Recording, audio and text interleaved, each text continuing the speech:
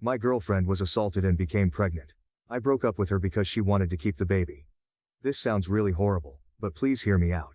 Me, 30-year-old male, in a really shit situation. 2 months ago, my girlfriend was attacked. It happened in a park. She didn't want to report it and went into a full breakdown. She wouldn't speak to the police or go to the hospital. I couldn't force her, so I just stayed with her. She was in a really bad state, and I've been by her side, listening to her, helping her. We've been to therapy, and she knows I'm there for her. She has a history of depression, and I've been really worried. She was, obviously, in a really shit state since. She would barely eat or sleep, and she'd often wake up in the middle of the night crying or screaming. I've been with her, by her side, listening to her, helping her with whatever she needed. Sometimes she'd just stare at the walls for hours, lost in her thoughts. We went to therapy together, trying to find some way to navigate through the mess. I wanted her to know I'm there for her, no matter what. She's got a history of depression, and seeing her like this has had me really worried. I try to be strong for her, but there are moments when I feel completely powerless. Last week, we found out she was pregnant. The moment we saw the test results, it was like the world stopped. I felt a mix of anger, sadness and helplessness all at once. I was abroad for 2 months before the attack on work, and I came back early to care for her. So the baby definitely isn't mine. She is 100% sure it's the attacker. We had hoped it was just a false alarm, but the tests don't lie. The realization hit her hard, and she broke down again. The fact that this pregnancy is a constant reminder of that horrific night is tearing her apart. She feels trapped, and I don't know how to help her escape this nightmare. So we had a discussion. It was one of the hardest conversations we've ever had. She's a devout Catholic, and her faith means everything to her. Initially, we decided on an abortion. It seemed like the only way for her to start healing and move forward. But after she spoke to her mother, everything changed. Her mother told her that under no circumstances should she abort, saying it would be a grave sin. After that talk, she decided to keep the baby, saying that it isn't the baby's fault. She believes that every life is sacred, no matter the circumstances. I could see the turmoil in her eyes, torn between her faith and the trauma she's been through. It was like watching her heart break all over again. I flat out told her that I would not help raise a baby of a guy who attacked her. The words felt harsh, but I needed her to understand my stance. She cried and begged me not to leave. Her tears were heartbreaking, and I hated seeing her in so much pain, but I couldn't back down. I told her that she is the one making the choice. Either she keeps the baby and I leave, or she aborts the baby and I stay. I would not let this go. I couldn't see myself raising a child that would be a constant reminder of the worst thing that ever happened to her. It felt like an impossible situation, but I needed her to understand that I couldn't compromise on this. The decision was her, but I had to be honest about what I could and couldn't handle. She didn't want either of those things to happen, so I told her we were done. I feel shit. Was I wrong? Update 1. I'll post the update first, since there has been some change since I last posted. Then I'll respond to some general points made from the last thread, and the ton of PMs I received. Yesterday, I received a call from my girlfriend. She was crying, and she begged me to listen to her. I told her that I still care for her, and that I'll obviously listen to what she has to say. She told me that a few days after I told her we were done, she called up her mother to talk about this. She needed someone to confide in, and she thought her mother would understand. Apparently, what happened before was that she pretty much decided on aborting. She felt it was the best way to start healing and move forward. But then, when she spoke to her mother, everything changed. Her mother told her that under no circumstances should she abort, saying it would be a grave sin and that she would regret it for the rest of her life. She even said that I was actually manipulating her to have the abortion, making it seem like I was the villain in all of this. Her mother went on to say that if she aborted the child, she would no longer consider my girlfriend as her daughter. Those words cut deep. She felt trapped, torn between her mother's harsh judgment and her own trauma. The weight of her mother's disapproval was too much for her to bear, leaving her feeling isolated and overwhelmed. After I left her, my girlfriend called her mum up to talk about what went on. She needed to make sense of everything and hoped her mother would offer some comfort. My girlfriend said that she desperately wanted to abort the baby, explaining how the pregnancy was a constant reminder of the attack. But her mother was relentless. She again said that if she went through with the abortion, this would be the last time they would ever speak. She made it clear that the decision would sever their relationship forever. My girlfriend broke down on the phone, sobbing uncontrollably, feeling more alone than ever. Her mother kept pressing her, asking over and over what she would do. It was like she was being forced to choose between her own sanity and her family. The conversation ended when my girlfriend, choking on her tears, said she didn't know what to do. The weight of that ultimatum left her feeling completely devastated and lost. Then she started texting. Her hands were trembling as she typed, the weight of the decision pressing down on her. Finally she sent her mum a text saying she was going to abort. She hoped that maybe, just maybe, her mum would understand and offer some kind of support or at least a compassionate response. Instead, the reply was swift and brutal. She was blocked immediately, cut off without another word. The person she had always turned to in times of need had shut her out completely. My girlfriend then called me, and told me everything. She will be having an abortion in 3 weeks. I discussed this with my girlfriend, and we both completely agreed that I had not manipulated her in any way. We talked about everything that had happened, from the attack, to the pressures, from her mother. She appreciated that I put my foot down, recognizing that my stance had helped her see things more clearly. She admitted that if I hadn't been firm about my boundaries, she might have ended up having a baby who would remind her of the worst time of her life. Those were her words, not mine. She expressed relief that I had been there to support her through this agonizing decision, acknowledging that it was the right choice for both of us, despite how difficult it had been. She further went on to say that I am the best thing that has ever happened to her, and that she knew that even if she no longer had a mum, if she had me, she could get through this. I broke down at this point. I love her so much. Seeing her in so much pain has been unbearable. In truth, I probably would have gone back to her and raised the baby with her, even though I knew I'd resent it, deep down. I couldn't stand the thought of losing her. I made the original thread to get some backing rather than anything. To see if I had made the right decision. I needed to hear from others, to find some validation and reassurance that I wasn't a monster for making such an ultimatum. The outpouring of support and perspectives from others helped me realize that standing my ground was necessary for both of us. It was a way to protect our future, and help her move forward from the trauma. I'm so relieved things have turned out the way they have. Also, screw any mother who places religion over their own child. Friggin' lunatics. Now to respond to some of your points from the last thread. 1. No, my girlfriend did not cheat on me. I am almost certain about this. Not only because she had the conscience of a fragile angel, but also because we both know each other's schedules really well, and we often talk to friends who can corroborate timings. Moreover, her roommate took photos of my girlfriend after she came home assaulted. It's not rough sex as some of you dicks put it. 2. I don't give a rat's arse if you think abortion is a sin or the killing of a baby. Come and raise the baby or give us money to raise the baby or hire us a live-in maid to tend to my girlfriend's every need while she is pregnant if you're so sanctimonious. Talk the talk, then walk the walk, you wanking tit baboons. 3. My girlfriend was absolutely clear she wanted to raise the baby, probably influenced by the mum. 4. Thanks for all the people telling me I did the right thing. It was really difficult. I'm very glad it turned out the way it has though. 5.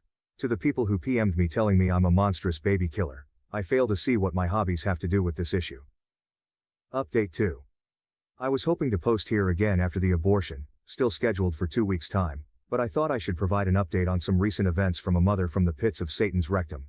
On Saturday, I answered my door and stood face to face with 2 police officers. My heart immediately sank. They asked me if I was who I was, and I replied that I was. I couldn't help but feel a surge of anxiety, wondering what this was about. They then said they were looking for my girlfriend.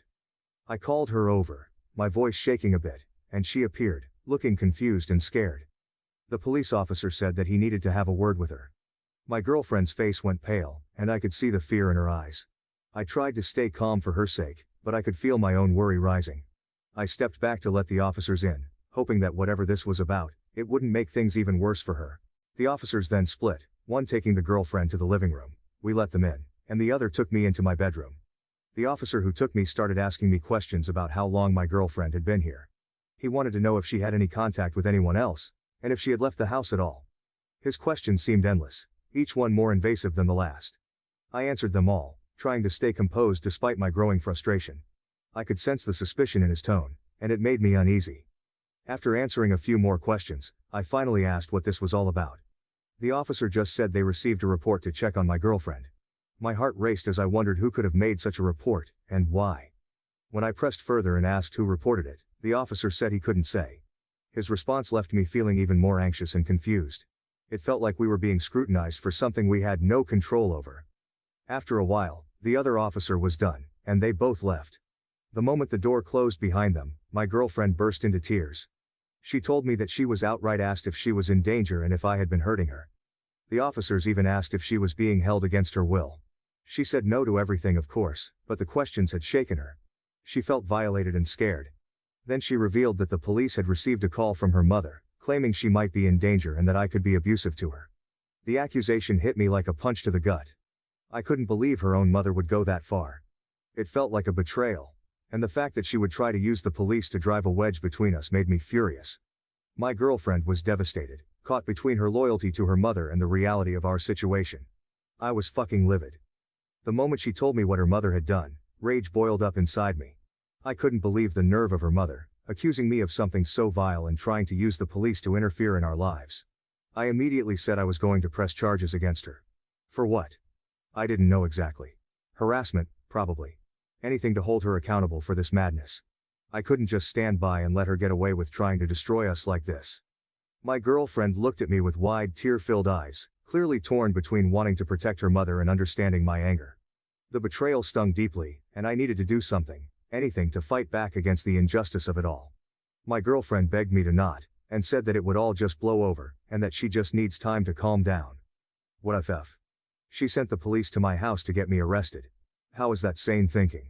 I couldn't wrap my head around it. The sheer audacity of it all left me reeling. I could lose my job if I was arrested and charged.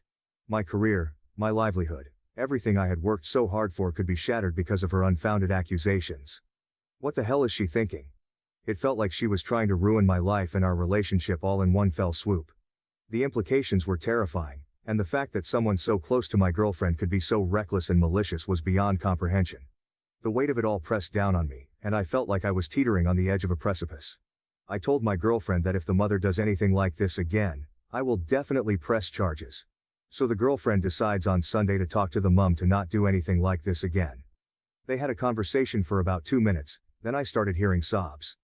Immediately, I walked into the room, saw my girlfriend was crying, still holding the phone against her ear.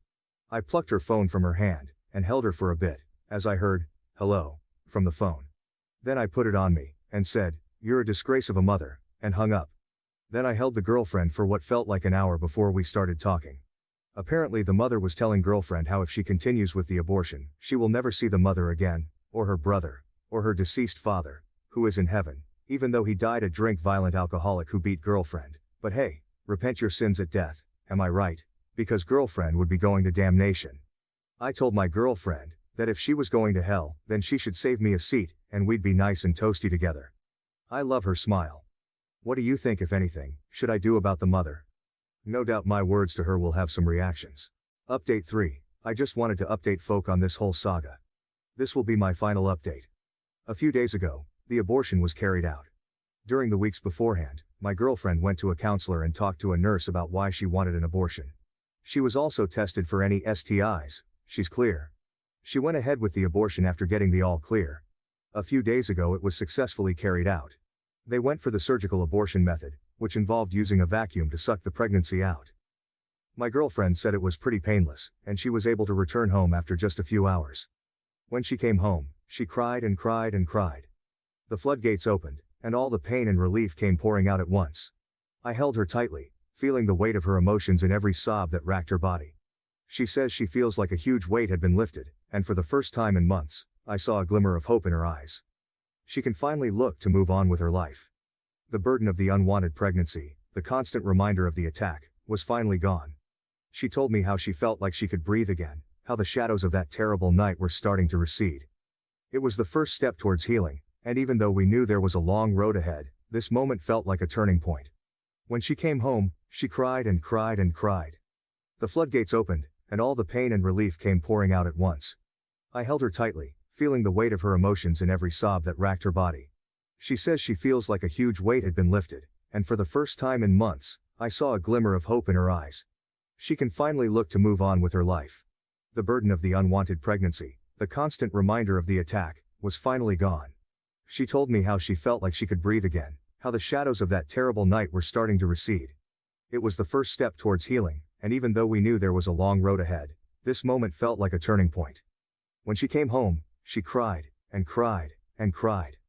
The floodgates opened, and all the pain and relief came pouring out at once. I held her tightly, feeling the weight of her emotions in every sob that racked her body. She says she feels like a huge weight had been lifted, and for the first time in months, I saw a glimmer of hope in her eyes. She can finally look to move on with her life. The burden of the unwanted pregnancy, the constant reminder of the attack, was finally gone. She told me how she felt like she could breathe again, how the shadows of that terrible night were starting to recede. It was the first step towards healing, and even though we knew there was a long road ahead, this moment felt like a turning point. We took the whole week off work, needing some time to ourselves to process everything and just be together. Yesterday we went camping. It rained, of course, because that's just our luck. But even the rain couldn't dampen our spirits.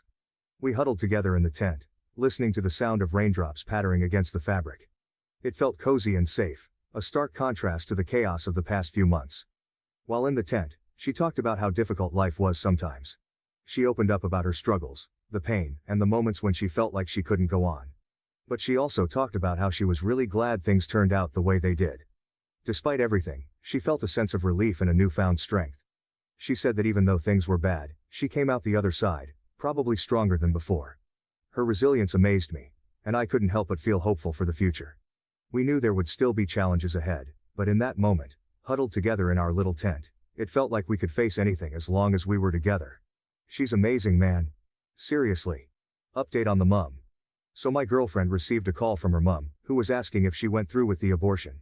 My girlfriend and I have an agreement that if her mum calls, either hang up or give it to me. We decided on this to protect her from any more emotional manipulation. In this instance, she answered the call out of habit and didn't know what to say. The moment she heard her mother's voice, she froze. She looked at me with wide eyes, panic written all over her face, and handed me the phone without saying a word. I took the phone and braced myself. Her mother immediately launched into a tirade, demanding to know if the abortion had been carried out. I told her that the abortion went perfectly. As soon as I said those words, she unleashed a stream of curses at me, her voice dripping with venom. I listened for about a minute, letting her get it all out, a slight smile playing on my lips at the absurdity of it all. When she finally paused for breath, I calmly said, "How Jesus of you," and hung up. My girlfriend didn't find it funny. Anyway, that's it. The silence that followed was heavy, but it felt like a small victory. My girlfriend gave me a grateful look, relief washing over her face. We knew her mother wouldn't take the news well, but standing up to her felt like reclaiming a bit of our own power. Good luck to everyone in their lives. Also, if you're going to message and insult me via PM, just be warned. I've killed a baby before. In your opinion, what do you think about this story? Please leave your comment below to let me know. My stepmom left my dad after I refused to let her walk me down the aisle, and now he has a shocking confession before my wedding. I'm Lily, a 28-year-old woman who will marry her fiancé Richard, a 30-year-old man, in 3 months. To comprehend my current circumstances, I must return to my childhood. My parents, Claire, 53F, and Tom, 55M, met at college and married young. They had me when they were both 25, and for the first 10 years of my existence, we seemed like the ideal family. I remember spending weekends at my grandparents' lake house, where Dad taught me how to fish while Mom made lunches. Every Friday, we had family game night, and my parents took turns reading me bedtime stories. It wasn't perfect, they argued like any couple, but I always felt loved and secure. Everything changed when I was 10. Dad began working late more frequently, and Mom appeared increasingly tense and sad. I overheard arguments about someone named Tanya, but I had no idea what was going on. Then, one day, I returned home from school to find Mom crying in the kitchen. She sat me down and told me that Dad had an affair with his coworker, Tanya, 48F, and they were getting divorced. The following few months were a jumble of tears, conflicts, and bewilderment. Dad moved out, and I remember being furious with him for hurting Mom and splitting up our family. The divorce was messy and traumatic. There were intense debates over custody and property partition. I recall sitting outside the courtroom during one of their sessions, feeling disoriented and terrified. In the end, Mom received primary custody, with Dad receiving visits every other weekend. At first, I was hesitant to spend time with Dad. I was angry and sad, and I did not want to leave Mom alone. Mom, despite her own anguish, pushed me to give Dad another chance. She informed me, "Your father made a mistake, but he still loves you. It's fine to adore him too." Gradually, I began to like spending weekends with Dad.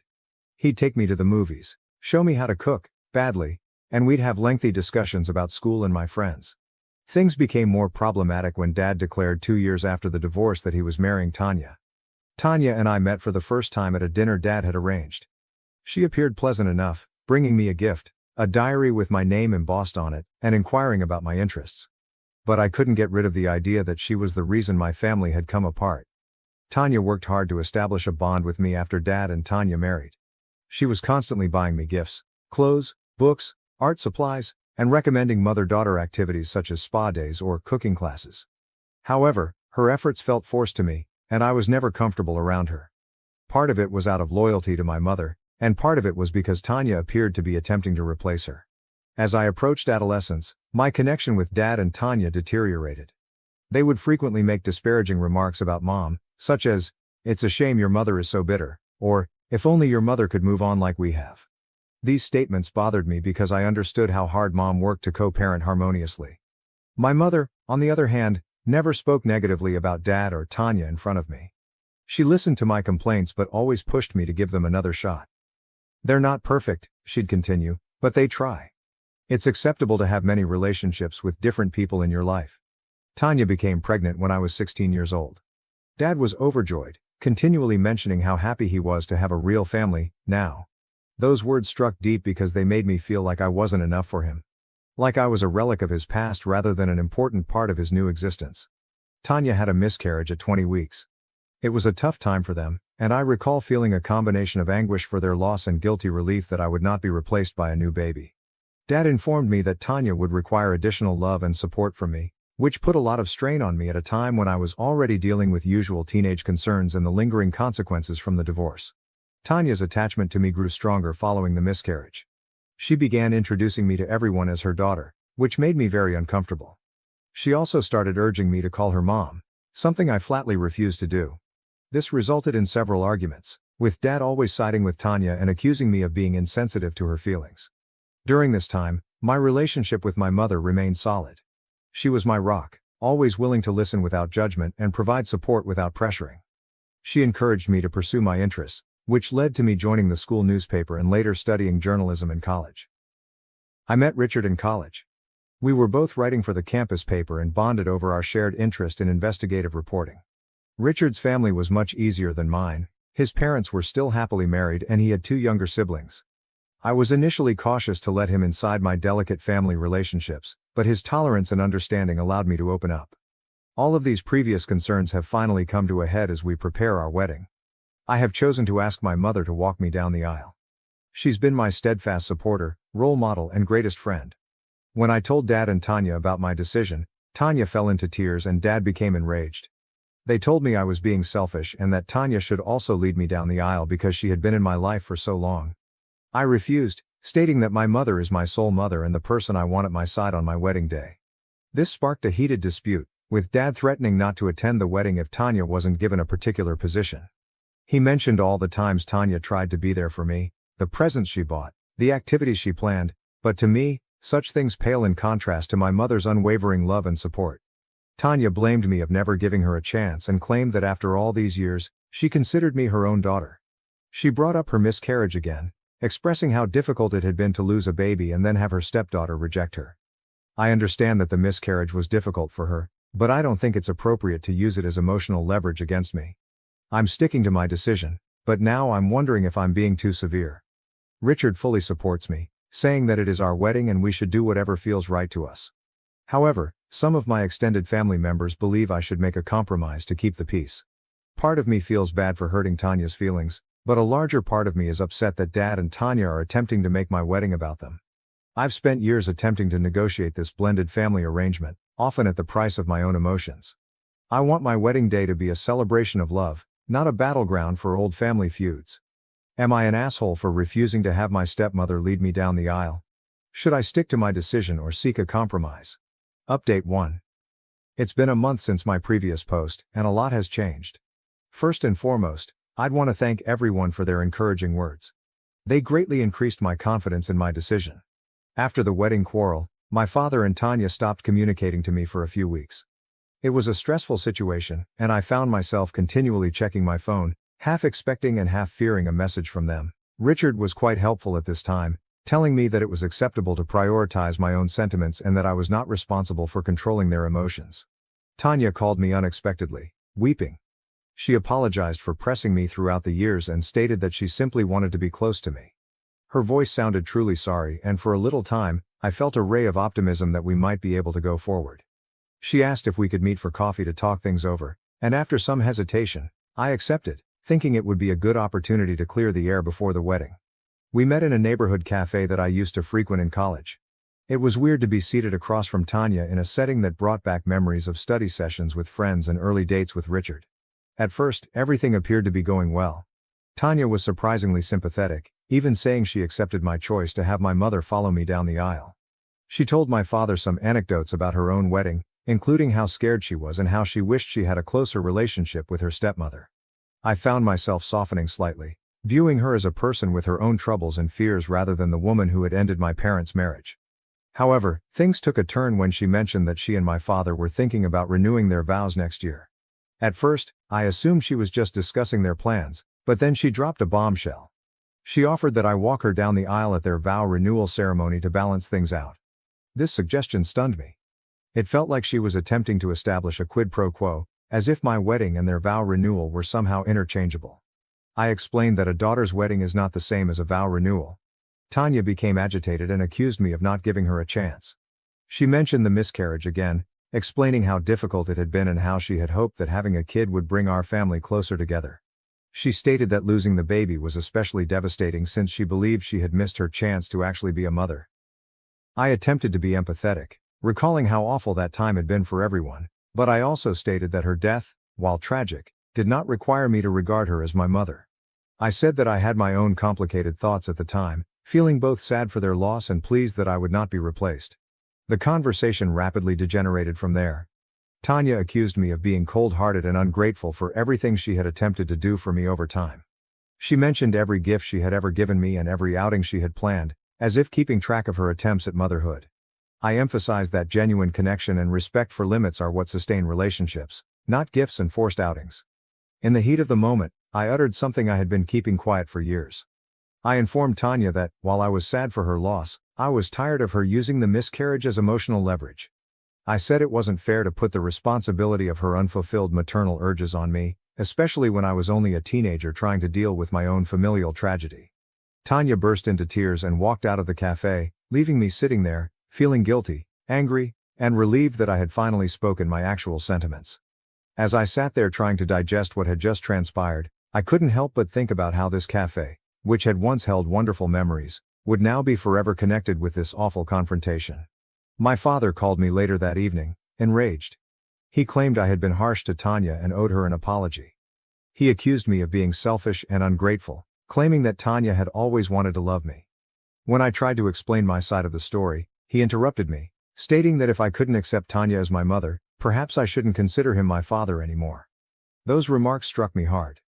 Despite our disagreements throughout the years, I never questioned that my father loved me. But in that moment it felt like he was choosing Tanya above me, just like he had done years before when he abandoned our family for her. I am hurt and outraged, but I am also more certain than ever in my decision. Richard has been wonderfully supportive throughout this process, hugging me when I cry and assuring me that I have every right to set boundaries. We're going forward with our wedding plans, aiming to create a day that celebrates our love and the family we're starting together. My mother has also been fantastic.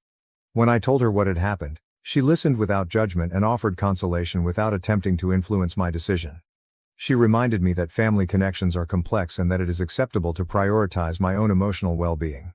After a few days of thought, I've decided to send my father and Tanya a farewell message. In it, I intend to express my emotions and boundaries clearly. I want to make it clear that, while I am open to having a connection with them, it must be on terms that respect my sentiments and my relationship with my mother. I'll tell them that if they can't accept it, they won't be invited to the wedding. As I sit here writing this message, I can't help but feel a mixture of loss and relief. It isn't the relationship I hope I could have with my father and stepmother, but it's the healthiest I can provide right now. Am I doing the right thing, or am I being overly harsh and potentially excluding them from this key day in my life? Update 2. Another month has passed, and things have only gotten more confusing. After I wrote a message to my father and Tanya describing my feelings and boundaries, I didn't hear from them for a few weeks. The silence provided both relief and anxiety. I tried to concentrate on wedding planning, finalizing the menu, having clothing fittings with my mother and working on our vows with Richard, but the unresolved problem with my father and Tanya remained in the back of my mind. Then, last Saturday, my father arrived to my flat unannounced. I was in the process of addressing invitations with Richard when the doorbell rang. When I opened the door, I was surprised to see my father standing there, fatigued and upset. I invited him in, more by surprise than anything else. Richard, sensing the tension, excused himself to give us some peace, but not before gently caressing my hand. When we were alone, Dad broke down. He informed me that Tanya had left him. Tanya apparently had a breakdown following our disagreement at the coffee shop and my message. She informed my father she couldn't take the rejection longer and needed to find herself. She packed her luggage and left to reside with her sister in another state. As I listened to my father pour out his heart, I was overcome with emotion. Part of me felt justified. Hadn't I been warning Tanya for years that her relationship to me was unhealthy? But another part of me felt guilty. Had my inability to accept her as a mother figure truly caused so much pain? Dad was a mess, alternately apologizing to me and blaming me for Tanya's departure. He explained that he didn't know how to solve things and asked if I would try family therapy with him and Tanya. The concept made me uncomfortable. I told him I wasn't prepared for that, especially since Tanya had left him and I wasn't sure where we all stood. Then my father revealed another bombshell. He admitted that years ago, when Tanya miscarried, they had been trying for a baby because Tanya believed it would help me accept her as a mother figure. He admitted that they were wrong to try to replace me or push a mother-daughter bond. This information surprised me. It explained a lot about their behavior over the years, including the increased pressure to bond with Tanya, the continuous comparisons to a real family, and the guilt-tripping following the miscarriage. However, it also made me angry. I felt manipulated, like my feelings had been ignored in their effort to build their ideal family. I told my father I needed time to comprehend everything and begged him to go. I was overwhelmed as I closed the door behind him. I contacted my mom because I needed her calm presence and smart guidance. She listened attentively as I explained everything, then suggested that I take some time to seriously consider what I want my relationship with my father and Tanya to look like in the future. Now I'm feeling conflicted. On the one hand, I feel vindicated in my decision to maintain boundaries with Tanya. Her leaving my father appears to demonstrate that her attachment to me was motivated more by her selfish desires than real concern for me. On the other side, I feel horrible for my father, who appears truly sorry and bewildered. Richard believes I should keep my boundaries, but be open to repairing a connection with my father over time. He pointed out that, while my father's confession regarding the pregnancy attempt was hard to hear, it was also a step forward in honesty that we had not experienced previously. My mother, when I told her what had transpired, was surprisingly sympathetic to my father. She believes that when individuals are thirsty for affection and acceptance, they can make serious blunders. She reminded me of how young my father was when they had me, and how he may have been attempting to recreate the family life he believed he had lost. The wedding is now only a month away, and I'm not sure what to do about my father's invitation. Should I still invite him, giving him the opportunity to be a part of this special day? Should I contact Tanya now that I understand her motivations? Should I focus on my own happiness while they deal with their problems? As I sit here, staring at the stack of unsent invites, I understand that this decision is about more than the wedding. It's about the future relationship I desire with my father and whether Tanya has a role in my life. It's about striking a balance between compassion and self-protection, as well as determining what forgiveness looks like in a circumstance where the wounds are deep. Update 3. The wedding was last weekend, and I wanted to provide a last update on how everything worked out. After considerable thought and several long conversations with Richard and my mother, I decided to keep my father's invitation to the wedding open, but I made it plain that it was only for him and not Tanya. I sent him a long email explaining my decision. I informed him that I was willing to work on our relationship, but it would take time, and that he needed to respect my boundaries. I also conveyed my wish that he would attend the wedding to celebrate this special day in my life, but I understood if he felt unable to attend without Tanya. To my amazement, my father accepted these terms. He responded to my email again, apologizing for everything and expressing his want to be present on my wedding day. He also stated that he and Tanya were still separated, and that he was beginning to see how much their relationship had influenced me over the years. Last-minute preparations dominated the week leading up to the wedding. My mother was an unwavering source of support, assisting with everything from floral arrangements to easing my pre-wedding nerves. Richard's family visited from out of town, and witnessing how well they got along with my mother made me happy for the loving, drama-free family I would marry into. On the wedding day, I was a ball of nervousness and excitement as my mother helped me into my dress. We both shed tears as she told me how proud she was of the lady I'd become and how glad she was that Richard and I had met. It was a memory I'll keep forever. The ceremony was amazing. Walking down the aisle with my mother by my side felt just beautiful. I noticed my father seated in one of the front rows, appearing distraught yet smiling when our gazes met. Richard's reaction when he saw me go down the aisle was all I had hoped for and more. During the reception, I was busy welcoming visitors and enjoying the festivities with Richard, but I noticed my father looking sad and lonely at moments. He put on a brave face whenever he noticed me gazing. To my amazement, he had a cordial chat with my mother at one point. They were never going to be friends, but the fact that they could be in the same room without causing tension was a relief. After the wedding, after things had settled down a little, my father and I had a long conversation.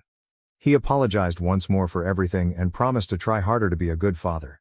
He recognized that he had made numerous mistakes, particularly in attempting to force a connection between Tanya and myself.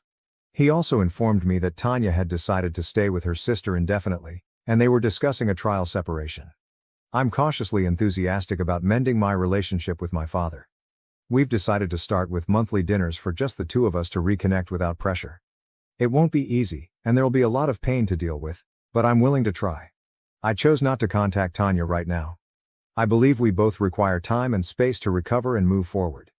Maybe eventually we'll be able to talk about everything that happened, but for now, I'm focused on my new life with Richard and mending my relationship with my father. This entire experience has been a roller coaster, but I'm glad I held my ground. I'm starting my married life with a better awareness of my family dynamics and more firm limits. The wedding proved to be more than simply a celebration of my love for Richard. It also marked a fresh beginning in my relationship with my parents. Richard and I are finally settling into married life, and it feels great to face the future together, knowing we can deal with anything that comes our way. We are planning a belated honeymoon to Japan next month, which we are both looking forward to. Thank you to everyone who helped me on this journey. Your guidance and encouragement helped me get through this terrible situation and begin this new chapter in my life on a positive note. It won't be easy, and there'll be a lot of pain to deal with, but I'm willing to try. Thank you for watching. If you haven't subscribed yet, please do so and hit the notification bell to stay updated with more shocking real-life stories happening around you. I was abandoned by my family due to my golden sister's success. Now she's begging for help as the family business falls apart. Hello Reddit, I, 32F, never imagined that I would be sharing my entire being online, but here I am. My life was completely upended in a way I never anticipated. I was expelled from the house by my parents. And why? Because I managed to pay for my MBA without their invaluable assistance, and my sister, 36F, the golden child, couldn't tolerate it. Although it's a lengthy tale, I need to vent, and perhaps you guys might provide some guidance or simply a virtual shoulder to weep on. Allow me to illustrate the dynamics of my family for you. I've always been the underdog, the last in line, and the one who never quite fits in.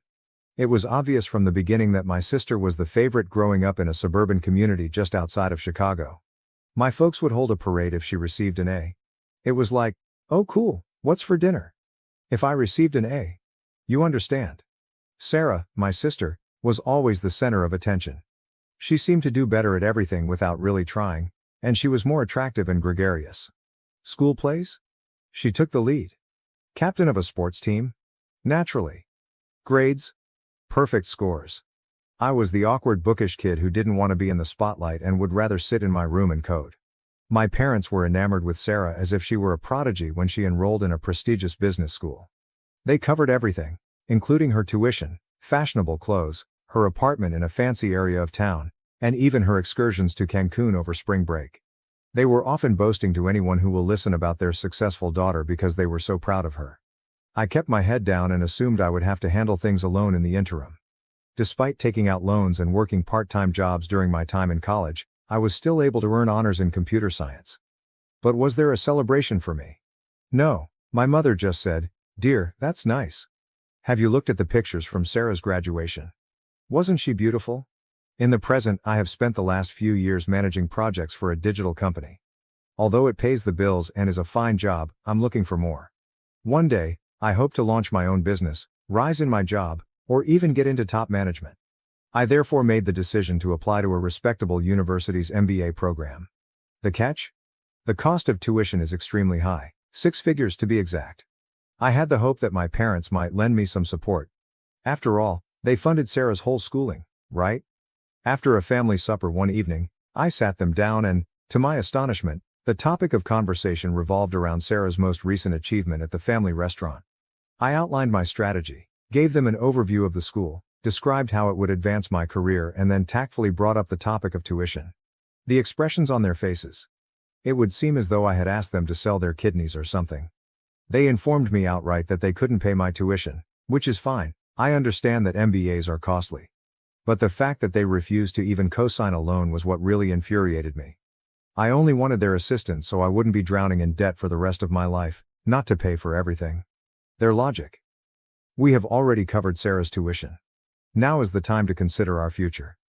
The worst part is that they also intended to grow the family restaurant. It seemed like they were investing all of their savings in that. What I was hearing was unbelievable. So you could afford Sarah's entire education, but you can't even co-sign a loan for me? Trying to speak steadily, I asked. Well, honey, Sarah's education was an investment in the family business, my mother boldly said. You have an MBA? That's only for you, isn't it? Only for me, as if I weren't related to them? As if they didn't care about my success? I was at a loss. My parents seemed to be putting unnecessary barriers in my path, but I didn't want to miss this chance. When it came to me, they had to be prudent and frugal, but they had no trouble spending a lot of money on Sarah. I had no choice but to ask my Aunt Margaret. Now, let me tell you that my dad's older sister, Aunt Margaret, is quite different from my parents. To be honest, she is far more successful than both of them and works as a neurosurgeon. She has always been nice to me though, and she's also quite grounded. There was always this strange tension between her and my parents. At family get-togethers, they would pretend to be courteous, but I could tell they were resentful of her success in comparison to their own. In particular, my dad detested feeling like he was overshadowed by her. When I was younger, I overheard arguments in which my dad accused Aunt Margaret of being conceited and defaming him. At first, I wasn't particularly interested in involving her, but I was desperate. One day, I contacted her to see whether she would be able to assist me with the tuition. I described the circumstances, my parents' refusal to assist, and the significance of this MBA to me. Aunt Margaret made no hesitation at all. Of course I'll help, she said. Why didn't you approach me earlier? It would be an honor for me to invest in your future because I've always believed you have a lot of promise. I felt so grateful, but I was also afraid my dad would find out. He would go crazy if he found out that I had approached his sister behind his back to request money. In order to keep it a secret, I pleaded with Aunt Margaret. Recognizing the complicated family dynamics at work, she concurred. After that, everything was well for a time. Since my tuition was paid for and I was preparing to begin my MBA school, I assumed I was safe. I felt both anxious and optimistic about the future. I felt like I was winning for once. Sarah made the decision to wreck everything at that point. I'm still not sure how she learned that I had asked Aunt Margaret for assistance. Perhaps she snooped through my emails when I wasn't looking, or perhaps she overheard a call. However, she did discover, and as the golden child that she is, she was unable to ignore it. She had to make it into a large, theatrical spectacle.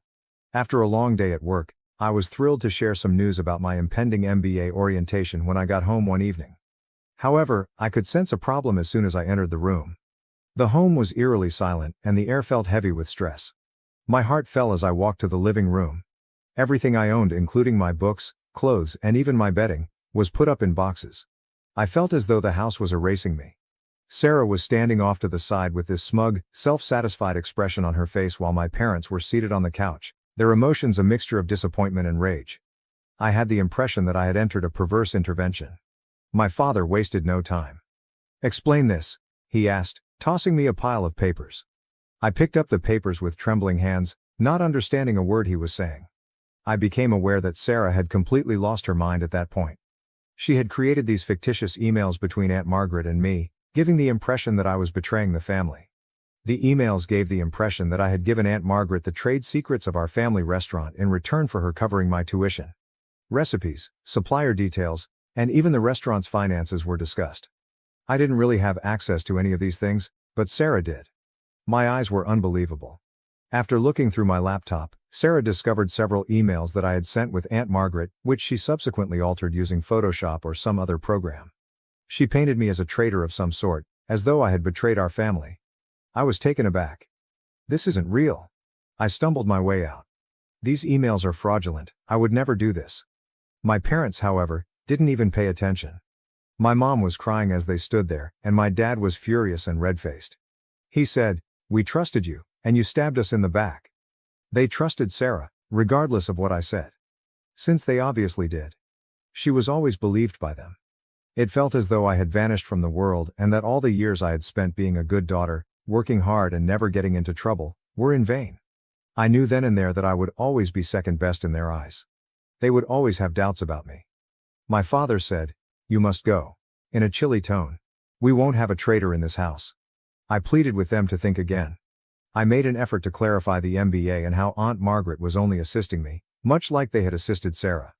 My parents didn't care, but I didn't want to burden Aunt Margaret, especially since she had already promised to cover my tuition.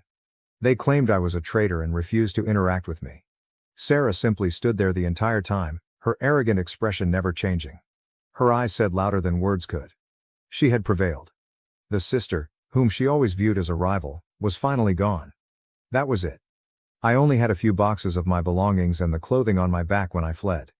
I noticed the neighbors looking out their windows while I was loading my car, presumably curious about the drama. I felt totally alone, deceived and embarrassed. As soon as I was in my car, I called Aunt Margaret, crying so hard that I could not speak. Without asking any questions, she told me to come to her apartment right away. Without her, I'm not sure how I would have made it through. I'm currently residing at Aunt Margaret's home.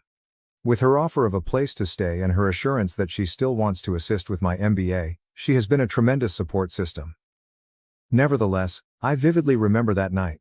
Sarah standing there with that arrogant expression on her face, knowing she had won, my parents glaring at me like I was a criminal, and all of my belongings packed away when I walked into my house. I don't know. I'm not sure what to do, Reddit. A part of me wants to defend myself and show that Sarah was lying. If I looked closely enough, I could certainly find proof that the emails were forged, but I also want to break all connections and never look back. For those who are so eager to assume the worst of me, why should I fight?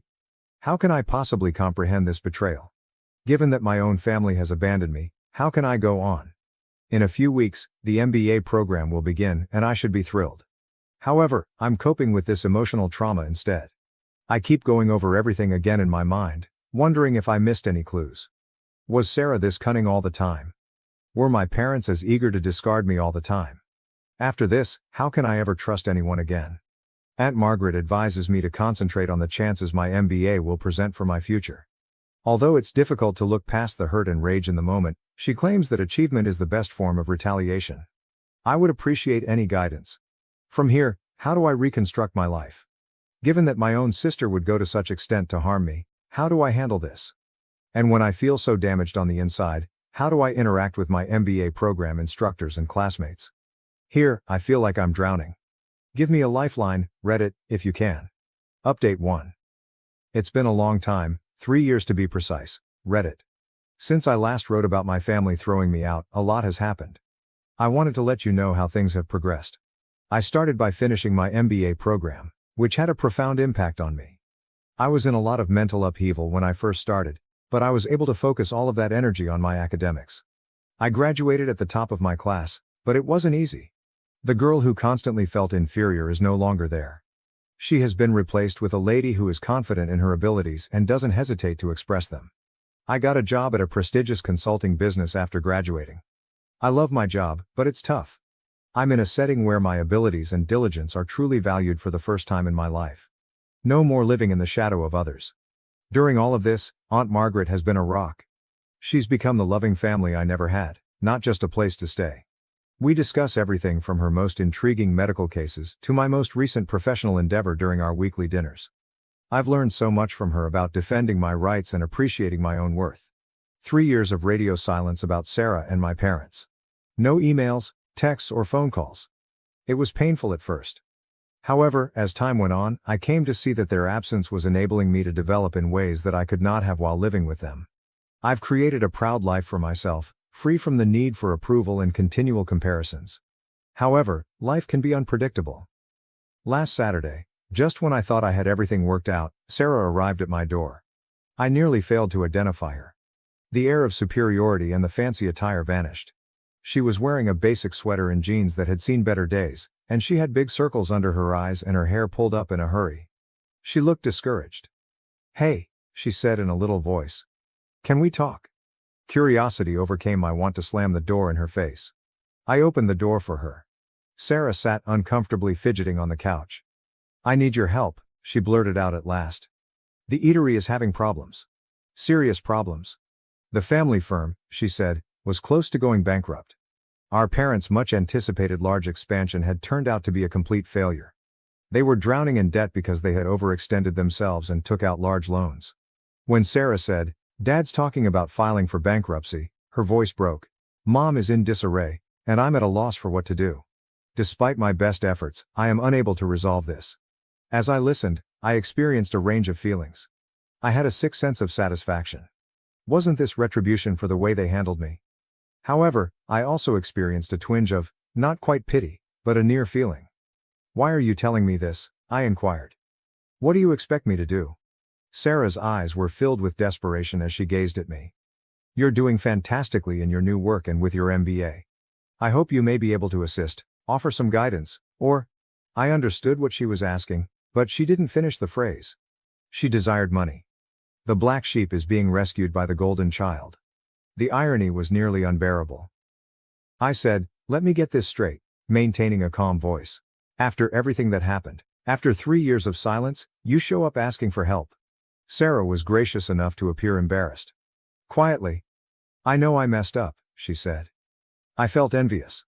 All right. You were always so capable and intelligent. I lost it when I learned that Aunt Margaret was assisting you. I apologize. After 3 years, all she could do was apologize. It was dreadfully insufficient.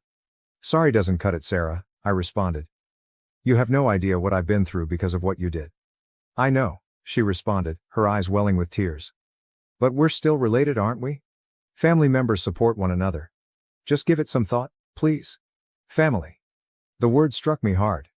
After everything that had transpired, were we still related? I informed Sarah that I needed some time to reflect. With a disappointed expression, she left her number and left. And now I'm here, attempting to decide what to do. On the one hand, I've put a lot of effort into creating this new life for myself. The familial drama, the incessant comparisons, and the sense of inadequacy have all finally left me. Is it really my intention to become entangled in all of it again? However, a tiny part of me still gives a damn. I feel something when I consider my parents' bankruptcy, not quite pity, but also not disinterest. However, there is a part of me that sees this as a chance to show them what they lost when they rejected me. To definitively demonstrate that I am not the failure they have always believed me to be. However, is it worthwhile? After the way they treated me, do I owe them anything? And would things truly change even if I did help? Or, regardless of what I do, would I always be the second best daughter? Reddit, I'm conflicted. How would you respond if I were you? Should I defend myself and let my family work out their own problems, or should I assist them and run the danger of getting injured again? I've been thinking about it for the past few days, but I'm still not convinced. A part of me wants to step up, offer them a helping hand and pull them out of this mess. It might present an opportunity to re-establish our friendship on more equal terms. Another part of me, though, is screaming to go away. I'm still recovering from the profound damage they caused me. Would I truly want to expose myself to that suffering once more? Aunt Margaret and I have discussed it. As usual, she has been encouraging, telling me that she will support me no matter what. However, she cautioned me as well. Sometimes helping others means sacrificing yourself, she stated. Make sure you're not setting yourself on fire to keep them warm. I've been distracted recently, and my coworkers have noticed. Some have listened sympathetically, but I haven't told them the specifics. One of them stated, sometimes the most professional thing you can do is to keep your personal life separate from your work. That statement has stayed with me ever since. The MBA courses on crisis management and corporate turnarounds are still on my mind. It's likely that I could assist them and provide a strategy for escaping this situation. Should I though? Am I accountable? What about the apologies from Sarah? Is it sufficient? Is this just another ploy, or can I believe that she truly feels bad? I'm also concerned about how it might affect my personal financial security. Even though I'm doing well now, I'm not exactly making a ton of money. Assisting them might jeopardize my future ambitions. One thing is certain, this time, whatever I decide, it will be on my terms. I've changed from being that insecure, terrified girl. No matter what occurs with my family, I will always be a strong, accomplished woman who recognizes her value. What do you think, Reddit? Should I put my own health first and let my family deal with the fallout from their choices, or should I offer them assistance? I'd greatly benefit from an independent viewpoint on this. Update 2. It's me again, Reddit. Things have taken a crazy turn since my previous update, and I can't believe I'm back so quickly. Do you recall how I debated whether or not to assist my family with their restaurant problems?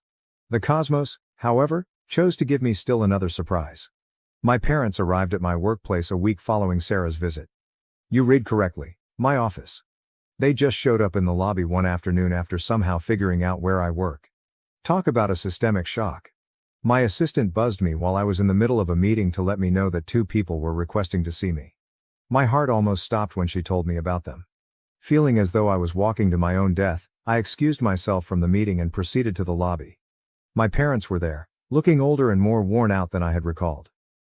Dad's shoulders were hunched in a manner I had never seen before, and Mom's hair had turned fully gray.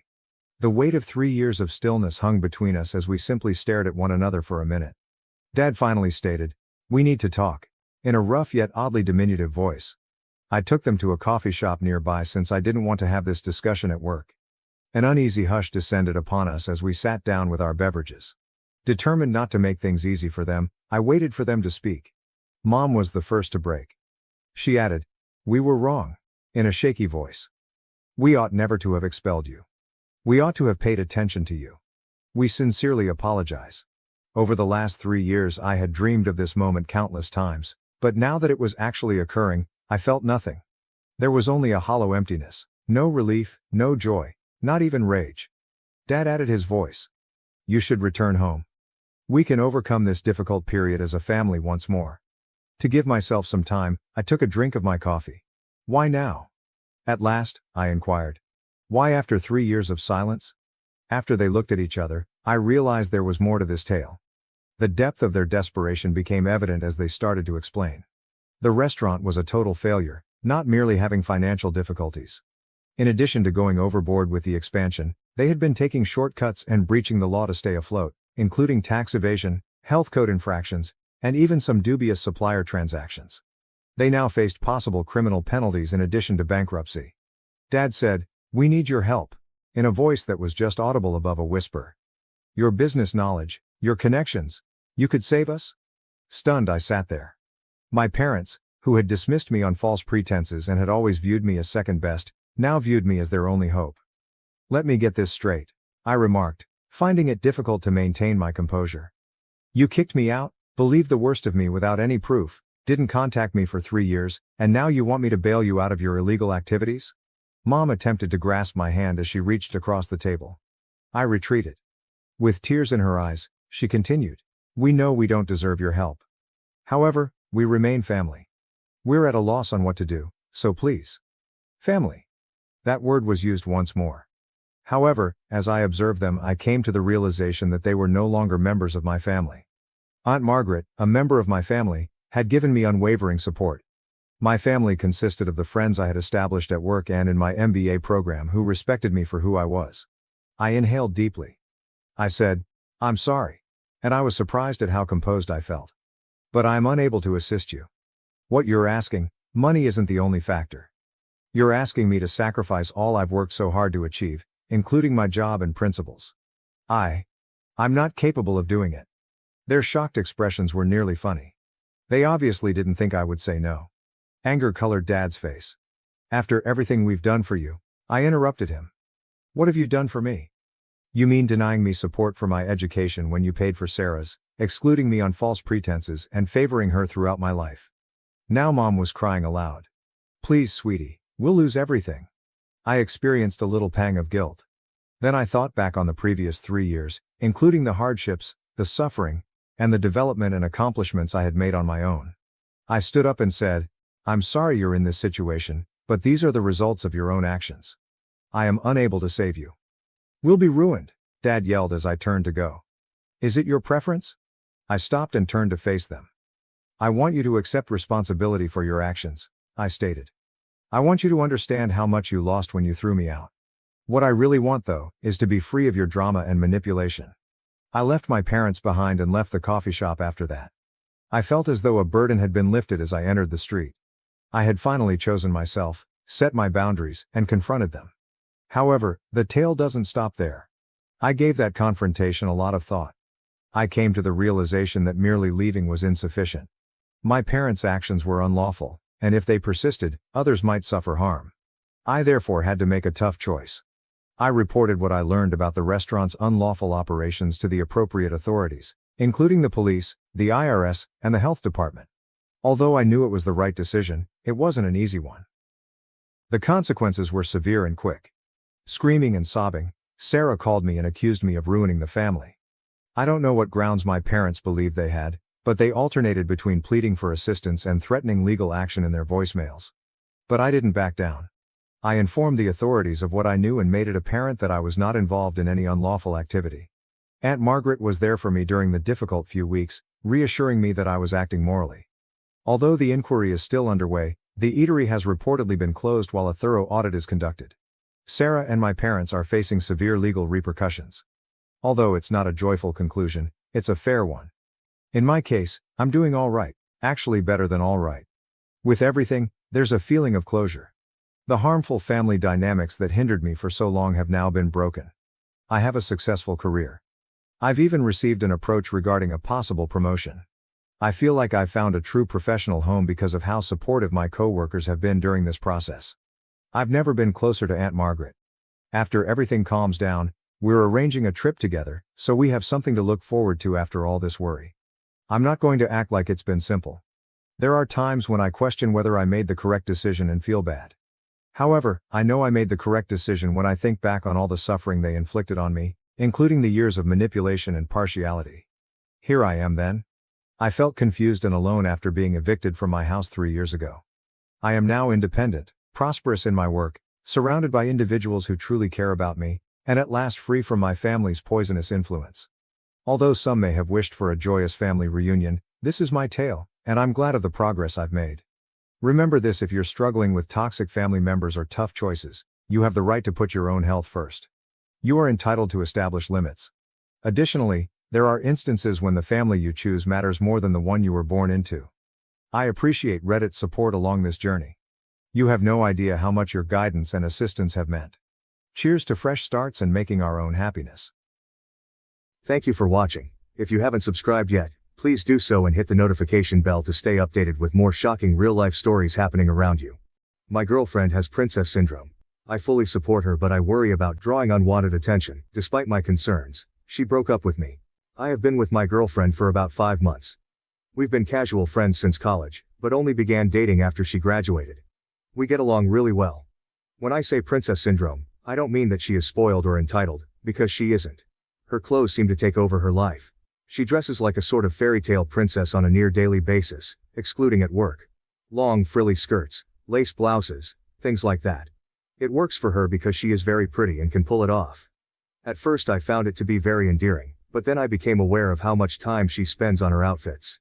She runs a blog that has a sizable amount of followers, and she is constantly posting outfit pictures, links to clothing items, and whatnot.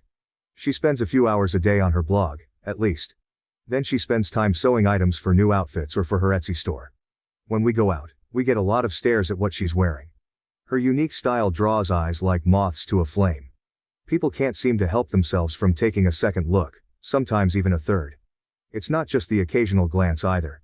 I've seen people stop in their tracks, nudging their friends and pointing her out as if she were a celebrity sighting. I've also caught people sneaking pictures of her on their cell phones, which is incredibly invasive.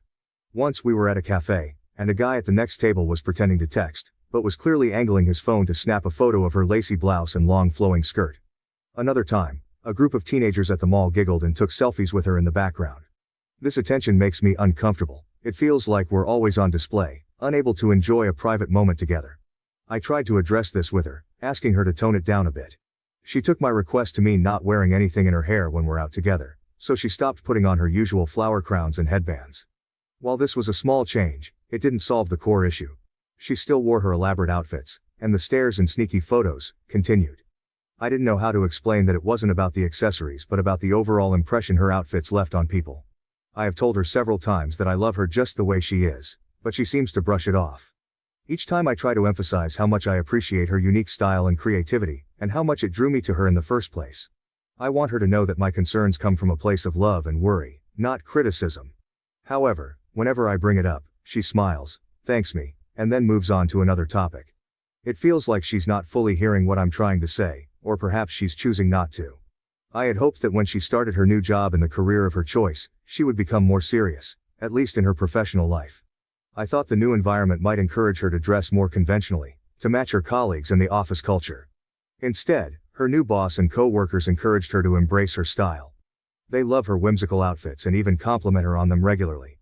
It's like she's become the quirky, fashionable mascot of the office, which only reinforces her choices. While I'm happy that she's found such a supportive workplace, I worry that people won't take her seriously, or miss how kind and intelligent she is because they're too focused on her appearance. I fear that her clothes might overshadow her capabilities, making it harder for her to be recognized for her hard work and talent. I know how brilliant and compassionate she is, but I'm concerned others might not see past the frills and lace. How can I talk to her about dressing more appropriately without hurting her feelings? I'm stuck between a rock and a hard place. I don't want to come across as controlling or unsupportive, but I also want to protect her from potential judgment. I need to find a way to express my concerns that balances my love for her uniqueness with my hope for her to be seen for who she truly is. It's a delicate conversation, and I can think of ways to say one half of that, but it doesn't work with the other half. I get the point that it initially drew me to her, because it did. That's fair. I guess I didn't think that it would be such a constant thing in her life, especially after she graduated. This is my problem. How do I ask her to dress more casually around me without her misinterpreting what I mean again and also not hurting her feelings? I can think of ways to say one half of that, but it doesn't work with the other half. She doesn't need all the frilly stuff, she'd still look like a princess even in simpler outfits. Her natural beauty and grace are what truly shine through, not just the elaborate clothes she wears. I've told her she has an effortless elegance that doesn't rely on layers of lace and ruffles. Yet, despite my reassurances, she continues to adorn herself with intricate details and fairy tale ensembles. And it's one thing for an artsy college student to dress alternatively. It's almost expected and embraced in that environment. Back in college, her style fit right in with the creative, free-spirited atmosphere. But she's a 23-year-old woman now, stepping into the professional world where first impressions and appearances can carry significant weight. I worry that her whimsical wardrobe might not be perceived as appropriate for her age and the stage of life she's in. I feel like her clothing masks how smart she is and makes her appear shallow. When people see her in these fantastical outfits, they might not take the time to look beyond the surface. They might assume she's all about fashion and overlook her sharp mind and compassionate heart. I know how intelligent and thoughtful she is, how she can have deep conversations about a myriad of topics, and how much she cares about the people around her. But I fear that others might miss out on these qualities because they're too focused on her appearance. It's frustrating because I see her potential, and the wonderful person she is, but I also see how society can be quick to judge based on looks. I want her to be recognized for her talents and kindness, not just her distinctive style. I wish she could find a balance that allows her true self to shine without the distraction of overly ornate clothing. I do think it's an attention thing. She says she doesn't care about what people think about her, but she spends so much time on her blog, replying to comments and such. I kind of doubt it. Her blog is a significant part of her life. She spends hours curating posts, taking photos, and interacting with her followers. If she truly didn't care about others' opinions, would she invest so much effort into maintaining her online presence? It feels like she thrives on the validation and admiration she gets from her audience. She also has told me that she loves being approached by little girls while she's dressed up, which definitely makes me think it's about attention. She beams with joy when a child comes up to her, eyes wide with awe, asking if she's a real princess. She often recounts these encounters with delight, describing how their faces light up and how she feels like she's spreading a bit of magic in their lives. It's heartwarming, but it also makes me wonder if part of her motivation for dressing this way is the attention and admiration she receives, even if she won't admit it outright. She doesn't dress inappropriately by those standards, she is well groomed and doesn't show much skin. Her outfits are always neat, and she takes great care to ensure everything is perfectly coordinated. But is it appropriate to wear lace dresses and flower crowns to the supermarket? It's one thing to see such attire at a themed event or a festival, but it's quite another in everyday settings like grocery shopping. Again, it attracts unnecessary attention. People stare, some whisper, and others even take photos. While she might enjoy the attention, it can be overwhelming for me. I want to be able to do mundane activities without feeling like we're putting on a show. I worry that this constant spotlight might also affect her in ways she doesn't realize. It's not just about the looks and comments, it's about being able to blend in when needed, to be taken seriously, and to avoid the judgments that inevitably come with standing out so much. Update 1. I didn't plan on updating, but things changed. I realized from my last post that I needed to be more supportive but also communicate on how she could dress down on certain occasions so we could both be comfortable. Well, I never got a chance to talk to her about it. Last week she called and wanted to stop by my apartment after work. When she got there I offered to make dinner, but she said she couldn't stay and we had to talk. I jokingly asked if she was breaking up with me, and she looked really guilty. You can see where this is going. Last week she called and wanted to stop by my apartment after work. Her voice sounded a bit off, Not as cheerful as usual, but I didn't think much of it at the time. When she got there, she looked beautiful as always, dressed in one of her signature outfits, a soft pink lace blouse, and a flowing floral skirt. But there was something in her eyes, a seriousness that made my stomach churn with unease. I offered to make dinner, hoping to lighten the mood and maybe turn the evening around. She usually loved my cooking, and I thought a nice meal might help ease whatever was on her mind. But she said she couldn't stay and that we had to talk. The way she said it, with a quiet firmness, made my heart sink. Trying to break the tension, I jokingly asked if she was breaking up with me. I forced a laugh, expecting her to smile and reassure me that it was nothing serious. But instead, she looked really guilty. Her eyes dropped to the floor, and she bit her lip, her hands fidgeting with the hem of her skirt. At that moment, I knew where this was going, even if I didn't want to believe it. She took a deep breath and started to explain, her voice trembling slightly. She talked about how we were in different places in life and had different goals for the future. She said she had been thinking about this for a while, and it wasn't an easy decision for her. Well, she talked, and I mostly listened, too stunned to say much. But as she spoke, I found myself agreeing with her points, despite the lump forming in my throat. It was a pretty amicable breakup, even though I felt blindsided by it. We both acknowledged that we cared deeply for each other but had to be honest about our differences. We agreed to stay friends, though at that moment, the idea of friendship felt like a poor consolation prize for what we were losing. I've never been dumped before, and it's fucking awful. The weight of the conversation hung in the air as she left, and I was left standing there in the silence of my apartment, feeling more alone than ever. I've never been dumped before, and it's fucking awful. I'm having trouble with the whole social media thing post-breakup. I want a way to keep in touch with her, but as soon as her relationship status changed, all these alternative-looking guys have been liking her posts and commenting on her pictures. I don't think she's seeing these guys, but it still hurts. My friend wants to set me up on a date, but I don't know if it's a good idea. I'm still reeling from the breakup and unsure if I'm ready to jump back into the dating pool. The thought of starting over with someone new feels overwhelming. On one hand, I appreciate my friend's effort to help me move on, but on the other, I'm still processing everything that happened. I understood some of her reasoning for the breakup. Mainly, I want to move out of the city once my lease is up, and I wanted her to move in with me. I had dreams of living somewhere quieter, maybe closer to nature, where life felt less hectic. I envisioned us building a life together away from the noise and chaos of the city. I was worried about the long distance, knowing how tough it could be on a relationship. I thought if she moved in with me, we could avoid that strain and grow closer. But she didn't want to leave the city. She loves the vibrant energy, the endless activities, and the opportunities it offers for her career and her blog. The city is part of her identity, and she couldn't see herself thriving anywhere else. She tried to explain how much the city meant to her, how it inspired her creativity and connected her to a community that appreciated her unique style. I understood her point, but it still hurt to realize our visions for the future were so different. This fundamental difference in our goals was something we couldn't reconcile. It wasn't just about where we lived, but how we saw our lives unfolding. She saw herself staying in the bustling heart of the city, while I longed for a slower pace in a more serene environment. It became clear that our paths were diverging, and no amount of compromise could bridge that gap. She said something about me being controlling too, but I don't think that's the case at all. It stung to hear her say that, because in my heart, I know that all I truly want is to protect her against all the potential harm that all the attention might attract. I've always been deeply concerned about how others might perceive her and the potential judgments they might make based solely on her appearance. My intentions were never to control her or dictate how she should live her life. I fell in love with her precisely because of her unique style and vibrant personality. However, seeing how people reacted to her, the stares, the whispers, and the sneaky photos, made me worry about her well-being. I feared that this constant attention could bring unwanted consequences, from simple misunderstandings to more severe risks. It wasn't about changing who she was, it was about ensuring she was safe and respected. I didn't want anyone to look down on her for any reason. Her clothes, while beautiful and distinctive, could sometimes overshadow her intelligence, kindness, and all the other qualities that made her so special. I was worried that people might not take her seriously in professional settings or might underestimate her capabilities because they were too focused on her outward appearance. All I wanted was for her to be seen and appreciated for who she truly was, not just for how she dressed. I believed that if she toned down her outfits a bit, it would help others see past the frills and lace to the incredible person underneath.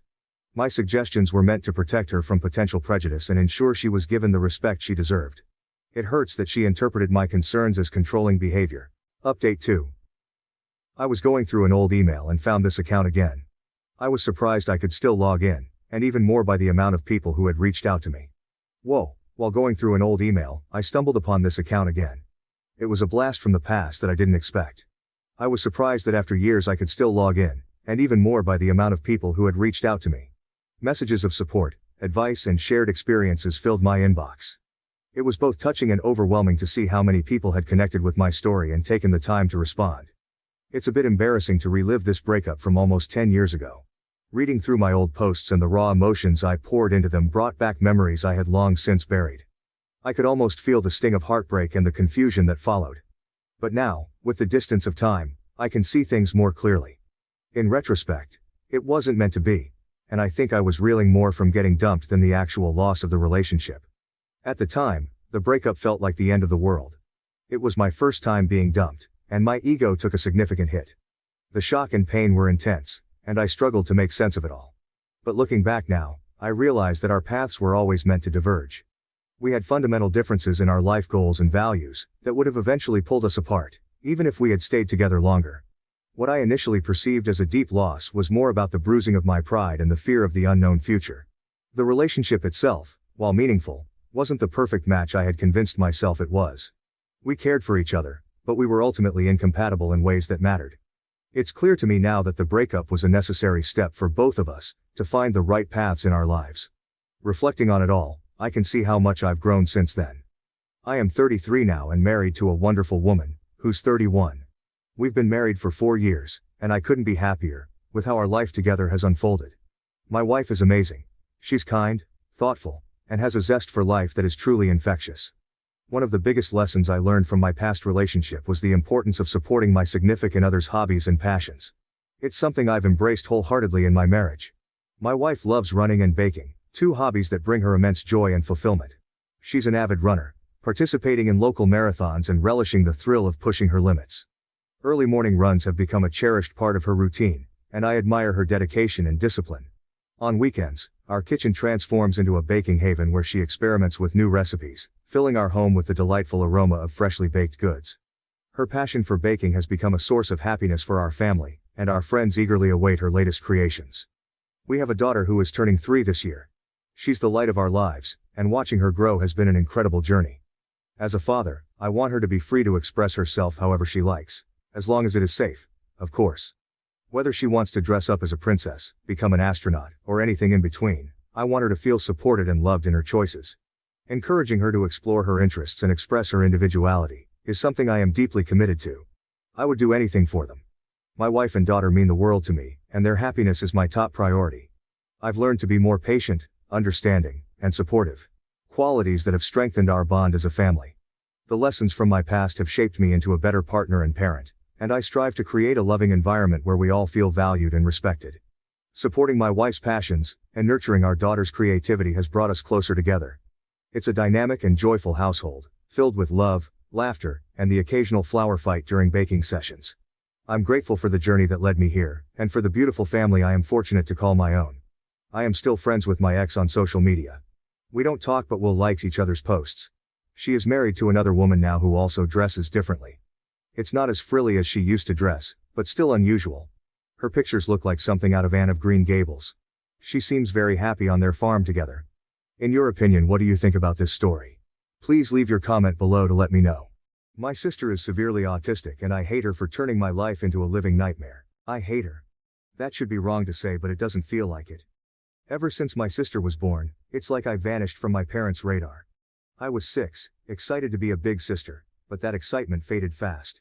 The shift was gradual but undeniable. Suddenly, I was moving into the basement because she needed to be closer to mom and dad. That hurt. The basement was creepy and cold, and I missed the warmth of being near them. Nights down there were long and lonely. I'd hear the rest of the family upstairs and feel so cut off, like I was more of an afterthought than a daughter. Losing my toys to her was another blow. She didn't mean to break them, but it happened all the time. I remember trying to explain to my parents how it made me feel, hoping for a bit of sympathy, maybe even justice. But all I got was, "She's younger, she doesn't understand. You're the big sister, you should be more understanding." It felt so unfair. Those toys were my escape, and seeing them broken, without anyone caring enough to address it, just piled on the feeling of being invisible. The MacBook incident was the last straw. School had given it to me because I'd been doing really well, and then one day, it was just destroyed. My school was mad at me for being careless, and my parents. They just added to the blame. No one stopped to consider it wasn't actually my fault. I was furious and hurt, but mostly, I felt alone in dealing with the mess. It wasn't just about a laptop, it was about feeling like nobody had my back.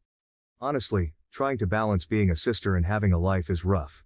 I love my sister, sure, but it's like my parents forget I'm still a kid too. Every time she needs something, I have to drop everything. Doesn't matter if I'm studying, hanging out, or even trying to catch a break. It's like I'm on call 24/7 without even signing up for it. I couldn't remember the last time I hung out with friends without constantly checking my phone, worried I'd miss a call from home needing me to rush back. My life felt like it was on a perpetual pause, always waiting for the next crisis or the next demand for help. The day I decided to go watch the new Spider-Man movie was a big deal for me. It had been ages since I'd made plans that felt purely for my own enjoyment. My friend Jake had been talking about it for weeks, and his excitement was contagious. I needed that break, a couple of hours where I could just be a teenager, not a caretaker. So, I made a decision. I figured, just this once, I'd turn my phone off to enjoy the movie. Not worry about anything else. Just 2 hours, you know? Walking out of the theater, turning my phone back on, I felt like I was hit by a truck. Missed calls and texts everywhere. I called home immediately, the joy from the movie evaporating with each ring. When my mom picked up, her anger cut through me. "Where have you been? We needed you an hour ago." I could barely get a word in. I rushed home, feeling guilty but also kind of angry. When I got there, it was like walking into a storm. My parents were furious, their disappointment a tangible force in the room. "We rely on you, and you just decide to disappear? To watch a movie?" My dad's voice was sharp, his words punctuated by my sister's background noises, like going to a movie was some kind of crime. I tried explaining I just wanted a break, that I just wanted a couple of whores to myself, but it fell on deaf ears. It didn't matter. "Your responsibilities here are more important than some movie," my mom added, her words final. They grounded me, said I was being irresponsible. All over a movie. Sitting in my room after Ward, it hit me. This wasn't about the movie, it was about feeling stuck. Yeah, I get it, my sister needs me. But sometimes, I just want to do something normal, without feeling guilty or getting into trouble for it. Being 18 and feeling like you're not allowed to have your own life is tough. It was about feeling trapped in a role I never chose, about longing for a piece of normalcy in a life that felt anything but normal. I loved my sister deeply, but in that moment, I couldn't help but feel robbed of the simple teenage experiences, of friendships and carefree moments. Living in my house feels like I'm trapped in a loop where everything revolves around my sister and her needs. Don't get me wrong, I get it. She needs a lot of care, and I want to be there for her. But sometimes, it feels like I'm just another item on the family's to-do list. Help your sister. Make sure she's okay. Can't you see we're busy with her? It's exhausting, feeling more like an extra hand. It's like I'm invisible unless they need something for her. This feeling of being a slave in my own home, it's suffocating. I carry this weight around, a burden that's made me question my own worth. Around the house than an actual member of the family. Then there was this one week that felt like it could be different. I had been chosen to give a speech at a school event. Something about that recognition, it lit a spark in me. I worked hard on that speech, pouring my thoughts and feelings into every word. When my parents said they'd be there to watch me, for the first time in a long time, I felt valued. Finally, something about me. I worked on my speech every night, imagining looking into the crowd and seeing my parents there, maybe even catching them smiling proudly. The excitement was like a beacon, a rare light in the usual dimness of my daily life.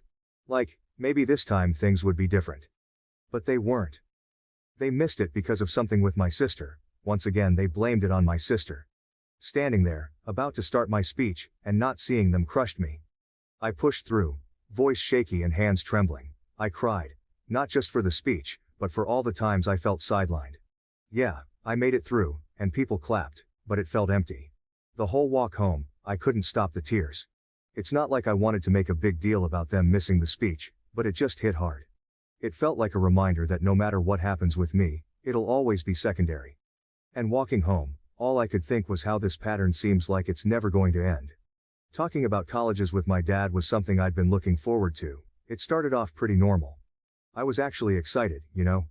For once, it felt like we were focusing on my future, on something that was about me. I was getting into the idea, thinking maybe college was my chance to get out and do my own thing, away from all the chaos at home. We were looking at some brochures, talking majors and campuses. It was the closest to dreaming I'd gotten in a long time. Then my dad made that joke. Something about picking a high-paying major so I'd be set to take care of my sister when they're gone. He laughed, thinking it was just a light-hearted comment, I guess. But it hit me hard. All my bottled-up feelings just exploded. I lost it. I couldn't hold it in anymore. I started crying, then yelling, telling him how unfair it was that my entire life was expected to revolve around being my sister's caretaker. It was all coming out, every bit of resentment, every moment of feeling overlooked and undervalued, trying to make him see how much I've had to give up, how everything always circles back to what my sister needs. But they didn't get it. My parents just stood there, staring at me like I was speaking another language, watching me lose it. No comfort, no apologies, nothing. Their faces were so cold, so detached. It was like they couldn't understand why I was so upset over a joke. That's when I realized they weren't going to hear me out. I ran to my room, slammed the door, and I've been here ever since. And here's the thing. I've been in there for hours, and they haven't even bothered to check on me. Not a knock, not a word. Nothing. It's like my outburst didn't matter to them. It's so lonely sitting here, knowing that even this, me being this upset, isn't enough to get them to see how much I'm hurting. It's like I'm trapped in this role they've set for me, and my feelings about it don't matter at all. Am I wrong for wanting more than this? For wanting to be seen as more than just a future caretaker for my sister? It just feels like no matter what I do, it's like my life doesn't matter. I am nothing to them. Nothing more than just an insurance for my sister after they are gone. After hours turned into a day, and then another, with no word from my parents, something in me clicked. I couldn't shake off the feeling that something had to change. It wasn't just about getting away for a bit. It was about needing some space to figure out my own stuff without always being pulled back into the same old situation. I thought of the one person who'd always seemed to get it. Grandpa. Without making a big plan, I just packed some essentials into a backpack one night and left. I texted him I was coming over, half expecting him to talk me out of it or to call my parents. But he didn't. He just texted back, "Doors open." Staying with Grandpa has been eye-opening. It's not like every moment has been some deep heart-to-heart, but it's just calm here. He lets me be. We've talked about college, about what I might want to do, and it's the first time in a while I've been able to think about my future without feeling guilty or stressed. He's been supportive, encouraging me to think about what I want, not what I feel obligated to do. It's weird, but in just a week here, I've felt more like myself than I have in years. We've had meals together, watched some old movies, and he's shared stories about when he was my age. It's been nice, simple, and kind of freeing. I've even started researching colleges again, this time looking at programs I'm actually interested in, not just ones that might make enough money to take care of my sister in the future. Being with Grandpa has given me a glimpse of what that might look like, and it's something I want to hold on to. Wow, thank you for all the support and love that you guys have given me. I never expected this post to reach the popularity it did. Thank you all. After thinking about it for these past few hours, you are right that I don't despise my sister. It's not her fault that she was born the way she is. My parents came to talk to me a while after my breakdown, but I was unable to bring myself to talk to them and only cried and asked them to leave. They have made arrangements with my grandfather for me to stay with him for the time being. My parents want to talk to me, but we have decided it's best I leave for now to have some space and time to collect myself. We will be sitting down and talking later this week about this issue. Thank you all again for the love and support through this. I started by telling my grandpa the story of why I broke down the way I did, and to be honest, when I finally spilled everything to Grandpa, his reaction was way more intense than I expected. I mean, I knew he'd be surprised, but he looked downright shocked, horrified. I told him all about how things have been at home, how I've basically been my sister's full-time caregiver on top of everything else, and how it all came crashing down that day with my dad's joke about college and taking care of her forever. Grandpa was seriously upset, especially when he found out that my sister was supposed to have professional help that she wasn't getting. He said a lot of stuff. He told me some things that I don't feel comfortable repeating here, but in essence my sister is supposed to be getting care from a professional and that my parents were ignoring that.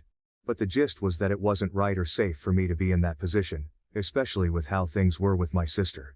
He couldn't believe my parents were putting all this on me, and that they'd kept so much from the rest of the family. He was also really mad about the whole movie incident, saying it was the last straw that showed how unfairly I was being treated. Grandpa's pretty chill most of the time, so seeing him this mad was kind of a big deal. He told me straight up not to talk to my parents unless he was there, which was a relief honestly. He said he'd talk to them first, sort everything out, and be there with me for any conversations in the future. But it wasn't just Grandpa. Over the next few days, I heard from aunts, uncles, cousins, you name it. They were all checking in, making sure I was okay, and they were all just as shocked as Grandpa was. Turns out, my parents had been telling everyone they had a professional caregiver for my sister and even taking money from the family to pay for it. Except, that caregiver never existed. Everyone was pretty upset about being lied to, especially about something so serious. This past week? Man, it's been a roller coaster. Tough, yeah, but also kinda eye-opening in a good way. The whole drama with my parents and finding out all that stuff I had no idea about was a lot to handle. But then, there's been this unexpected silver lining. My extended family stepping up in ways I didn't even know I needed. Grandpa's been at the center of it all, trying to make up for what he keeps calling lost time. He's been really pushing me to just be a teenager again. It's weird but nice, getting nudged to hang out with my friends more, or just chill and do whatever I feel like, stuff I haven't really done in, well, forever. It's like he's on this mission to help me reclaim parts of my life I didn't even realize I was missing out on. And it's not just him. My aunts and uncles have been amazing too. They've been around a lot this week, checking in, bringing over food, just talking and actually listening. It's like they're making this massive effort to show they care, to make sure I don't feel alone in this whole mess. It's pretty overwhelming but in the best way possible. For the first time in what feels like ages, I'm not just the sister, or the caretaker. I'm just me, and that feels really good. The talk with my parents on Saturday night. Disaster doesn't even cover it. I went in hoping maybe, just maybe, we could start fixing things. Instead, it fell apart even more. They actually admitted to a bunch of stuff. Stuff so messed up I can't even bring myself to type it out here. But the kicker? Not a single sorry came out of their mouths. Instead they doubled down, saying I was pretty much born to be my sister's caretaker. Yeah, my dad actually said that, like my whole purpose was just about taking care of her. I couldn't keep it together. All the stuff I'd found out, all the support I'd been getting from the rest of the family, it all just bubbled up. I called them out on everything, the lies about the caretaker, the money they were supposedly spending on it but actually weren't, all of it. But they just dodged and made excuses. By the end of the talk, things were even worse than before. It felt like hitting a brick wall, trying to get through to them. I'd gone into that conversation with a sliver of hope that we could mend things, but I walked out feeling like that chance was completely torched. So, after that disaster talk with my parents, I made up my mind. I'm done. Had a long chat with Grandpa and my uncle last night, and we all agreed it's best if I don't go back. Today's the day I'm officially moving out to live with Grandpa. It feels weird, making this huge change, but it also feels right. Like, I finally have some control over my life again. I've also decided I'm leaving the state for college once I'm done with high school. Just the thought of starting fresh somewhere new is kind of thrilling. My aunt, she's been incredible through all this. She told me she's going to start sending the money directly to me, the money she used to give to my dad for my sister's care. Guess it's going to be my college fund now. My parents? They've called a couple of times since that night, but if you're thinking they called to say sorry or that they missed me, nah. They just wanted to know when I was planning to come back home. It's like they're not even trying to understand why I had to leave. I know this is going to be a huge change, and honestly, I'm kind of scared. But at the same time, I feel this weight lifting off me. I'm finally making decisions for myself, and there's something really freeing about that. Today's just the start of something new, I guess. Deciding not to go back to my parents was tough, not gonna lie. There's this uneasy feeling sitting in my stomach, but deep down, I think it'll fade with time. The support I've been getting from the rest of my family has been unreal. It's weird. Even though I've made this big decision, feeling all their love and support makes the whole situation a bit easier to handle. But yeah, the harsh truth? I've pretty much lost my parents through all this. That realization hits hard. It's a lot to process, and sometimes I catch myself wishing things could have been different. But through all the mess, I've come to see something really important. I don't hate my sister. That anger I thought I felt towards her was misplaced. She's not the one to blame for how our parents chose to handle things. I love her, more than I can say, and hating her for something she had no control over was wrong on so many levels. I hope, someday, I can make that right. For now though, leaving is what I need to do for myself. It's about finding my own way, figuring out who I am outside of this whole situation. It's going to be a journey, but I'm ready for it. Edit. Thank you all so much. I wish I could respond to every single one of you, but my lunch only lasts so long. I'll update tonight how the move out went, but until then, thank you all. I want to say that your support has been amazing and your kindness means more to me than anyone could ever imagine. Moving out was surreal. Grandpa and my uncle were with me every step of the way, helping me pack up my life into boxes and bags. Everything that meant something to me, we took. Make sure to grab all the important stuff like my birth certificate and social security card. It felt weirdly official, like I was collecting pieces of my old life to start a new one. My parents? They were pretty much silent the whole time. Dad took off with my sister not long after I got there, leaving just my mom to watch us pack. She didn't say much, just hovered in the background. It was awkward, tense even. But then, as we were about to leave, she finally broke down. She said she loved me, that she'd miss me. After days of silence, those words hit differently. I hugged her, said goodbye. It was one of the hardest things I've ever done. Sitting in my new room at Grandpa's house, I keep replaying that moment. Did she mean what she said? After everything, it's hard to know for sure. But I want to believe she did. Right now, all I can do is focus on what's ahead. Maybe, with time, my parents and I can find a way back to each other. My wife just passed away. My father told me to marry another woman just like he did. This started a war between us. I, 26 male, lost my wife, Annie, over a year ago when our two children were only 18 months and 4 years old. She was only 25.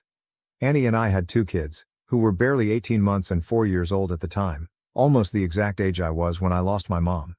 The parallel was chilling, and it forced me to confront the full circle my life had taken. I was only 5 when my mom passed away.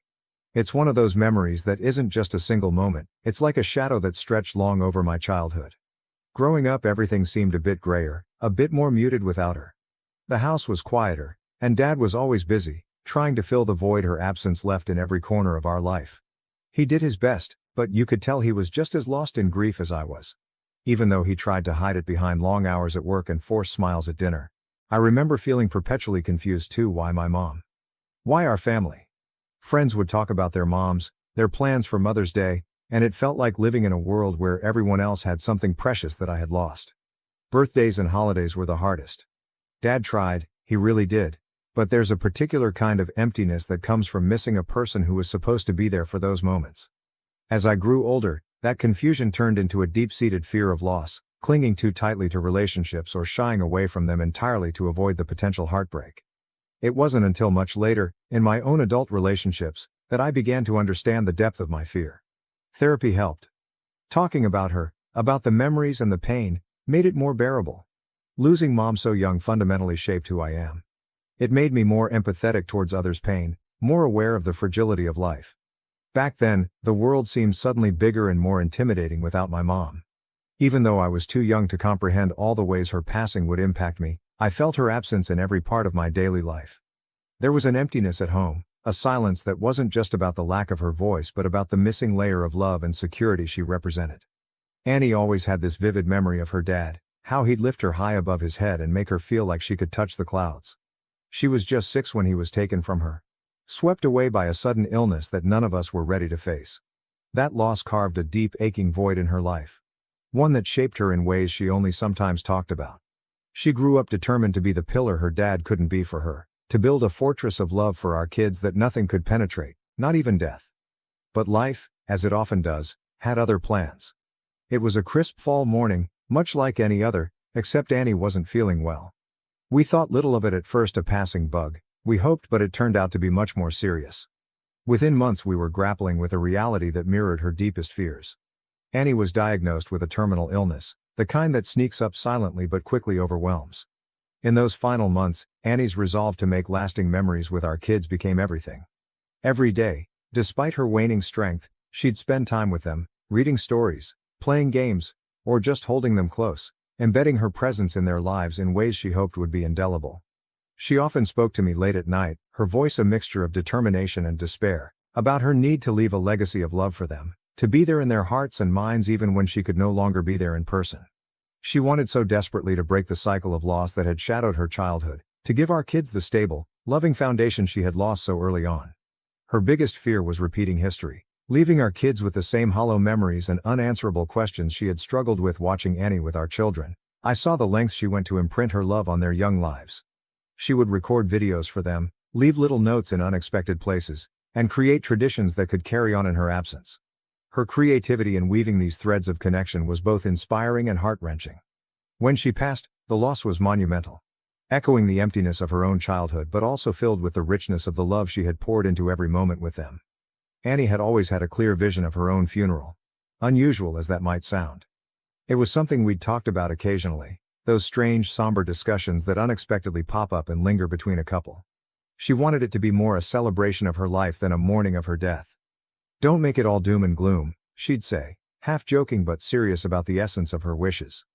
"Make it a day where everyone can remember the happy times, with lots of flowers and maybe even some fireworks." When it happened, I was plunged into a deep grief that was hard to navigate, filled with the pain of loss but also the duty to honor her final wishes. The day of her funeral arrived on a bright and clear morning, which felt almost offensive in the context of our loss, yet fitting for the type of farewell she had envisioned. The service was held at our local church, a place she had chosen not just for its spiritual significance but also for its beautiful stained glass windows and the way the sunlight danced through them in the mornings.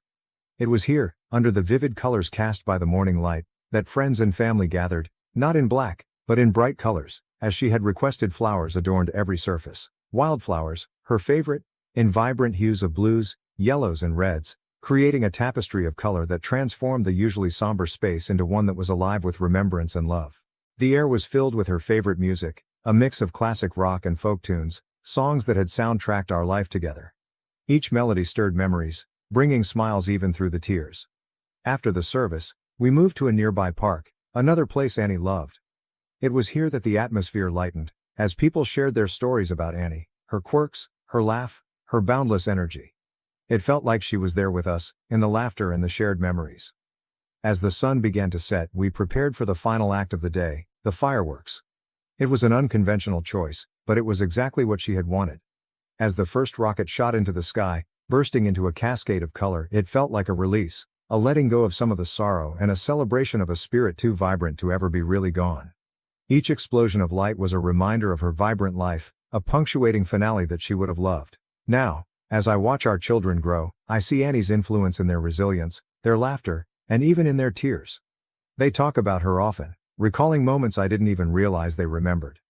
It's clear that while death took Annie away too soon, her efforts to be a present, loving force in their lives didn't go in vain. She lives on through them, through the stories we share and the love we keep alive.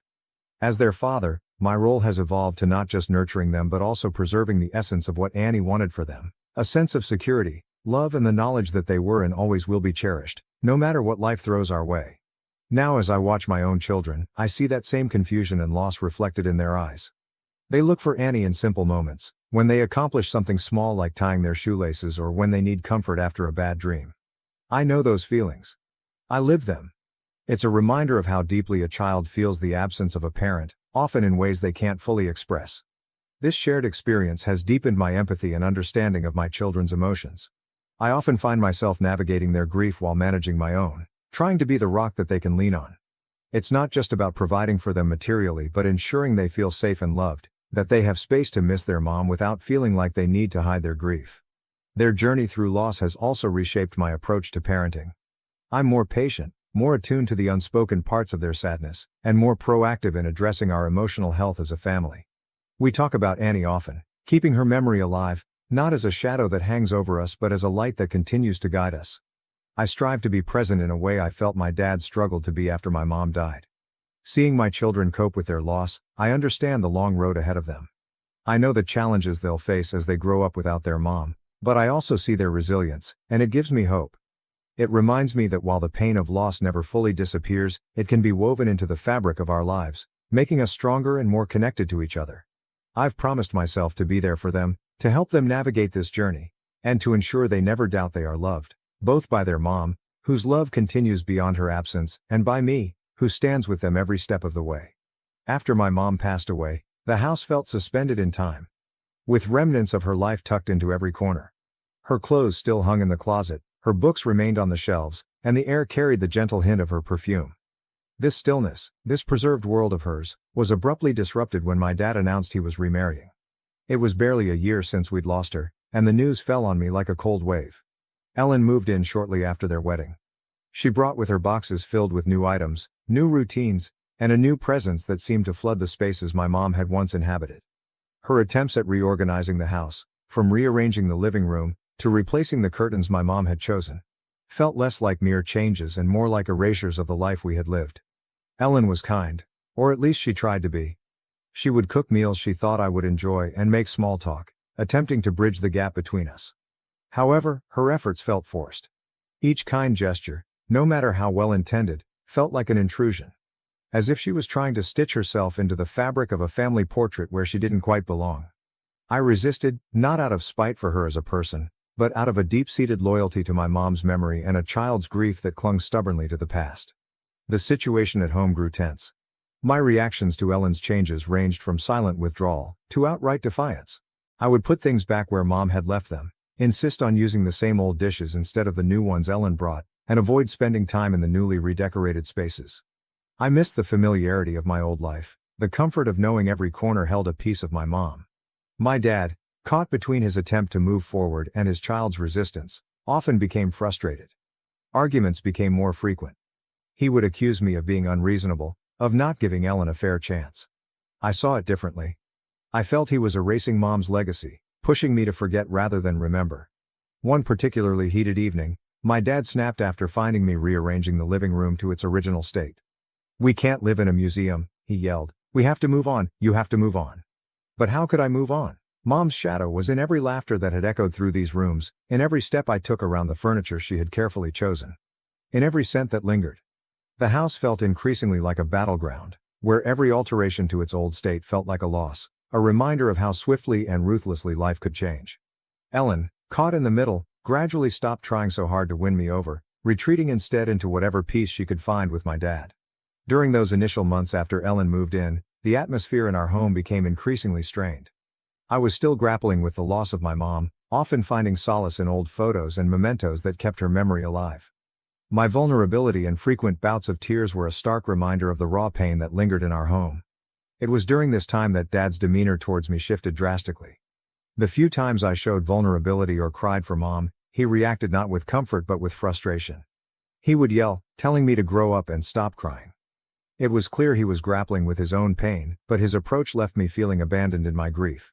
One night, after finding me crying in my room with a picture of Mom, "Enough," he barked, his voice echoing against the walls. "You need to grow up and stop crying all the time. Life has to move on." His words, meant to push me towards resilience, felt more like a dismissal of my grief. I looked up at him, my heart sinking. "I miss her, Dad." I managed to choke out, the words barely a whisper. "Why can't you just let me miss her?" His next words were like a cold slap. "I'm happier now, and you should be too. I love Ellen more than I ever loved your mom." He declared it with a harsh certainty that seemed to seal the growing gap between us. The room fell silent, save for the quiet sobs that I couldn't hold back. Those words, harsh and raw, sliced through the fragile thread of understanding that had tethered us. I felt not just the loss of my mom but also the creeping loss of my dad, who was now a stranger driven by his own grief and newfound happiness. Those words, harsh and raw, cut deeply, wounding me more than the tears I shed for Mom. As the years passed, the emotional distance grew. Dad was increasingly absent, not just physically but emotionally. My cries for attention, for the affection I missed so desperately, went unanswered. His priorities had shifted, and I felt sidelined, an unwelcome reminder of a past he wanted to forget. Ellen, for all her efforts, could never bridge the gap between Dad and me. It felt like a betrayal, not just of Mom's memory but of the father-son bond we should have had. Feeling abandoned and misunderstood, I withdrew into myself. The isolation at home led me to seek solace elsewhere. In books, in school activities, anywhere I could find a semblance of the care and attention I lacked at home. But the impact of those formative years lingered. I harbored a deep-seated mistrust for relationships, fearful of being left behind again, of loving someone who might one day decide I wasn't worth sticking around for. As an adult looking back, I can see that Dad was dealing with his grief in his own flawed way, but the understanding of his pain does little to soothe the resentment and hurt of a child who felt left behind. Now, facing my own challenges as a widower, I'm determined to be the father to my children that I needed when I was their age, one who is present, supportive, and unconditionally loving, no matter what life throws our way. But after Annie died, my dad, he reached out to tell me he hoped I understood him better and cut him some slack for everything. I didn't respond to him at the time because I was in the most immediate sense of grief still. Today it's still raw, but I'm in therapy to try and find peace in my life. He reached out to me a few more times and he apologized for his initial message. We met up a few days ago per his request. We met at a quiet cafe, A neutral place that seemed suitable for what was already a tense discussion waiting to unfold. As I sat across from him, still wearing my wedding ring, a stark symbol of my ongoing grief, it didn't take long for the conversation to veer into uncomfortable territory. He noticed the ring almost immediately and took it as a cue to voice his thoughts on moving forward. "You can't keep living in the past," he said. "It's time to think about your future, maybe start meeting people again." I clenched my jaw, feeling the old frustration simmer. I asked him to drop the subject, but he pressed on, perhaps thinking that pushing me was for my own good. That's when he brought up his own past, his quick remarriage after my mom's death. He explained, not for the first time, but certainly in the most explicit way, how his new wife had brought him happiness, something he thought was impossible after mom. "I needed that, and I think you do too," he said earnestly. "I thought you'd understand by now, especially with the kids needing a mother figure." His words stung sharply. It wasn't just the suggestion that I replace Annie, but the implication that my grief was somehow a selfish indulgence that I should move past for the sake of the kids. He went further, saying that he hoped I would eventually see the benefit of his choices, that I would stop holding on to my resentment and realize that embracing someone new wasn't a betrayal of my late wife. I told him firmly, "It doesn't work that way. Grieving isn't just something you turn off to make room for someone else. And it certainly doesn't work on a convenient timeline." I could see the frustration in his face, mirroring the anger in mine. "You think I hate you for being happy with her, but it's not about that. It's about how you handled everything when mom died, how you pushed her memory out as if it was the only way to be happy again." He was taken aback by my bluntness. Perhaps he hadn't realized how deeply his actions had hurt me, or maybe he had never considered that his path to happiness had left a trail of pain in its wake. Our conversation grew heated, voices raised enough that other patrons shot us wary glances. The air was tense as my father and I reached a fragile point in our conversation. His earlier remarks about moving on and finding new love had pushed me to a breaking point. Seeing the shock on his face when I challenged his views on grief and moving forward, he paused, looking genuinely bewildered. "How do you expect to find someone else to love you and the kids if you're still hung up on Annie?" he asked, his voice tinged with concern but also a hint of frustration. It was a question that might have been genuine in his mind but felt like an accusation to me. "Annie was the love of my life," I replied, my voice firm, each word laden with unyielding truth. "And yes, I'm still hung up on her because love doesn't just end when someone dies. You don't just replace someone like that." I could see him trying to process my words, his eyes searching mine for something, perhaps a sign of the son he once knew who hadn't been shattered by loss. I continued, "My children, they are my heart, Dad. They're the other loves of my life, but it's different. They depend on me not just to love them, but to provide safety, security, and a sense of normalcy in a world that was turned upside down." The cafe noises faded into the background as I leaned in slightly, needing him to really hear me. "It's my job, my duty, to give them the best life I can. That doesn't mean rushing to fill a void with a new person. It means being there for them, fully, without distractions or replacements for their mom." He was stunned, perhaps by the intensity of my conviction or maybe by the realization that our views on handling grief and love were worlds apart. "But you need someone too," he finally muttered, almost to himself, a note of sadness creeping into his voice.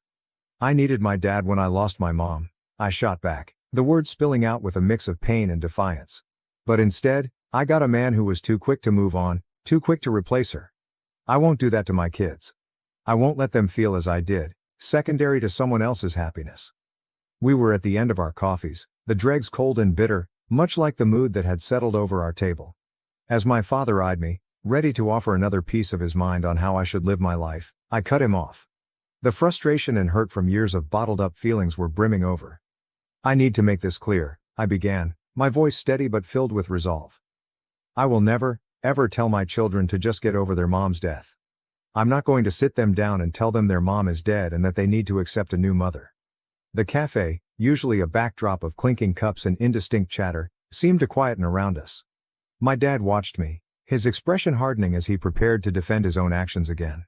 But I wasn't finished. "And another thing," I continued. "I'm not going to scold them for missing her, for crying out for her at night. It's normal. They're kids, and they lost their mother. How could I possibly take that grief and make it about someone else's discomfort? That's not what they need. They need a dad who understands their pain, not one who silences it." My dad shifted uncomfortably, his eyes briefly dropping to the table before meeting mine again. "You think I don't know that?" he muttered, his voice a mix of defensiveness and weariness. "I think you forgot it when it mattered," I shot back, unable to keep the edge out of my voice. You remarried so quickly, and it felt like you were trying to erase Mom from our lives.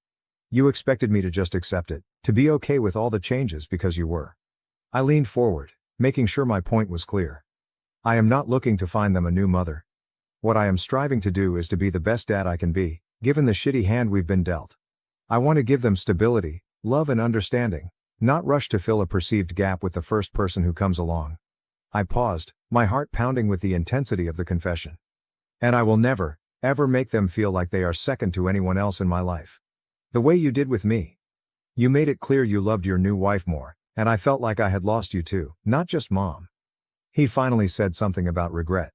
How he regretted that I couldn't see his perspective, that maybe one day I'd understand. But as I walked away from that cafe, I knew that understanding wasn't just about seeing his point of view. It was about recognizing the deep divides in how we processed loss. I wasn't ready to forgive his past actions just because he had found happiness. My path was different, and I needed him to respect that without judgment or pressure. As I drove home, the weight of our fractured relationship heavier than ever, I realized that some gaps might be too wide to bridge, at least for now. The last time I saw my dad at that cafe, it felt like a definitive line had been drawn. In the weeks that followed, he tried to reach out a few times. Texts, a couple of voicemails. His voice always held that familiar mix of concern and awkwardness, as if he wasn't quite sure what to say or how to say it without reigniting the flames of our last argument. Each attempt at bridging the gap seemed to remind me of the wide chasm that had formed between us over the years. I wasn't ready to cross it yet, so I responded sparingly, my replies brief and non-committal, until eventually, I stopped responding altogether. The silence that settled wasn't peaceful, but it was necessary. Life went on as it does, filled with the daily routines and small crises of raising two kids alone. I threw myself into being a dad. The soccer games, school projects, bedtime stories. Every smile and tear from my kids reminded me of my promise to be the steady presence they needed. I often thought about that conversation with my dad, turning over his words and mine, questioning the harshness of my responses and the rigidness of my stance. Yet every time I considered reaching out, I remembered the feeling of being a kid who felt second best, and I'd retreat, convinced I needed more time. Months turned into a year. The seasons changed and so did the kids. They grew taller, their faces losing the last traces of toddlerhood. My dad's attempts to connect became a memory almost as distant as the happier times before Mom's death.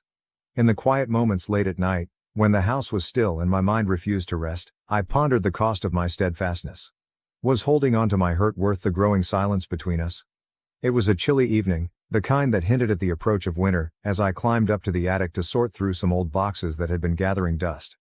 The attic, with its musty smell and beams of moonlight sneaking through the small window, always felt like a capsule of the past, untouched and full of secrets waiting to be rediscovered. As I sifted through the boxes, my hands found an old photo album. Its cover worn and slightly faded. Curiosity piqued, I sat down on an old creaky chair, the album resting heavily in my lap. Flipping it open, I was greeted by vibrant pictures of my mom and dad. They were younger then, full of life and laughter, captured in moments of sheer joy: picnics in the park, beach vacations, and quiet afternoons at home. Each photo was a portal to a time before grief had reshaped our lives, to a family that once was. My finger traced the outlines of those happier days, lingering on the images of my dad with his wide, carefree smile. It struck me then how much I missed him. Not just the physical presence but the essence of who he had been before tragedy had turned him into someone I could barely recognize, let alone understand. Seeing him so happy and unburdened in these photos made the contrast with his later years even more poignant. A wave of nostalgia washed over me, softening the hard edges of the resentment I'd held onto for so long. It wasn't just my mom I missed, but my dad as he was back then. It dawned on me how much the sorrow had changed him. How it had stolen that joyful person from the photographs and left someone else in his place. Someone consumed by his own grief, making choices I couldn't comprehend. Sitting there in the attic, surrounded by relics of my childhood, I felt the weight of years of misunderstanding and missed connections heavy on my chest. The memories of laughter and love, so vivid in those photographs, seemed at odds with the strained, awkward encounters that had defined our recent years. The realization was a quiet but profound turning point. Maybe there was room for reconciliation, a chance to rediscover the man from those pictures, to understand the journey he had taken from there to here. Perhaps it was time to bridge the gap that grief had widened. To approach him not just as the man who had made decisions I struggled to forgive but as my dad, who had once been the entire world to a much younger version of me. Resolute, I closed the album, a plan forming in my mind. I would reach out to him, Try to initiate a conversation not just about what went wrong but about what had once been right. It felt like a daunting task, filled with potential for pain but also for healing. As I descended from the attic, leaving the quiet sanctuary of the past behind, I was ready to face whatever came next, armed with newfound understanding and a hopeful heart. It made me think about how the kids would remember these years. Would they see a dad who stood his ground, or one who let old wounds dictate the future? The thought unsettled me enough to consider that perhaps it was time to try a different approach, not for my sake, but for the kids, who deserve to know all facets of their family, even the complicated ones.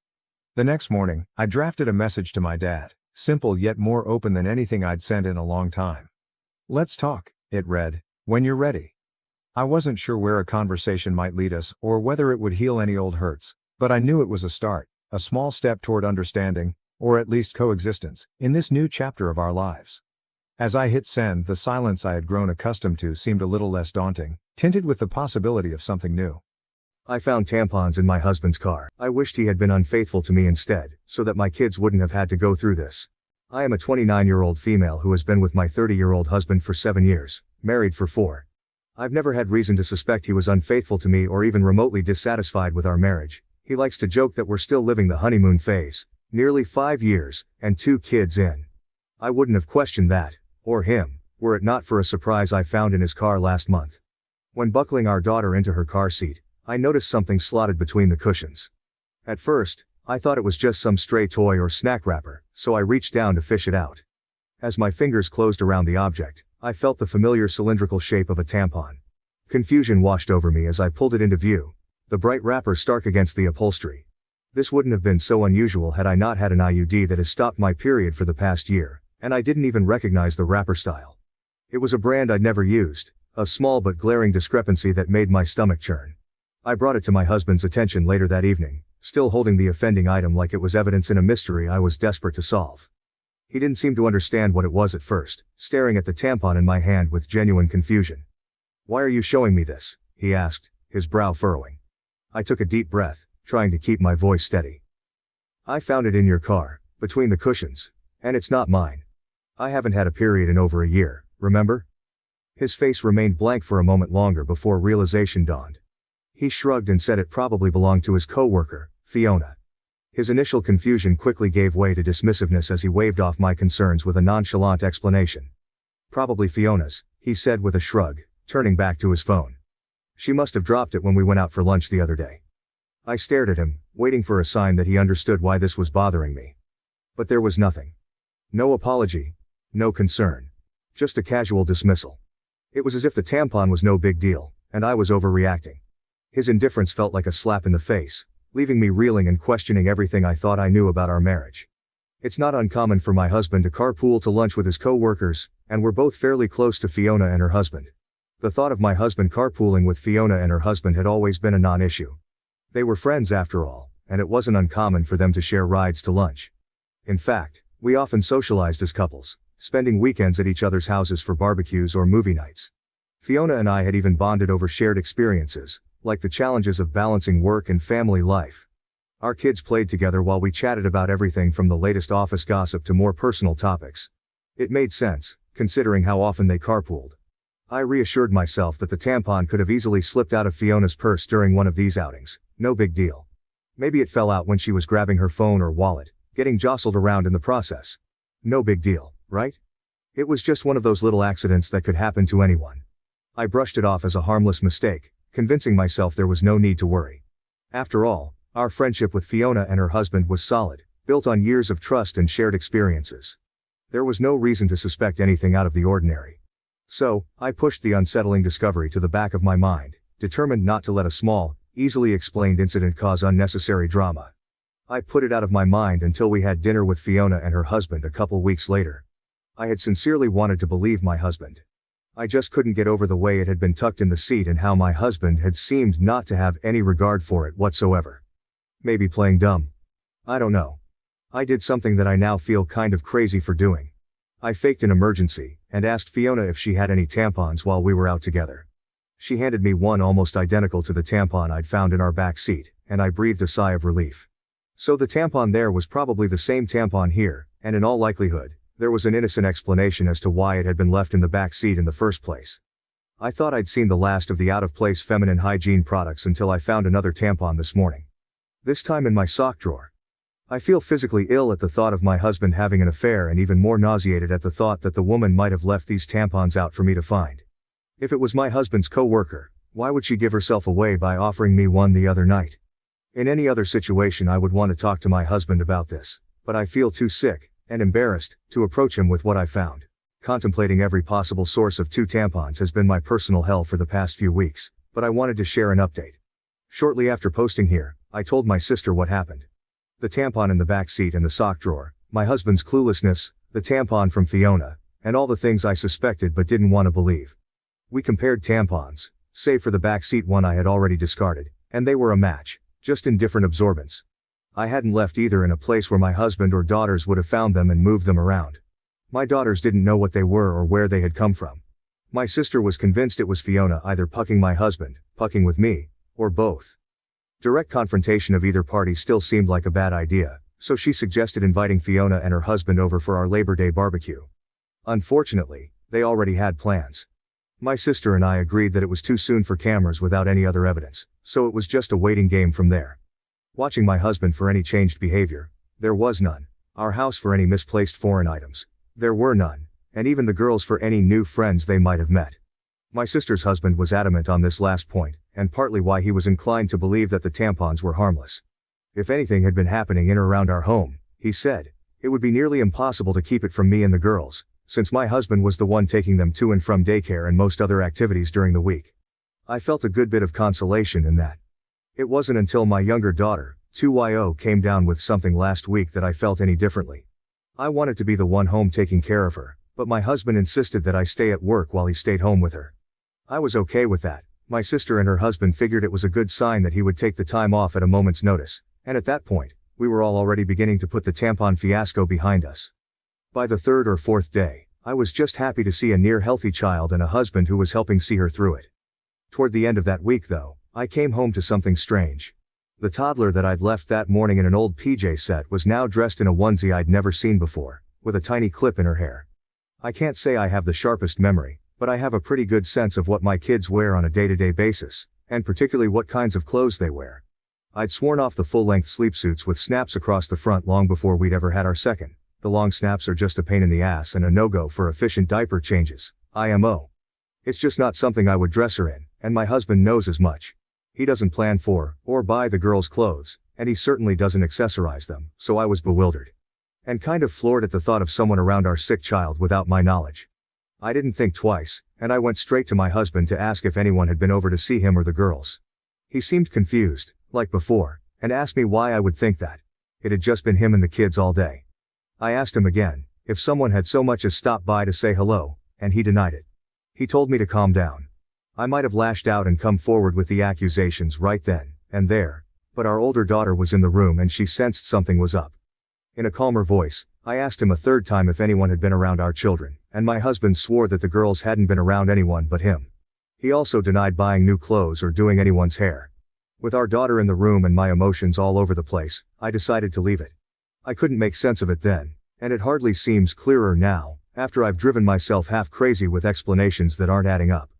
After nearly losing my mind over a hair clip and a onesie, I realized I wasn't getting anywhere with the accusations and half-baked guesswork. I'd gotten so absorbed in the paranoia and misery of my situation that I wasn't sleeping, eating or caring for my kids the way I should have been. And I wasn't getting any answers. So, I decided to pull the trigger on the hidden cameras and have them shipped to my sister's house, with my brother-in-law agreeing to help with the install setup over at mine. Before the cameras were ever delivered though, I got my long-awaited confirmation, last week. The day began like any other weekday morning in our bustling household. My husband and I rushed around, trying to corral our 2 energetic daughters into their school uniforms, all while attempting to grab a quick bite to eat ourselves. Despite the chaos, there was a sense of camaraderie in the air, as if we were all in this hectic dance together. Once the girls were dropped off at school, my husband and I went about our respective workdays, counting down the hours until we could reunite with our little ones. But there was a strange feeling that I couldn't shake off, no matter how hard I tried, and it only intensified when I received a notification on my phone while at work. A ring notification. Motion at the front door.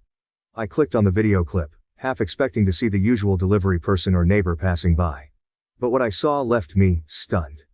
There on my doorstep was a young woman leading my daughter into the house, hand in hand, with my husband and other daughter close behind them. My heart hammered in my chest as I watched, my mind struggling to comprehend what I was seeing. The girls were supposed to be in daycare, and my husband was at work. The woman, as far as I knew, was living 2 states away with a court order keeping her there. Yet here she was, in our home, with my husband and children. A wave of panic washed over me as I scrambled to make sense of the situation. Was this some kind of mistake? A misunderstanding? Or was there something more sinister at play? I felt a knot form in the pit of my stomach as I realized that the answers to my questions might be far more troubling than I ever could have imagined. I stared at the screen in disbelief, the blood pounding in my ears as I watched the unthinkable unfold before my eyes. There, on the footage captured by our Ring doorbell, was a scene straight out of a nightmare. A woman I hadn't seen in years, leading my youngest daughter into our home hand in hand, with my husband and older daughter trailing behind them. The shock of the moment rendered me momentarily speechless. How could this be happening? The girls were supposed to be at daycare, and my husband at work. Yet here they were, entering our house with a woman I never thought I'd see again. My sister-in-law. My initial reaction was one of sheer disbelief, a desperate hope that there must be some kind of mistake, some innocent explanation for what I was witnessing.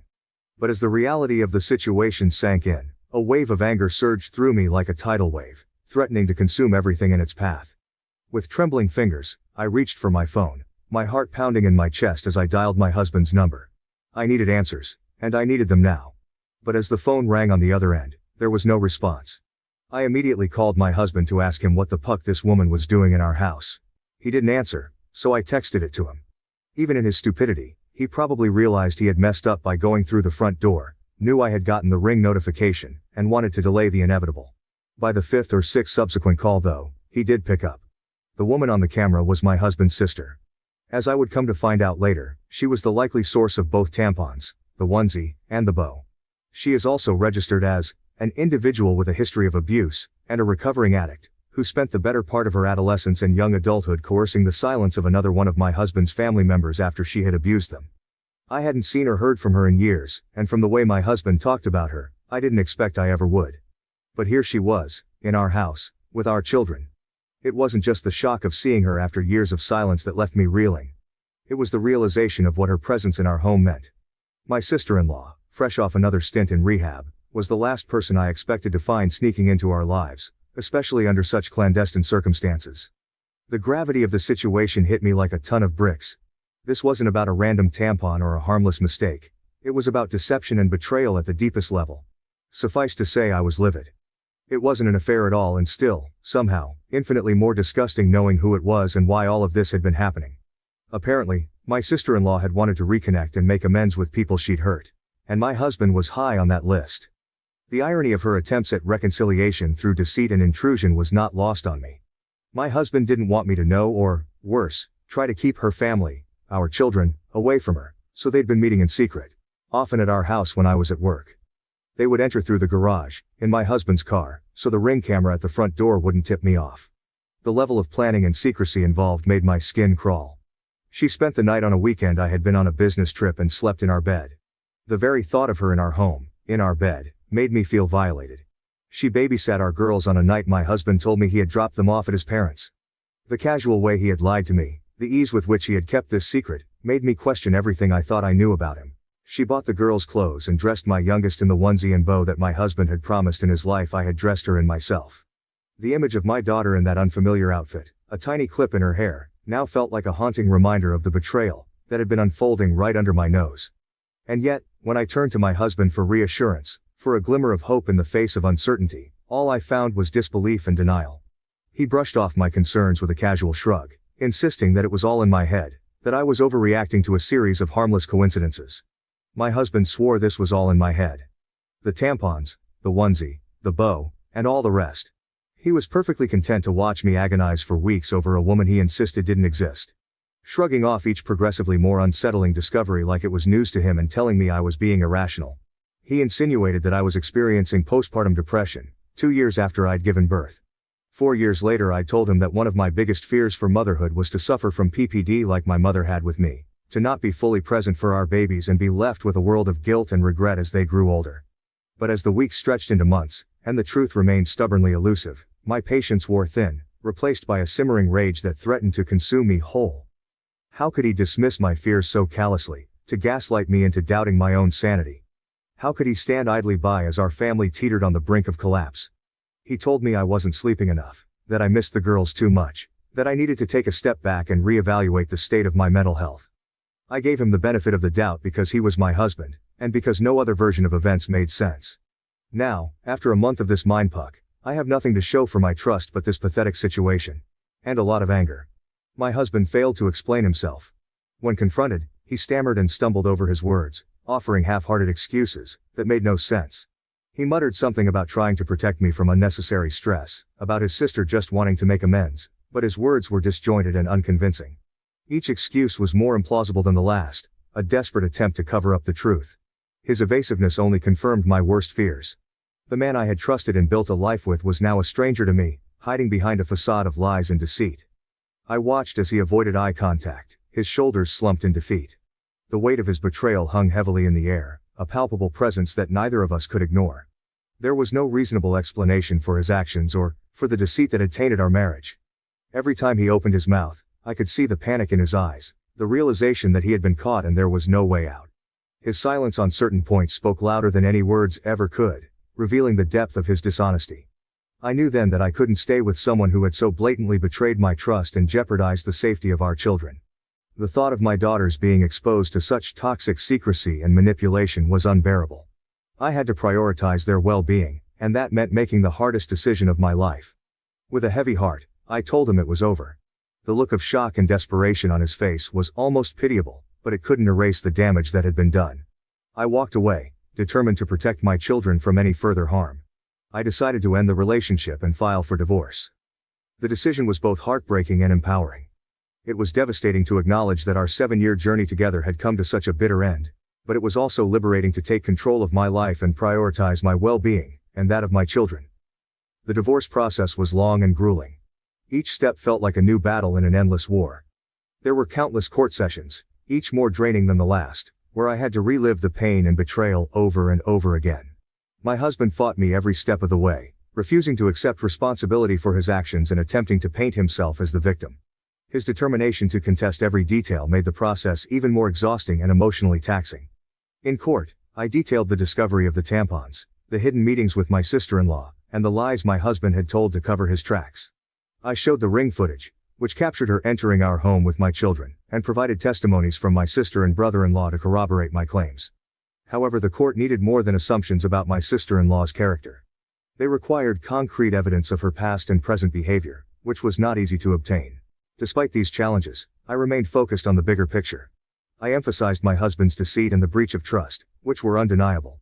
The court recognized the complexity of the situation and the emotional turmoil it had caused. After months of legal battles and countless court sessions, the court ruled in my favor. I was granted primary custody of our daughters, with my husband receiving supervised visitation rights. The judge acknowledged the need for a stable environment for the children, considering the deceit and the potential risks involved. Looking back, this ordeal taught me several valuable lessons that I hope others can learn from. Trust is the foundation of any relationship, and once it's broken, it's incredibly difficult to rebuild. Always listen to your instincts. If something feels off, it probably is.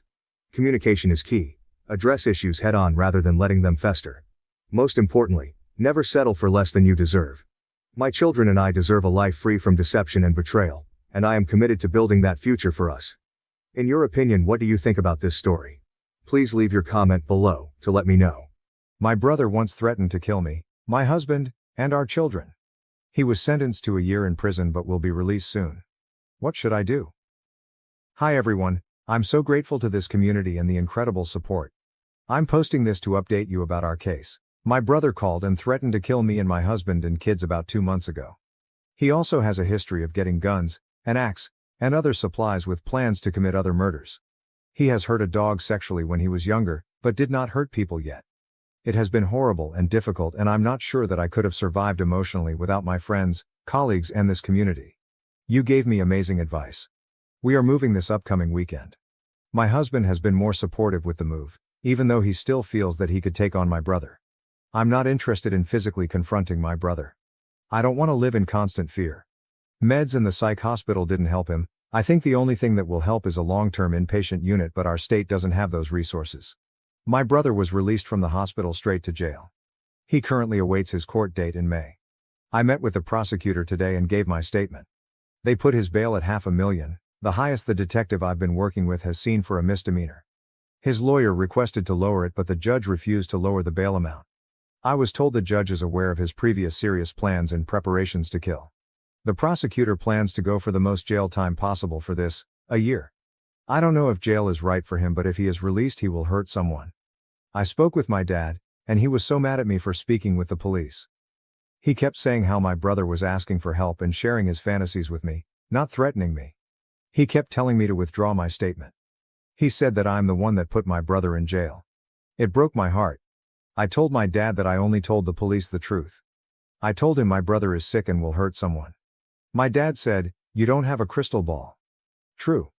But he's made his intentions clear again and again and again. His doctor said he has no empathy. His only thrill is thinking about hurting others. The prosecutor said that even if I withdraw my complaint, the state is still bringing these charges. The social worker and prosecutor said this to my parents, but my dad, mom, and sister keep insisting that I need to recant my statement. I'm terrified of every small noise in the house. We are leaving our friends and everyone we know and moving because of my brother's actions. I feel so heartbroken that my dad and family are blind to it. Everyone else, police and medical staff included, can see the clear writing on the wall. Relevant comments. Commenter, please keep your location private from your family. While they downplay the threat your brother poses, they're a risk.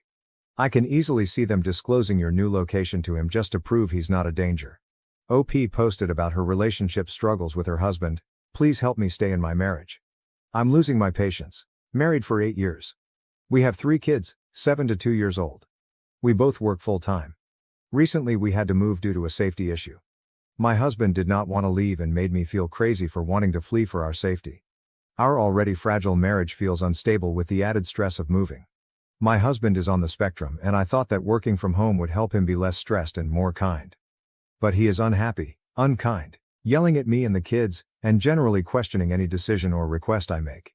I made a compromise when I married him, knowing that I did not like his sense of humor or sex with him, but thinking that his intelligence and our common values would get us through. Now I feel stuck because I don't feel like our values are the same anymore. He wants material possessions. He hates meeting new people. He can't tolerate the noise and chaos our kids bring. I don't mind the chaos and noise, that's just kids. I love minimalism. To me, a stranger is just a friend I haven't met yet. I'm making new friends every day out here, and he's refusing to meet anyone new in our new city.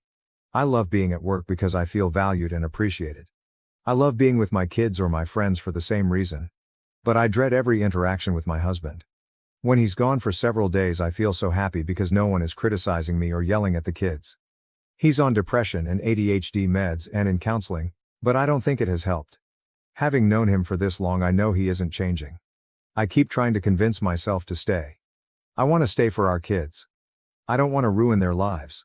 I'm just so very unhappy with constantly managing his feelings. I don't care if I will be alone my whole life. I don't care if I'll ever be loved. I just don't want to feel miserable. But I need to stay for our children. I feel so lost. I just want to not feel bad. Relevant comments. Commenter, why do you need to stay for the children? What good is it for them to be exposed to this? OP, I've dated people before that had these qualities but didn't match on values, or ended up doing something that hurt me.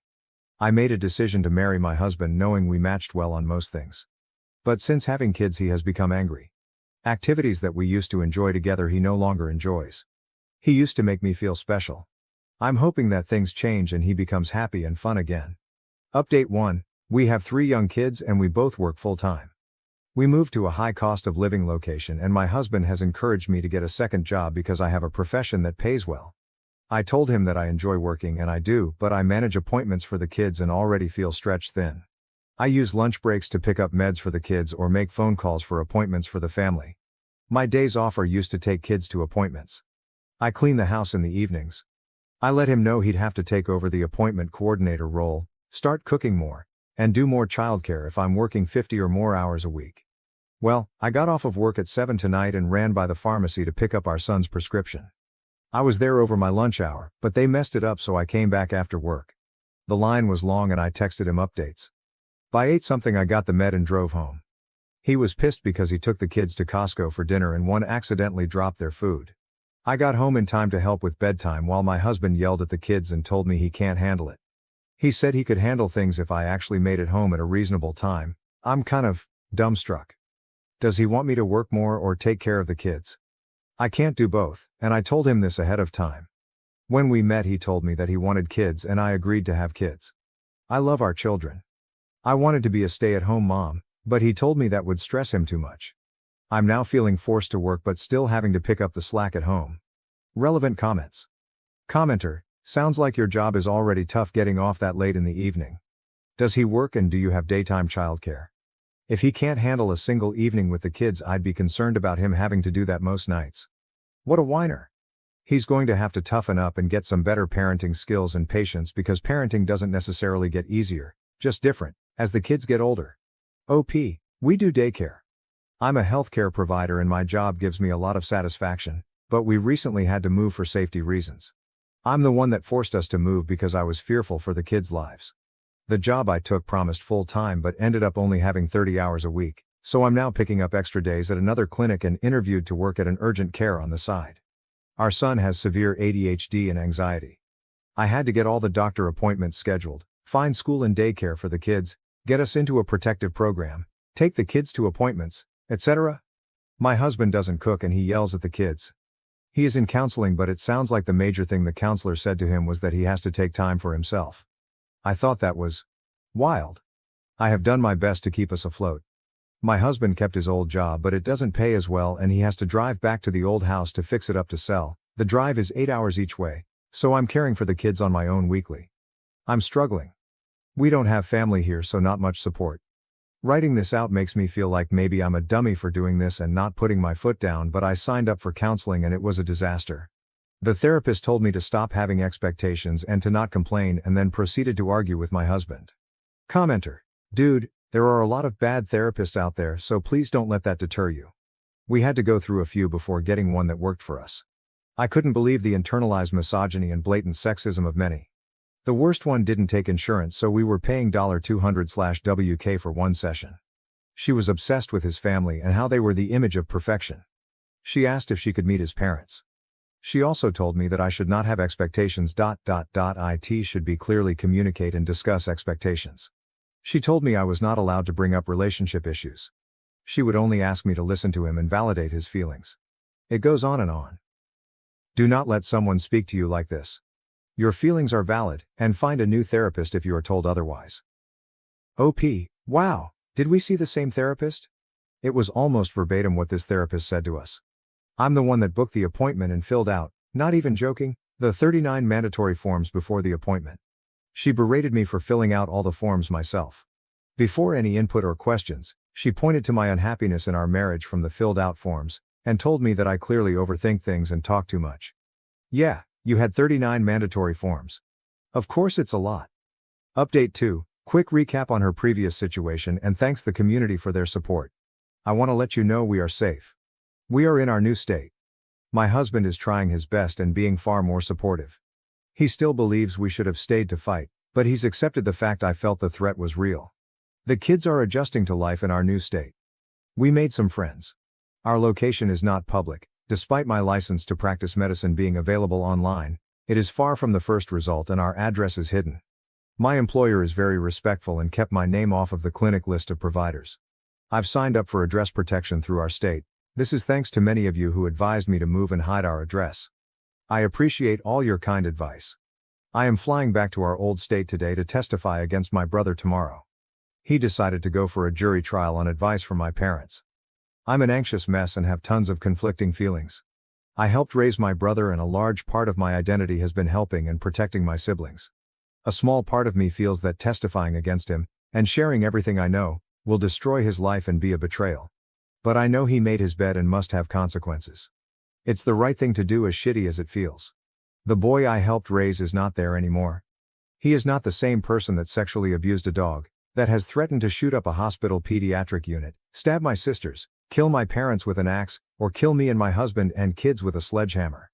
I dread seeing this man tomorrow. Every time his photo shows up on my phone I panic. Meeting people with the same name makes my heart beat faster. I can't stop feeling fear. I plan to tell the truth and let the jury decide if my brother is guilty. I worry that this will destroy what's left of my relationship with my family of origin. I have to do the right thing even if my parents and sisters think this is a betrayal of our family. My sister told me this will not change things between us, because she believes I will do the right thing for the family. But the truth is I plan on doing what's right for my family and the community. Again, I am grateful to you and will update you on how things go. Updated added via an edit. I just gave my testimony. My brother and mom were staring daggers into me, but I did my best to keep calm. They only allowed me to testify about the threatening phone call, not about any of my brother's past history. Not about guns, axes, or dogs. Relevant comments. Commenter. You're doing the right thing. Congratulations to you for actually doing something and preventing a tragedy. You're awesome. I don't know about American law, but is there a possibility to testify without the defendant in the room? Like, remove him from the room while you can testify. I've asked for this and I've seen it happen many times as a lawyer in another country. OP, I do not think there is a way to testify without my brother being in the room. I know that my family will also be there, and in a way, knowing how much they do not want me to testify is the worst part. My family is Soviet with a history of alcoholism, abusive behaviors, and secrecy. I'm trying to break that cycle for my own kids and to raise them to tell the truth, even if it is difficult or scary. It's heartbreaking that my brother grew up to be this person and threw all of us into this horrible situation. I wish that I didn't have to go against my parents' wishes, but I truly don't have a choice. Commenter. Your brother is desperate for help. And your parents and sister want to ignore those cries for help because IDK they don't want to look bad. If your brother is released and hurts or kills someone, what then? OP. My parents were mad at me for taking him to a crisis center initially when he admitted to being suicidal. They thought I should have brought him home to them to take care of it themselves. I think their approach would have allowed him to hurt someone. They think him buying guns and an axe, and tactical gear and scoping where to shoot people is just fantasies he had. My dad said it's no different than watching World War II movies, or reading historical fiction. My parents also don't believe that he sexually abused their dog, even though he admitted to it multiple times and the police and FBI told us about it and the social workers confirmed it. I didn't want to believe it either, but my brother admitted to it himself to my face and he looked very sheepish, and embarrassed that he did it. He didn't expect that his doctor would reveal it to the police, but they did. My parents care more about their son and how the family looks than the actual well-being of their daughters or grandkids. Update 3. Hi everyone. Thank you again for your kind support. Here is a hopefully, final update. I testified against my brother today, in the case of threatening to kill me, my husband and our kids. My brother was found guilty. I gave a victim statement and my husband gave one virtually. I was able to provide more background on his past threats and guns and other weapons. My testimony at trial was very limited to the phone call, so it felt good to be able to say all the reasons we have to take him seriously. My mom gave a tearful character statement saying he was so gentle and would never hurt anyone. The judge cut her off mid-testimony. It was honestly so validating. He will be released from jail in 2 weeks to serve out his sentence of 2 years of probation with regular check-ins, mandated therapy, and possibly having to wear a GPS tracker. The judge also extended the protective order for me and my husband and kids to 4 years. My mom is renting a hotel room for my brother once he's out of jail. They are trying to find a halfway house, but it will most likely be not very secure. At least probation and mandated therapy should help, I hope. I do not plan on having any future contact with my brother. I will see if we have contact with my parents. I plan on still talking with my sisters. I've urged them to not share their addresses with our brother, but they are adults. I'm not going to reveal our location to any of them because I don't trust that they won't reveal it. I feel that the ruling is fair and will get my brother treatment. I think that we are safe now. I did everything I could. Now I'm in the airport about to fly home and I'm having a drink to close this horrible chapter. Cheers. Now to the next story, story 2. My sister tried to seduce my fiancé before our wedding. Got caught on camera and was disowned by our parents. My manipulative, narcissistic sister attempted to seduce my fiancé just before our wedding in an effort to break us apart. Fortunately, her actions were caught on camera, leading to her being disowned by our parents. This story revolves around my older sister, Dove, 29F, who has never been able to tolerate my existence, as she apparently believes I'm living a life that I don't deserve. Dove, who is now divorced and jobless, is living with our parents. She had dropped out of college to be with her wealthy boyfriend, who eventually divorced her when her true nature became apparent. Growing up, my relationship with Dove was far from ideal. She was always the pretty and smart one, full of herself, and our parents consistently showered her with praise, which left me feeling inadequate. Everyone around us constantly admired her looks, while I was often ignored, and it hurt deeply. Dove used her popularity to mess with my mind, telling me that no one liked me, which made me incredibly insecure. My parents never supported me or acknowledged my feelings because Dove always lived up to their expectations. This led me to distance myself from them throughout my childhood and teenage years. Dove frequently had friends over when our parents were at work, and they would often mess with my room. On one occasion, they even ruined a school project of mine, nearly causing me to fail. When I threatened to tell Mom about it, Dove blackmailed me, saying she would share embarrassing pictures of me with my classmates. At just 14 years old, I was terrified. Dove never took responsibility for her actions, and it was pointless to tell my parents because they never paid attention to me. My mom never had my back, although my dad would occasionally call Dove out. For instance, one time she used my phone to send strange pictures to my friends after I'd complained to Dad about her. Another time, she spilled coffee on my prom dress and then played the victim, crying and claiming it was an accident. After that, I stopped confiding in him altogether. I never really understood why she harbored so much hatred towards me until later when I realized that she was a narcissist, and her behavior had nothing to do with me. She was a walking red flag in her relationships, cheating on every guy she dated. As much as I hate to admit it, she was also a gold digger. Something her ex, who remains a friend of mine, can fully attest to. Essentially, she was pretty awful as a teenager, and nothing changed as she grew older. If anything, her behavior only got worse. It was entirely my parents' fault because they never bothered to discipline her. After school, things finally started to look up for me. I worked incredibly hard to get into my dream college, and after a few years of struggle, I landed my dream job. It was there that I met the love of my life, Atlas, at an office conference. He was smart, kind, and handsome, and we hit it off instantly. Within a few months, we started dating. We traveled a lot, which only strengthened our bond. Atlas was very close to his family, so he introduced me to his siblings and parents just a few months into our relationship. But when it came to introducing him to my own parents, I took my sweet time. The main reason for this delay was my sister Dove and her malicious intentions. I always had this nagging feeling that she would find a way to ruin everything. She was the one who always got the best of everything as a child and teenager, and now that my life was going better than hers, I was certain she wouldn't be able to handle it, especially when it came to my relationship. However, I couldn't keep delaying the introduction any longer. Atlas was beginning to grow suspicious of my reluctance to introduce him to my family. So, after a year and a half of dating, I finally told Dad about him. Dad was thrilled that I had found a man who was worthy of me and invited us over for dinner. While I was excited, I was also equally stressed because I knew Dove could go to any lengths to sabotage my happiness. Although Atlas was aware of my family dynamics, I went over it with him in detail.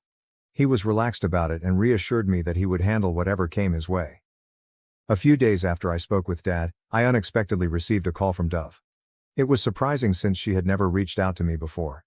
She started asking questions about Atlas and when I planned to visit home, but it was clear that her real interest was in getting more details about Atlas. I can only assume that Mom had told her I was seeing someone and that our relationship was getting serious. Dove was suddenly trying to get all chummy with me, but I could see right through her motives. Now, I'm grappling with whether I should take the risk of introducing Atlas to Dove, knowing full well that her intentions are far from good. I'm also considering an alternative, perhaps inviting my parents over to my place so they can meet Atlas without involving Dove. Update 1, thanks for all the great advice.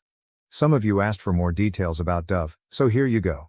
It's true that my parents, especially my dad, began to see Dove differently after her divorce, and she really brought it on herself. She had been academically gifted, but once she got to college, her entire focus shifted to her looks and beauty. That's when she met Jeremy, a super rich guy, and jumped into a relationship with him, completely abandoning her studies. During my final year of school, I was busy preparing for my college entrance exams, and Dove kept telling me I would never get into my dream college. But I did, and for the first time, I got validation from my parents. They were genuinely happy and proud of me, but Dove couldn't stand it. She was jealous that all the attention was on me and not on her.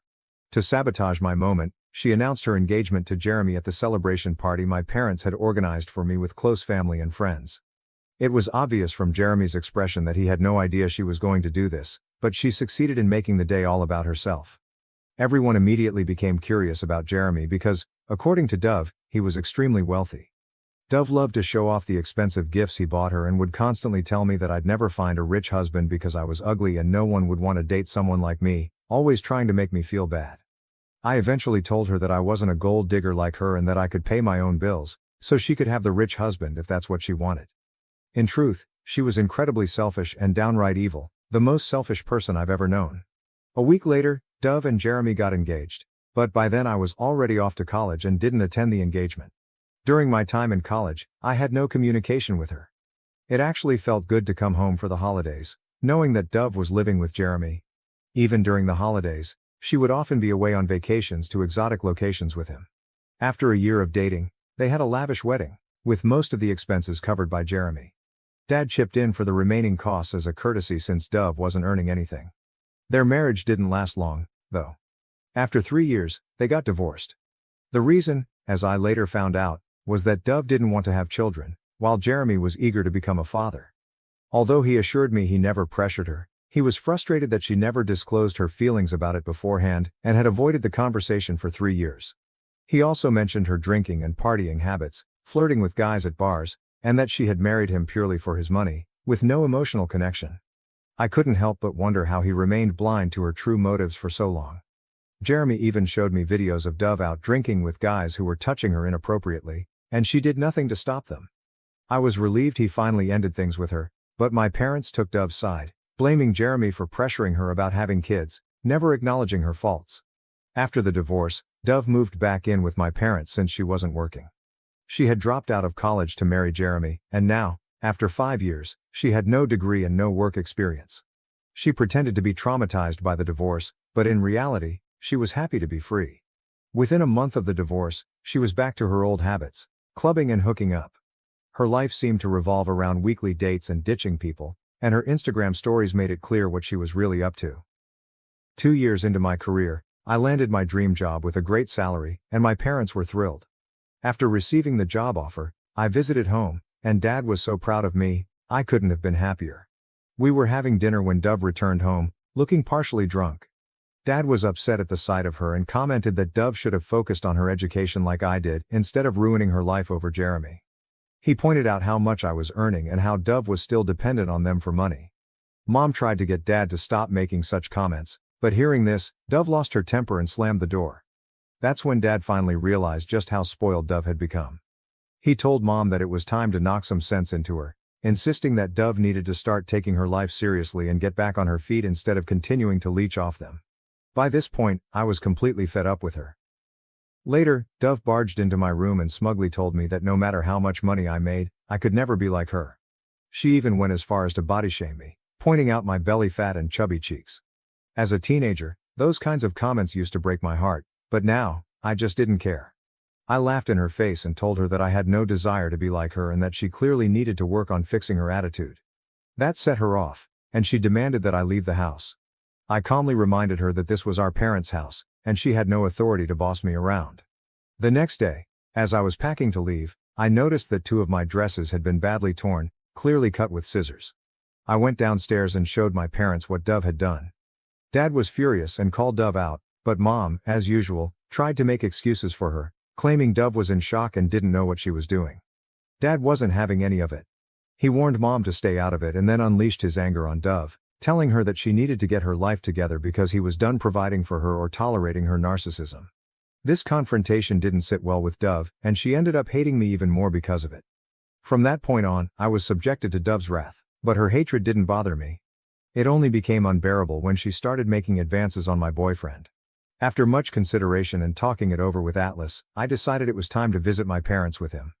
There was no point in hiding him from Dove any longer because, no matter how hard I tried, she would eventually find a way to get to him. My friends advised me that it was better to test his loyalty now than to risk losing him later. Dove would only succeed in her malicious intentions if Atlas allowed it. With a sense of dread, I showed up at my parents' house with Atlas. I tell you, she was practically throwing herself at him. As he was exchanging greetings with Mom and Dad, Dove almost forcefully pushed herself onto him for a hug. I have no idea what made her think Atlas would fall for her looks. She had completely transformed her appearance, dyeing her blonde hair black, getting all dressed up in a new outfit, with her nails and hair perfectly done, as if she was on a date with him. She tried to force her way into the conversation, but it was clear that everyone was ignoring her. At the dinner table, she quickly rushed to sit beside Atlas. When I asked her to move so I could sit there, she gave me an annoyed look but eventually complied. She kept asking Atlas about his interests, and if he mentioned liking something, she would immediately claim she liked it too, even if it was obvious she didn't. Then she'd go on about how she and Atlas were so compatible, winking at me as if to suggest I shouldn't take it seriously, though it was clear she was trying to cover up her intentions. Atlas was visibly uncomfortable, and he ignored her, continuing his conversation with Dad and Mom. Her desperate attempt was so blatantly obvious. After dinner, I decided to take a shower, leaving Atlas by himself. That's when Dove walked in, asking him to call her number because she claimed she couldn't find her phone. It was obvious that this was just a ploy to get his number. How twisted. Atlas also told me that while I was occupied with other things, Dove tried to play the victim, telling him her sob story about the divorce and how much mental distress it had caused her, dragging on about how it took her years to recover. To make matters worse, Mom even chimed in, blaming Jeremy and speaking ill of him. After a while, Atlas asked me if I wanted to go for a walk and give him a tour of the neighborhood. Before I could respond, my sister quickly stood up and said, "Sure." Atlas looked at her, surprised, and firmly stated that he wanted some alone time with me. Her face turned red with embarrassment and she quietly retreated to her room. It's only been a few days since that visit and I can already sense that Dove is planning more schemes to lure Atlas into her trap. I can't deny that it worries me, but at the same time, I trust my man and am curious to see how he handles her advances. Update 2. Hello everyone, I'm thrilled to share that I'm engaged. Atlas proposed to me last month during a trip and yes, he got down on one knee with a ring, and I couldn't stop gushing over it. But even after our visit to my parents, Dove didn't stop with her manipulative tactics. She started texting Atlas, asking how he was doing. Knowing that Atlas is a huge cat lover, Dove began flooding his inbox with cute cat videos, even though she never cared for cats before.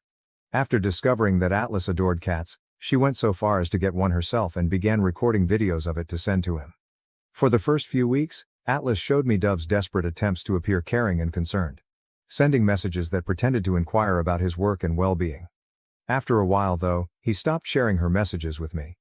I assumed she had finally given up on him and moved on, and we both shifted our focus back to more important things, especially with our busy work schedules.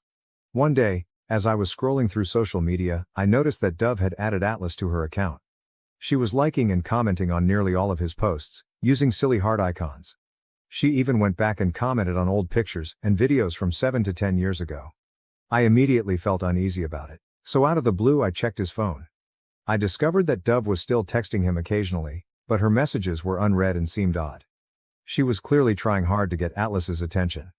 In his call logs, I saw missed calls from her, including one that came in around 3 a.m., which made me feel anxious. I confronted Atlas about why he hadn't told me that Dove was still texting him. He got a bit nervous and explained that he had been ignoring her and thought it was better if we didn't talk about her. I pressed him further about the calls, and he remained calm. Then he sat me down and explained that one day, Dove had called him, sounding really upset. He got scared, thinking something might be seriously wrong, but it turned out she just started talking about traumatic experiences related to Jeremy, saying she needed someone to talk to. Atlas told Dove that she should talk to her parents instead and that it wasn't appropriate to call so late. He also mentioned that she should have let me know first. That really struck a nerve with me, and I told him that keeping this from me wasn't okay and could lead to me losing trust in him. He reassured me that he would never fall for her tricks and that I had nothing to worry about.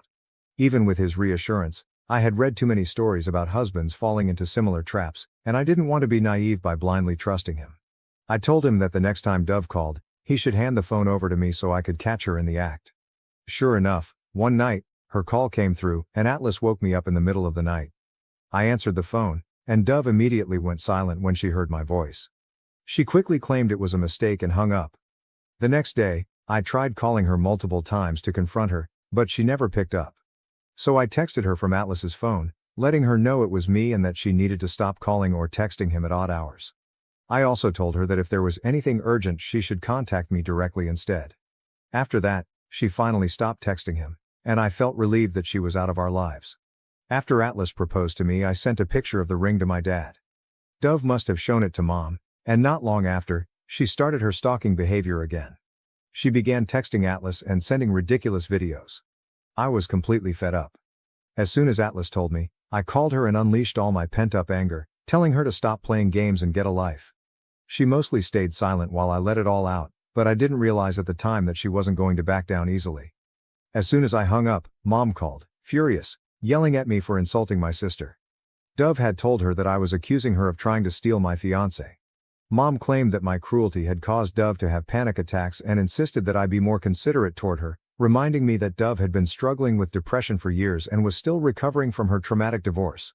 I found it laughable because Dove was never depressed about her divorce. I hung up the call and immediately informed Dad that if they continued to ignore Dove's behavior, I would have no choice but to cut them out of my life.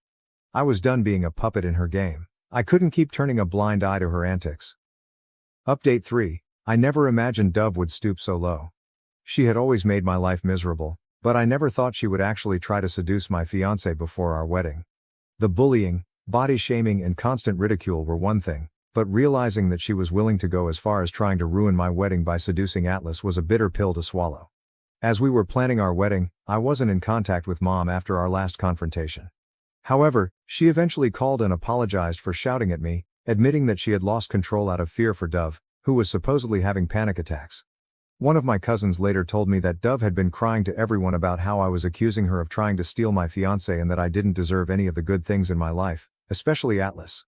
According to Dove, because she was the gorgeous one, she believed she should be the one getting the best of everything, not me. When I told Mom about this, she went quiet. She simply told me to forget everything and focus on my wedding and the happy life ahead. Fortunately, everything went as planned, and Dove managed to keep a low profile for a while. At the very least, she didn't interfere in our lives during that time. On the day of our wedding, we were at the venue, busy with final preparations, when I received a call from Atlas's best friend, asking me to come to Atlas's room with my parents. I jokingly teased him, saying that Atlas wasn't supposed to see the bride before the ceremony, but he insisted that this was something serious that needed to be dealt with before the wedding. My heart raced as I hurried to Atlas's room with my parents. When we arrived, Atlas was lying shirtless, drifting in and out of consciousness, while his groomsmen recounted Dove's devious actions. Apparently, while Atlas was getting ready, Dove had shown up with a drink. He initially refused it, but Dove persisted until he took a sip. Almost immediately, Atlas realized the drink was spiked. He excused himself and went to the washroom, where he called his friend, explained what had happened and asked him to come over. By the time his friend arrived, Atlas had partially passed out and was out of the washroom. Since his friend was sharing the room with Atlas, he had access and quickly turned on his camera as he entered. He overheard Atlas shouting at Dove to leave him alone while she was on top of him, undressing herself, and rubbing against him. This disgusting act was captured on camera. When Dove noticed Atlas's friend, she pretended they were making out, covered herself up and left the room, smirking at his friend and asking him not to tell anyone. Little did she know that she had already been caught on video. When we walked in, Atlas was still lying there, partially unconscious. The drink was so potent that even a few sips had left him severely dizzy with a pounding headache. The glass was still there, with solid particles settled at the bottom. It was an incredibly humiliating moment for my parents, who were in disbelief that Dove could do something so horrendous. My mom immediately called Dove and told her to come to Atlas's room. When she arrived, her lipstick was smudged, and she nonchalantly said, "I know you guys are mad at me, but it was mutual. Atlas loves me and has been making advances on me ever since we met. Today, he convinced me to have a one-time hookup before the wedding." My mom slapped her hard, telling her that we were aware of her lies and that everything had been recorded on camera. Dove was stunned by this revelation, and my parents wasted no time in kicking her out of the venue before she could cause any more trouble. Security was instructed not to allow her back inside. It was obvious that she had been trying to make it known that she had been with Atlas, hoping I would call off the wedding. My dad immediately called a doctor, who confirmed that Atlas had indeed been served a spiked drink, which had severely affected him. Atlas's parents and siblings were so upset that they wanted to confront Dove, but my parents had to apologize profusely to them to help calm the situation. The wedding had to be delayed until Atlas recovered, which took several rounds of vomiting to get through. Word of the incident spread quickly among the guests, who were buzzing with gossip for the next few days. Once Atlas had fully recovered, my dad walked me down the aisle. While I was happy to finally see Atlas as my husband, I couldn't shake the stress of everything that had transpired. During our vows, Atlas added an extra promise, vowing to protect our relationship from anyone who didn't want to see us together. After we returned from our honeymoon, my parents came to visit us and apologized to Atlas for all the trouble Dove had caused. My dad reassured us that Dove would be out of our lives for good. He had actually kicked her out of the house and told her to fend for herself. Despite this, I'm still struggling to move past the incident. My wedding was perilously close to being called off, and if Atlas's friend hadn't recorded what happened, I might never have believed that Atlas was innocent in all of this. Now to the next story, story 3. Mother-in-law ruined my wedding. By spiking my drink, then tried to buy my forgiveness with $5K, now we're left to navigate the fallout. My mother-in-law secretly spiked my drink at my wedding, causing me to faint and ruin the reception. Now she's trying to buy my forgiveness with $5,000 because my husband has made his decision. Hi everyone, I'm Rachel, 27F, and I just got married a week ago to my wonderful husband Jaden, 32M. The wedding felt like something straight out of a telenovela. This whole journey began 2 years ago at a local coffee shop. I was a regular there, always needing my morning caffeine fix to start the day. One day, I noticed a tall guy with kind eyes standing in line behind me. He seemed nice, but to be honest, I wasn't really paying much attention. All I could think about was getting my hands on a latte. Later that same week, I bumped into him again, and this time, we ended up chatting while waiting for our coffees. We talked about everything. Our favorite books, weird childhood stories, and even our mutual love for that cozy little coffee shop. We laughed a lot, and for the first time that day I felt truly awake. Looking back, I realized that I was quick to judge at first. Perhaps because I was so absorbed in my routine or because Jaden wasn't the kind of guy I typically gravitated toward. But that day, something shifted in me. There was a genuine kindness in him, a warmth in his smile that I couldn't ignore. We exchanged numbers and that very night, Jaden texted me, asking if I wanted to grab dinner sometime. We ended up going to this tiny Italian place hidden away on a side street. The food was incredible, but the best part was our conversation. We talked for hours, and it felt effortless. We discovered we had a surprising amount in common, a love for old movies, a secret passion for karaoke, even though neither of us is very good, and a shared obsession with tacos. Over the next few weeks, we started seeing more and more of each other. We went on hikes, explored museums, and even tried, and failed, to take a pottery class together. The more time I spent with Jaden, the more I realized how special he was. He was funny, intelligent, supportive, and always knew how to make me smile. He pushed me to be a better person and made me feel like I could be completely myself around him. Then, on our second anniversary, Jaden surprised me with the most incredible proposal. We were on a weekend getaway to a charming cabin in the mountains.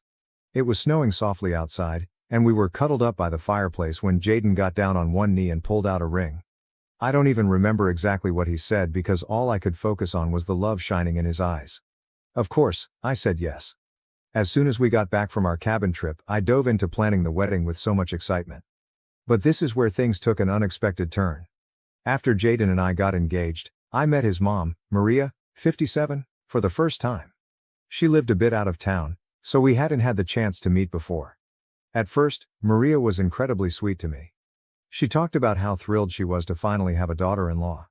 Jaden was her only child, and she mentioned that she had always wanted more children. So having me join the family felt like a big deal to her, almost like gaining another child. She even hugged me warmly and said she couldn't wait to get to know me better. However, things began to change rather quickly. That weekend, Maria came to stay with us to help with some wedding planning and to spend more time together. Initially, I was thrilled, thinking we'd bond and grow closer. But as the weekend progressed, her attitude shifted in a way that made me uncomfortable. The first passive-aggressive remark came during breakfast on Saturday morning. I had made a batch of my favorite pancakes, and while Jaden was outside enjoying his coffee, Maria looked at me with a smile and said, "Oh, I guess you don't worry too much about carbs, huh?" I laughed it off at the moment, assuming it was just a casual comment, but it stung a bit. Later that day, as we were flipping through some wedding dress magazines, Maria pointed at a model and remarked, "This dress is stunning, but it's meant for someone with a very specific figure. Not everyone can pull it off." She glanced at me as she said it, and it felt like a subtle dig, suggesting she didn't think I could wear something like that. I just nodded and tried to brush it off, but the comment lingered, making me feel self-conscious. The remarks kept coming. When we were out shopping for some decorations, she casually mentioned, "You know, my friend's daughter lost 20 pounds for her wedding. She looked so stunning. Have you thought about doing something like that?" I was taken aback and didn't really know how to respond. I mumbled something about being content with my body as it is, but it left me feeling judged, as if she thought I should be trying to lose weight for the wedding. The next morning, while she was looking through my kitchen cupboards, she commented, "Oh, you have a lot of snacks here. I'd try to keep my house a bit more on the healthy side. You don't want to gain weight before the wedding, do you?" I couldn't believe she was still harping on about my weight, and it was beginning to really hurt my feelings. It felt like she was picking on me, even though she always had a smile on her face and spoke in a seemingly kind tone. What struck me as odd was that Maria never made those comments in front of Jaden. It was as if she had a switch she could flip on and off. When Jaden was around, she was all smiles and sweet words, but the moment he stepped out or was in another room, she'd start making those passive-aggressive remarks. I felt like I was living in two different worlds, one where I was accepted and loved, and another where I was constantly judged and criticized. Initially, I didn't think it was necessary to bring this issue up with Jaden.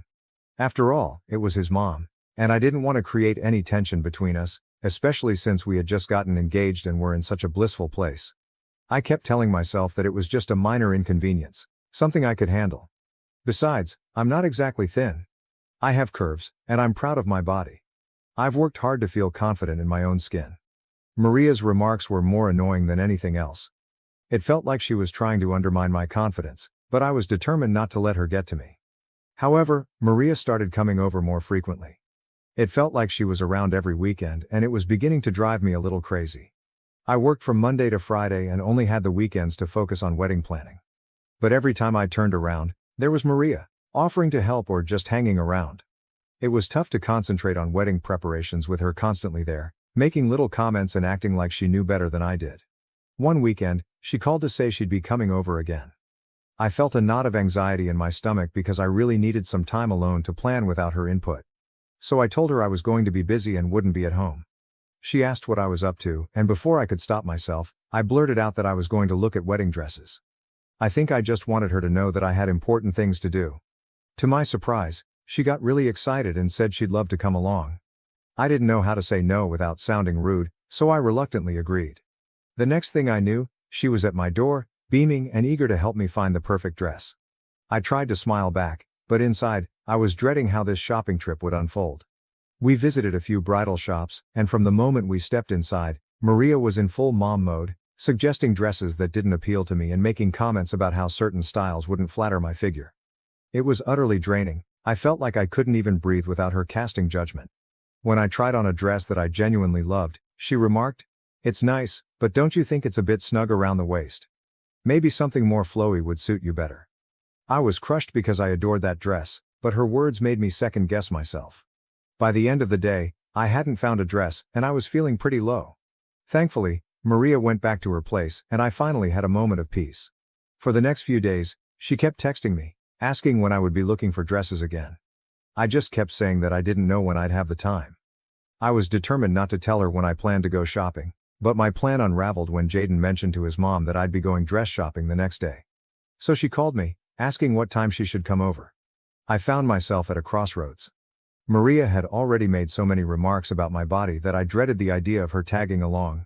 I knew that if I took her with me to the bridal shop, she would ruin the day with more comments and judgments, so I decided to come up with an excuse. I told her that the bridal shop had a rule allowing only 2 people to accompany me, and my mom and maid of honor were already on their way. I realize now that it was a pretty lame excuse, but at that moment I couldn't think of anything else. Maria quickly pointed out how ridiculous my explanation was and said, "What kind of bridal shop only allows 2 people? That's just silly." I fumbled for a response and said, "I know it's weird, but that's what they told me." I was sweating bullets because I knew how flimsy my lie sounded. I hurriedly told her I had to go and ended the call before she could ask any more questions. As soon as I hung up, a huge wave of guilt washed over me. I hated lying, especially to Jaden's mom, but I just couldn't face another day of her making me feel bad about myself. I decided to focus on the positive and remind myself that this day was supposed to be fun and exciting. My mom and maid of honor picked me up and we headed to the bridal shop. I did my best to shake off the lingering guilt and just enjoy the moment, and in the end, I found a dress that I absolutely loved. After that, Maria didn't call, text, or even visit our house. She still kept in touch with Jaden, which was a bit of a relief since it avoided any awkwardness between them. I sent her a picture of me in the wedding dress, hoping to share some of my excitement with her. She responded with just a thumbs up emoji and nothing else. I wasn't sure how to interpret that, but I decided not to overthink it. With so much to do as the wedding approached, I didn't have time to dwell on her reaction. As the wedding day drew nearer, I became increasingly busy with all the preparations. Honestly, I didn't reach out to Maria again. There was so much to coordinate, finalizing the guest list, confirming the caterers, and ensuring that all the decorations were perfect. Finally, the big day arrived. It exceeded all my expectations. The ceremony was beautiful, and I couldn't stop smiling as I walked down the aisle toward Jaden. The look on his face when he saw me in my dress was priceless, making all the stress of planning worthwhile. We said our vows, exchanged rings, and just like that, we were married. The reception started off perfectly. The venue was gorgeous, the weather was ideal, the food was delicious, and everyone seemed to be having a great time. I loved our first dance. Jaden and I had taken a few dance lessons and we managed not to step on each other's toes. It felt like a fairy tale, and I was on cloud 9. Everything was going smoothly until I decided to get a drink. I walked over to the bar for something refreshing, and there was Maria, standing right there. She turned to me with a big smile and said, "You look like you're having a wonderful time. Let me get you a drink, just relax and enjoy yourself." I was a bit taken aback by her sudden enthusiasm but thought maybe she was trying to make up for all the awkwardness. She handed me a Shirley Temple, and I thanked her and took a sip. A few minutes later, I started feeling drowsy, but I assumed it was just because I was tired. Then, I fainted on the floor and lost consciousness. Everything went black, and the next thing I knew, Jaden was panicking and calling for an ambulance. I could hear the worry in his voice as he tried to keep me awake. People were gathering around, but it was all a blur. When the EMTs arrived, they quickly brought me back to consciousness and began asking questions about what I had eaten and drunk that day. I told them everything, including the meal I had at the reception and the Shirley Temple that Maria had given me. They expressed concern and asked if there was anything unusual or if I had taken any medication. That's when Maria, looking a bit guilty, stepped forward and admitted that the drink she gave me had alcohol in it. She explained that she didn't think it would be a big deal and thought it would help me relax. I was stunned. Why would she add alcohol to my drink without telling me? The situation became even more complicated when my maid of honor, Emily, spoke up. She informed the EMTs that I had taken some anxiety medication just minutes before walking down the aisle. I had been so anxious about everything going off without a hitch that I took a small dose to calm my nerves. It turned out that the combination of the medication and the alcohol in the drink was what caused me to collapse. There must have been some kind of chemical reaction that knocked me out. The EMTs explained that mixing alcohol with certain medications can be very dangerous and that I was fortunate the outcome wasn't more severe. After the EMTs left, Jaden turned to Maria and demanded that she leave. His voice was shaking with anger, and Maria looked completely shocked. She tried to explain, insisting she hadn't meant any harm and that it was all just a misunderstanding, but Jaden wasn't having any of it. He shouted at her to leave the reception immediately. I had never seen him so furious, and it broke my heart to witness his anger towards his mom on what was supposed to be a joyful day. With all the chaos, I wasn't feeling well, and the mood at the reception took a nosedive. Guests started to feel uncomfortable, and the joyous atmosphere we had worked so hard to create just vanished. People began leaving one by one, and before we knew it, the reception ended early. It was devastating to see everyone leave so soon, and I felt like the day I had been dreaming of for so long had been ruined. Jaden and I went back to our hotel room, and I was left trying to process everything that had happened. I felt numb, exhausted, and overwhelmed with sadness. This day was supposed to be one of the happiest of my life, but instead, it had turned into a nightmare because of a careless prank. I couldn't believe that Maria's actions had destroyed our special day. Maria kept texting and calling both me and Jaden, but neither of us responded. We needed some time to process everything and figure out our next steps. I could see that Jaden was deeply troubled by the situation. He loved his mom, but he was also incredibly hurt and angry over what she had done. It was a difficult situation, and I had no idea how to fix it. When we finally returned home, I tried to put the whole incident behind me and focus on starting our new life together, but it wasn't easy. Every time I thought about our wedding day, I felt a pang of sorrow. I kept replaying the events in my mind, wondering how things could have turned out differently if Maria hadn't pulled that prank. It felt like a dark cloud hanging over what should have been a beautiful memory. Thankfully, we soon left for our honeymoon, and it was such a relief to escape all the drama and stress. Jaden and I had an amazing time exploring new places and creating beautiful memories together. It was the perfect getaway, and for those 2 weeks, I felt like everything was back to normal. We laughed, relaxed, and enjoyed each other's company without a care in the world. When we returned home, reality hit us hard. The moment we pulled into the driveway, there was Maria, standing at the door. My heart sank, and a wave of anxiety washed over me. I had anticipated this confrontation, but I wasn't prepared for it to happen as soon as we got back. What made it worse was that she didn't offer an apology. Instead, she kept insisting that it wasn't her fault and that it was all just a prank. She tried to justify her actions, saying things like, "I didn't think it would hurt you. And I just wanted to lighten the mood." It was infuriating to watch her refuse to take responsibility for what she had done. I couldn't believe she was trying to downplay the whole incident as if it were just a harmless joke. Jaden couldn't hold back any longer. He snapped and told her that enough was enough. He said she had crossed a line and needed to own up to her actions. He made it clear that the only way he would talk to her again was if she apologized to me. He told her that she had hurt me deeply, and it was not acceptable.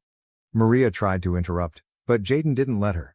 He went on to say that from now on, they would only be seeing each other during holidays. No more random weekend visits, no unnecessary calls.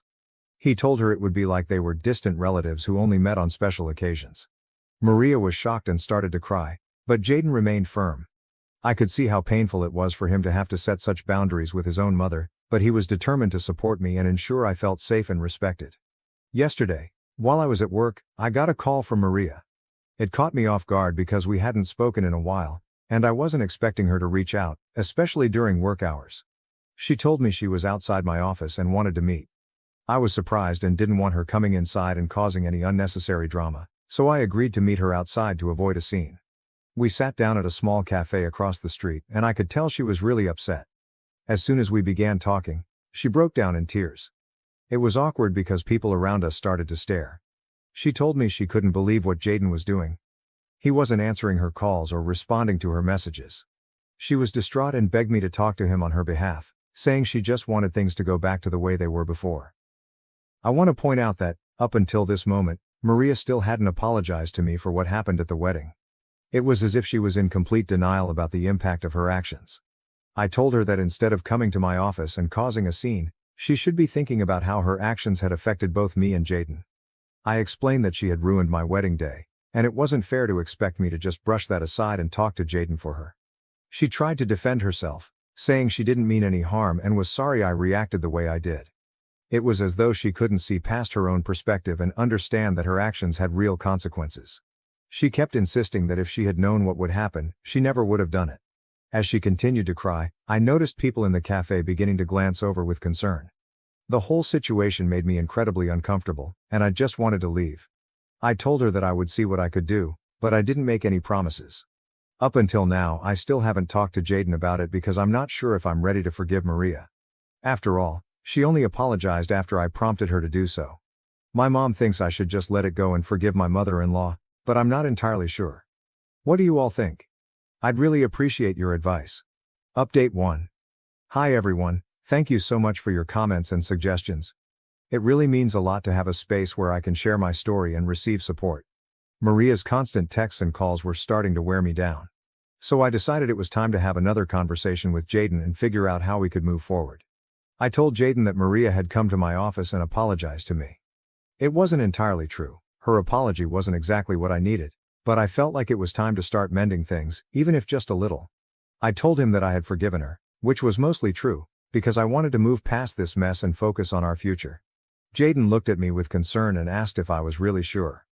I assured him that I was ready to move on, but we needed to set some boundaries with his mom to avoid any more drama. He seemed relieved that I was willing to forgive her, but he also recognized that this wasn't just about me, it was about us as a couple and our need for peace and stability. After our talk, Jaden texted Maria, letting her know that he was glad she had apologized to me and that we were ready to try and move forward. However, he also made it clear that the boundaries we set before still stood: no more dropping by unannounced, no more constant calls, and no more overstepping her limits. He told her that we needed some space to focus on our own lives. Maria responded almost right away, saying that she was sorry for everything and that she just wanted to be a part of our lives. She promised to respect our boundaries and give us the space we needed. I still have mixed feelings about the whole situation. On one hand, I'm glad that Maria seems to be taking our boundaries seriously, but on the other, I still feel a bit uneasy because I know that one slip-up could bring all the drama back. I'm trying to focus on the positive and remind myself that we are making progress, even if it's slow. Some of you have asked about my anxiety, and I want to thank you for your concern. I don't feel comfortable going into too much detail, but I do want to clarify that my anxiety wasn't about Jaden or our relationship. I knew he was the one for me from the moment things got serious between us. The anxiety was more related to the wedding day itself and the immense pressure that comes with planning such a big event. We had over 200 guests attending, and I was determined for everything to be perfect. I worried endlessly about all the little things that could go wrong, like the food not turning out well, the music not being enjoyable, or the decorations not living up to my expectations. The thought of any detail going awry made me incredibly anxious. I wanted our guests to have an amazing time and to remember our wedding as a beautiful and joyous celebration. Update 2. Hi everyone, something unexpected happened, and I'm still trying to figure out how to feel about it. Things were going smoothly until last weekend when Jaden received a call from Maria inviting both of us to dinner at her place. She mentioned that it was important for us to have this dinner to start getting things back to normal after everything that had happened. Jaden told me about the invitation and asked what I thought.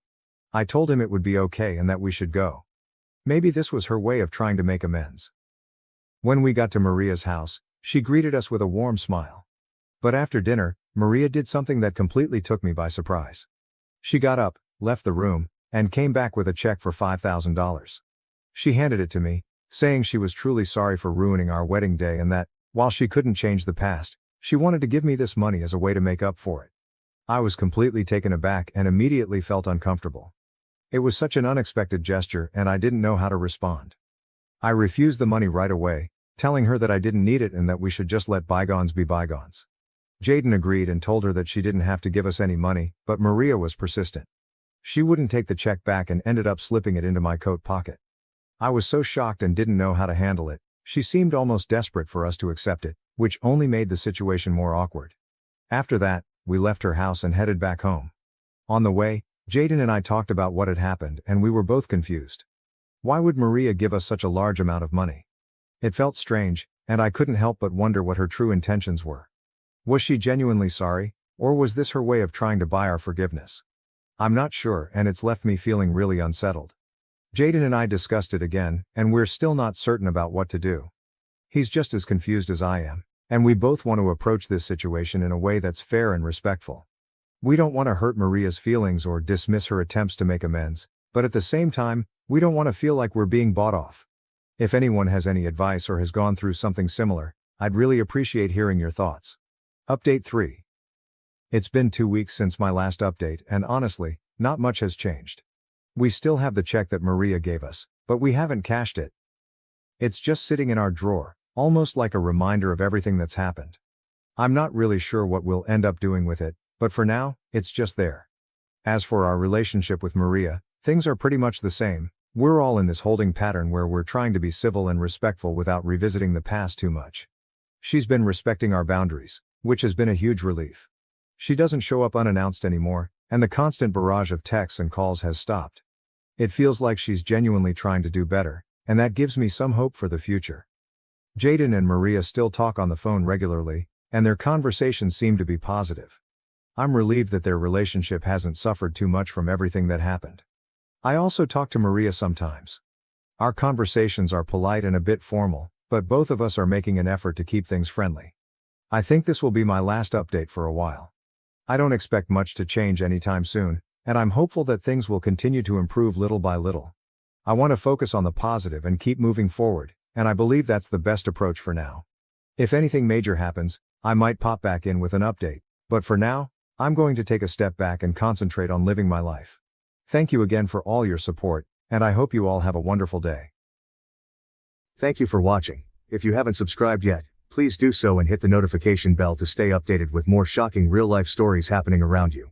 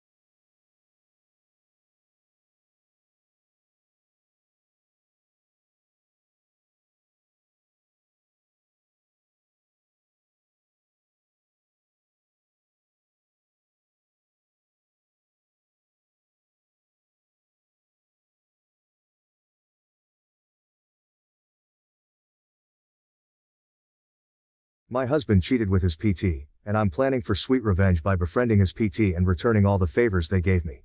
I'm Victoria 31, with what I thought was a dream job, a cozy home, and a marriage that felt right out of a rom-com. But then, out of the blue, Aaron, my usually laid-back husband who'd rather spend his evenings with a cold beer in front of the TV, started changing his stripes. One day he's your typical beer-loving couch potato, and the next, he swapped the remote for dumbbells and is hitting the gym with a reel that's honestly baffling. It wasn't just a casual, maybe I'll lose a couple of pounds kind of gym routine. No, Aaron was on it like he was training for the Olympics or something. Gym sessions 7 days a week, sometimes even twice a day. I first noticed something was off when he started leaving for the gym at odd hours.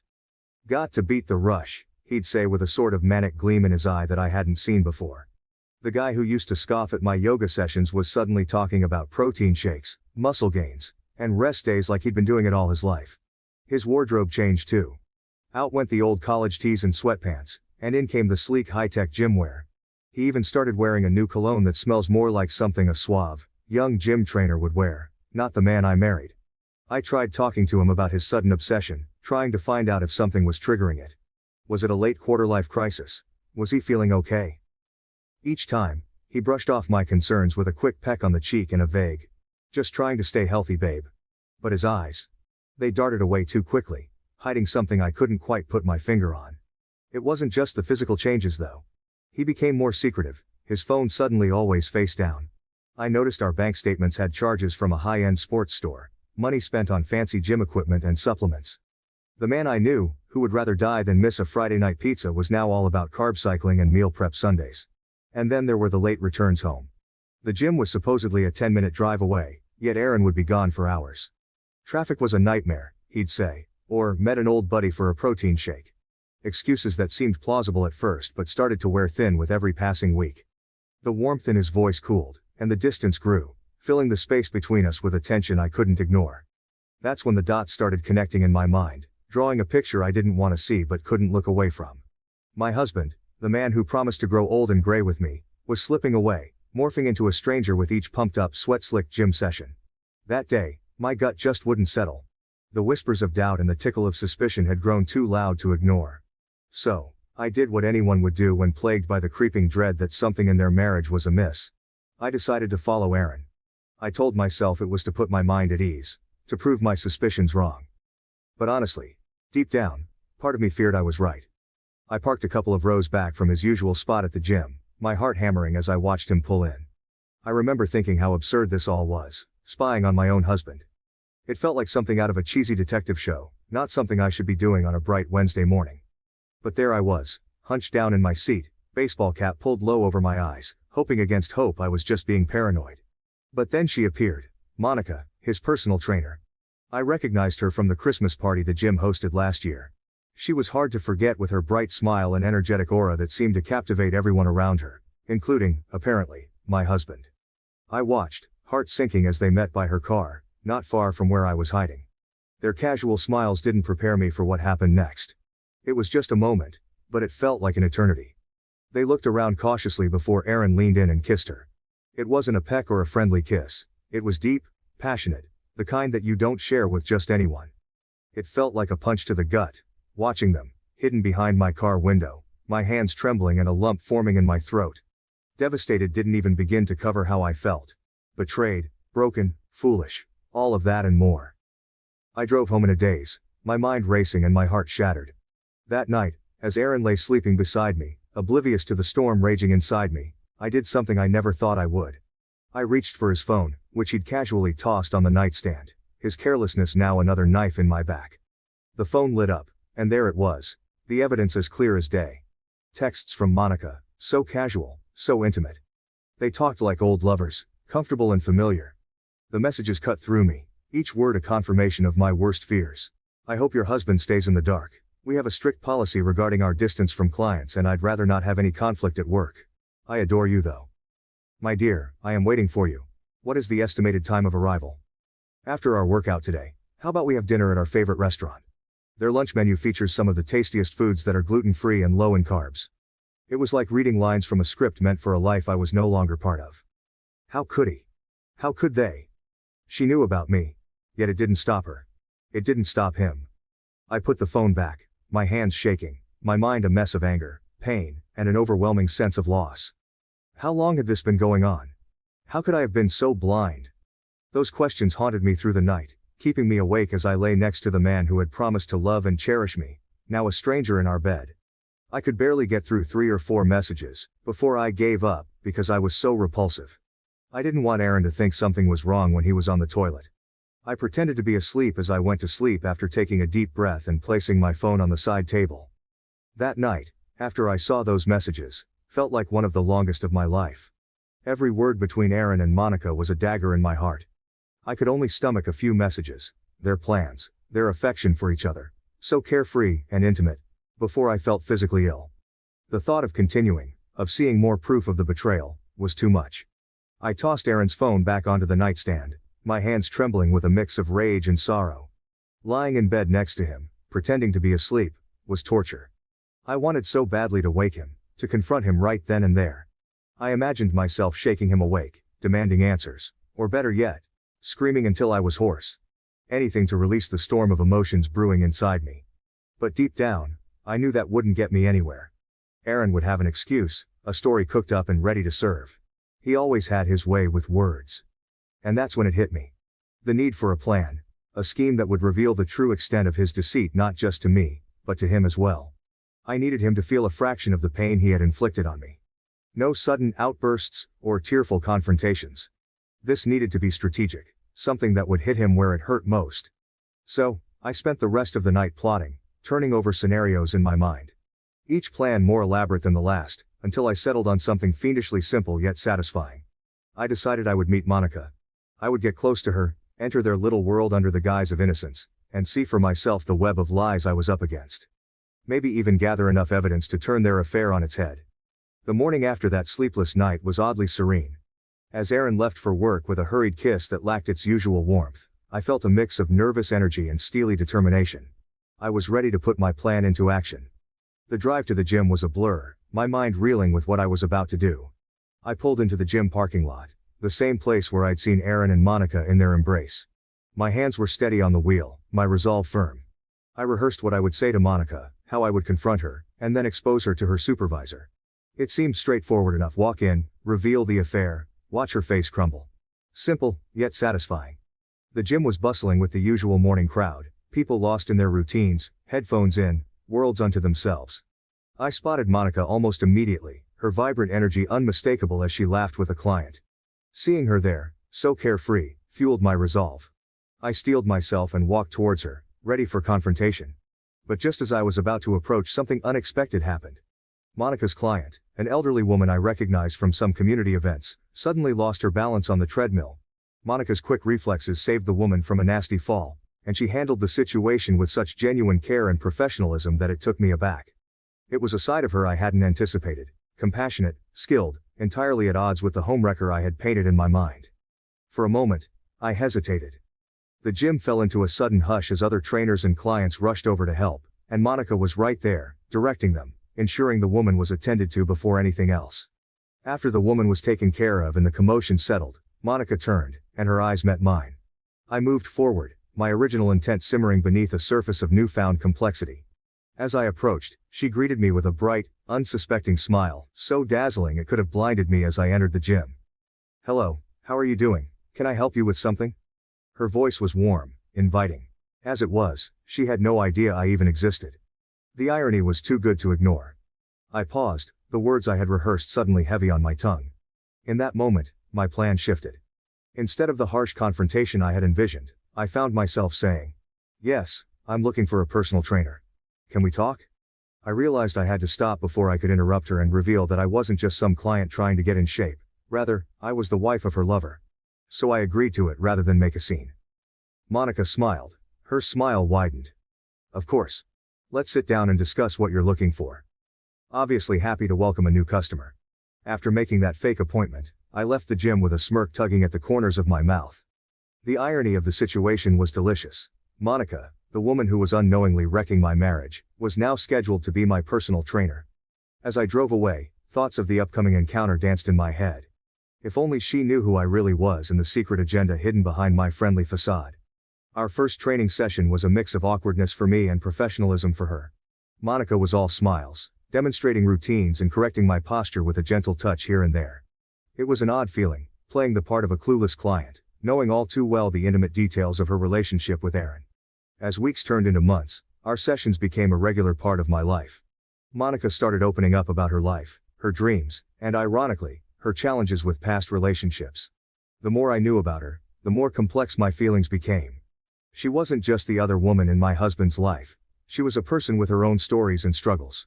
Our relationship evolved beyond the gym. Coffee dates after a sweaty session became our thing. We'd laugh over lattes about silly gym mishaps or debate the best protein bars.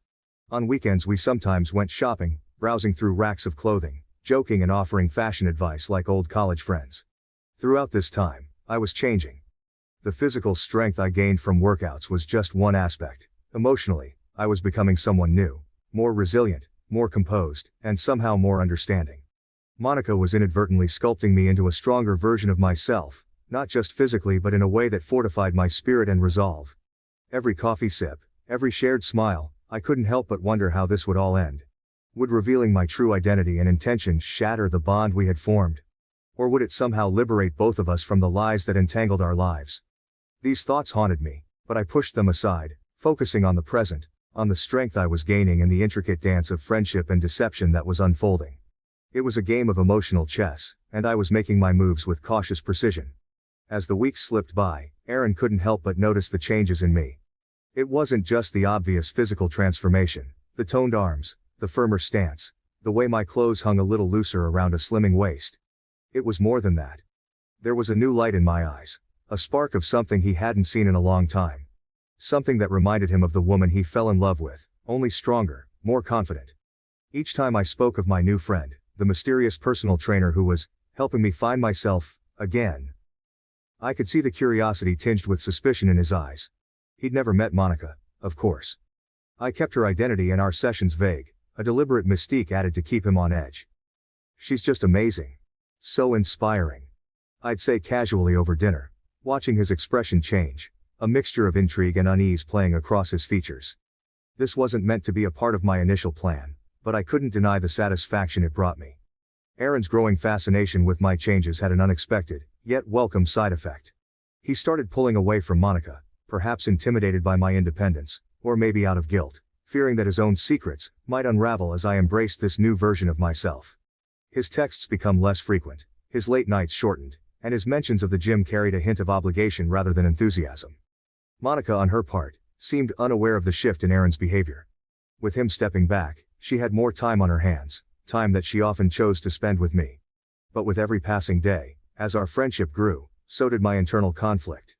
The lines between deception and genuine connection blurred, leaving me to grapple with the unfolding moral complexities of my actions.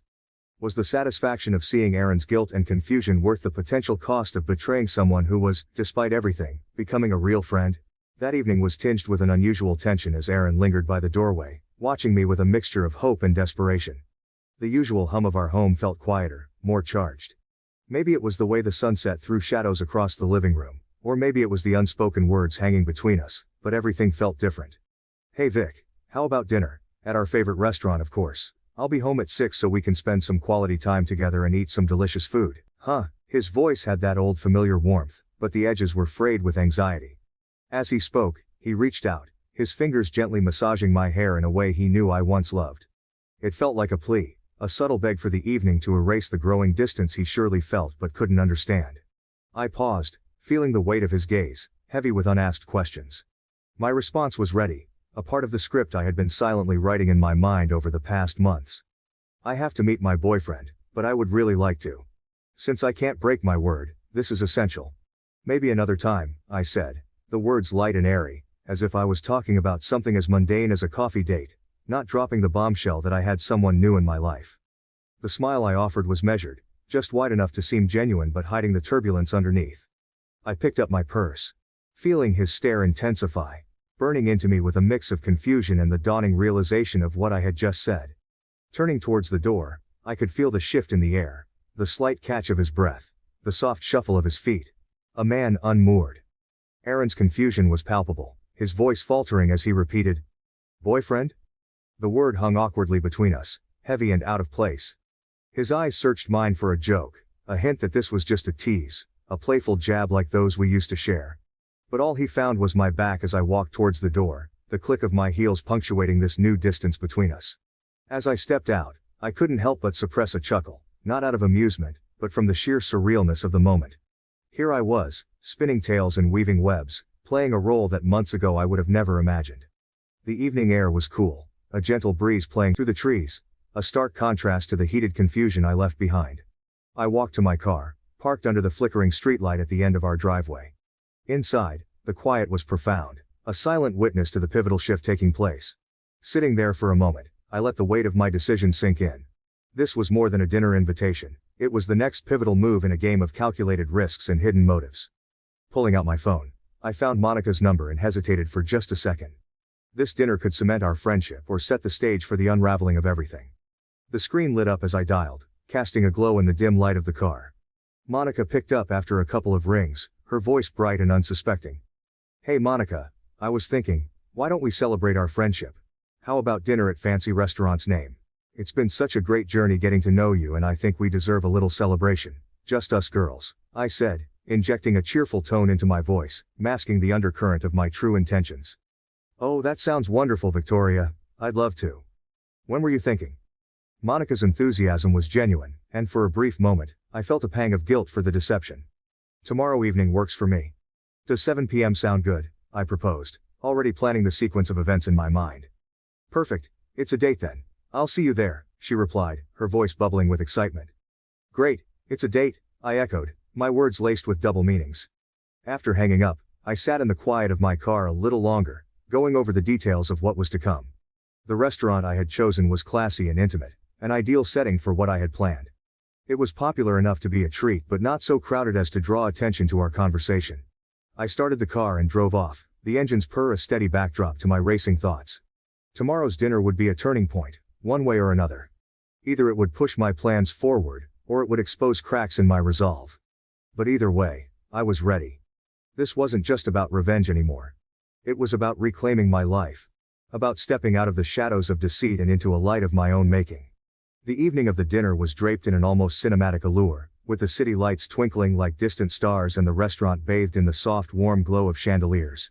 The tables were set with crisp linens and sparkling glassware, creating a refined but inviting ambiance. I arrived a few minutes early, taking a moment to absorb the setting, each detail sharpening my resolve for what was about to unfold. Monica arrived looking radiant, her smile wide as she approached the table. Her enthusiasm was infectious, and for a moment, it was easy to forget the complex web of deceit that had drawn us here. We exchanged pleasantries and sat down, the clink of our glasses punctuating the start of what was supposed to be a celebratory dinner. She was about to propose a toast to our friendship, her glass raised in anticipation, when the unexpected happened. The restaurant door opened, and in walked Aaron. His entrance was like a scene straight out of a movie, unexpected, dramatic, and perfectly timed. "Monica, what are you doing here?" The look on his face as he spotted us together was a mix of confusion and shock, his steps faltering as he tried to process the scene before him. "Do you know each other?" Aaron's expression of utter horror was striking. The room seemed to stand still, the background noise fading into a muted hush as all eyes turned toward our table. I saw regret wash over him. Monica's glass hovered in mid-air, her smile fading into a look of confusion. She turned to me, her eyes searching for an explanation, then back to Aaron, trying to gauge his reaction. The air was thick with tension, each second stretching into eternity as the pieces began to fall into place in her mind. Dressed in a gorgeous red outfit that accentuated my newfound confidence, I maintained my composure, my face a mask of serene confidence. Inside, my heart was racing, but outwardly, I was the picture of calm. "Aaron, how unexpected to see you here," I said, my voice steady, betraying none of the turmoil that churned beneath the surface. Aaron approached our table, his initial shock giving way to a cautious curiosity. "I didn't realize you two knew each other," he said, his eyes darting between us, looking for answers in our expressions. The situation was ripe with irony, the secret connections and hidden truths all converging in this unexpected public confrontation. Monica set her glass down, her cheerful demeanor replaced by a growing realization of the situation's gravity. "Yes. We've become good friends," she managed to say, her voice a mix of defiance and uncertainty. The waiter approached, oblivious to the undercurrent swirling around our table, and cheerfully asked if we were ready to order. It was almost comical, this return to mundane matters after such a dramatic revelation. Aaron waved him away, his mind clearly elsewhere, focused on the unfolding drama. As Aaron stood there, the pieces of the puzzle slowly coming together in his mind, I could see the conflict play out across his face: surprise, betrayal, realization. It was all there, a silent testimony to the complexity of human emotions. As the tension at our table reached a palpable level, I decided it was time to take control of the evening. Standing up, I took a spoon and gently tapped it against my glass, the clear crisp sound cutting through the murmur of the restaurant. Heads turned toward us, curious eyes and hushed whispers filling the room as I prepared to address the gathered crowd. "Good evening everyone," I began, my voice steady and projecting a confidence that I felt was crucial to maintain in that moment. "Let me introduce myself as Victoria, and say how much I appreciate these two individuals in my life." I gestured gracefully towards Aaron and Monica, giving them each a nod that was both acknowledging and measured. The room fell into a deeper silence, the patrons and staff alike sensing the unfolding drama. "I appreciate you accepting my invitation to dinner tonight, Aaron and Monica. I would like to share with you," I continued, pausing momentarily, as I noticed Aaron's nervous hand movements. He was fidgeting, his fingers twisting a napkin, his discomfort visible to all. This pause was deliberate, a moment to let the weight of my words sink in, not just for Aaron and Monica, but for everyone in earshot. The clinking of the glass had not only served to silence the room but also to fortify my resolve. As I stood there, with all eyes on me, I felt a mix of empowerment and inevitable sadness. This was not just a revelation, it was an acknowledgement of the significant shifts in my life and relationships.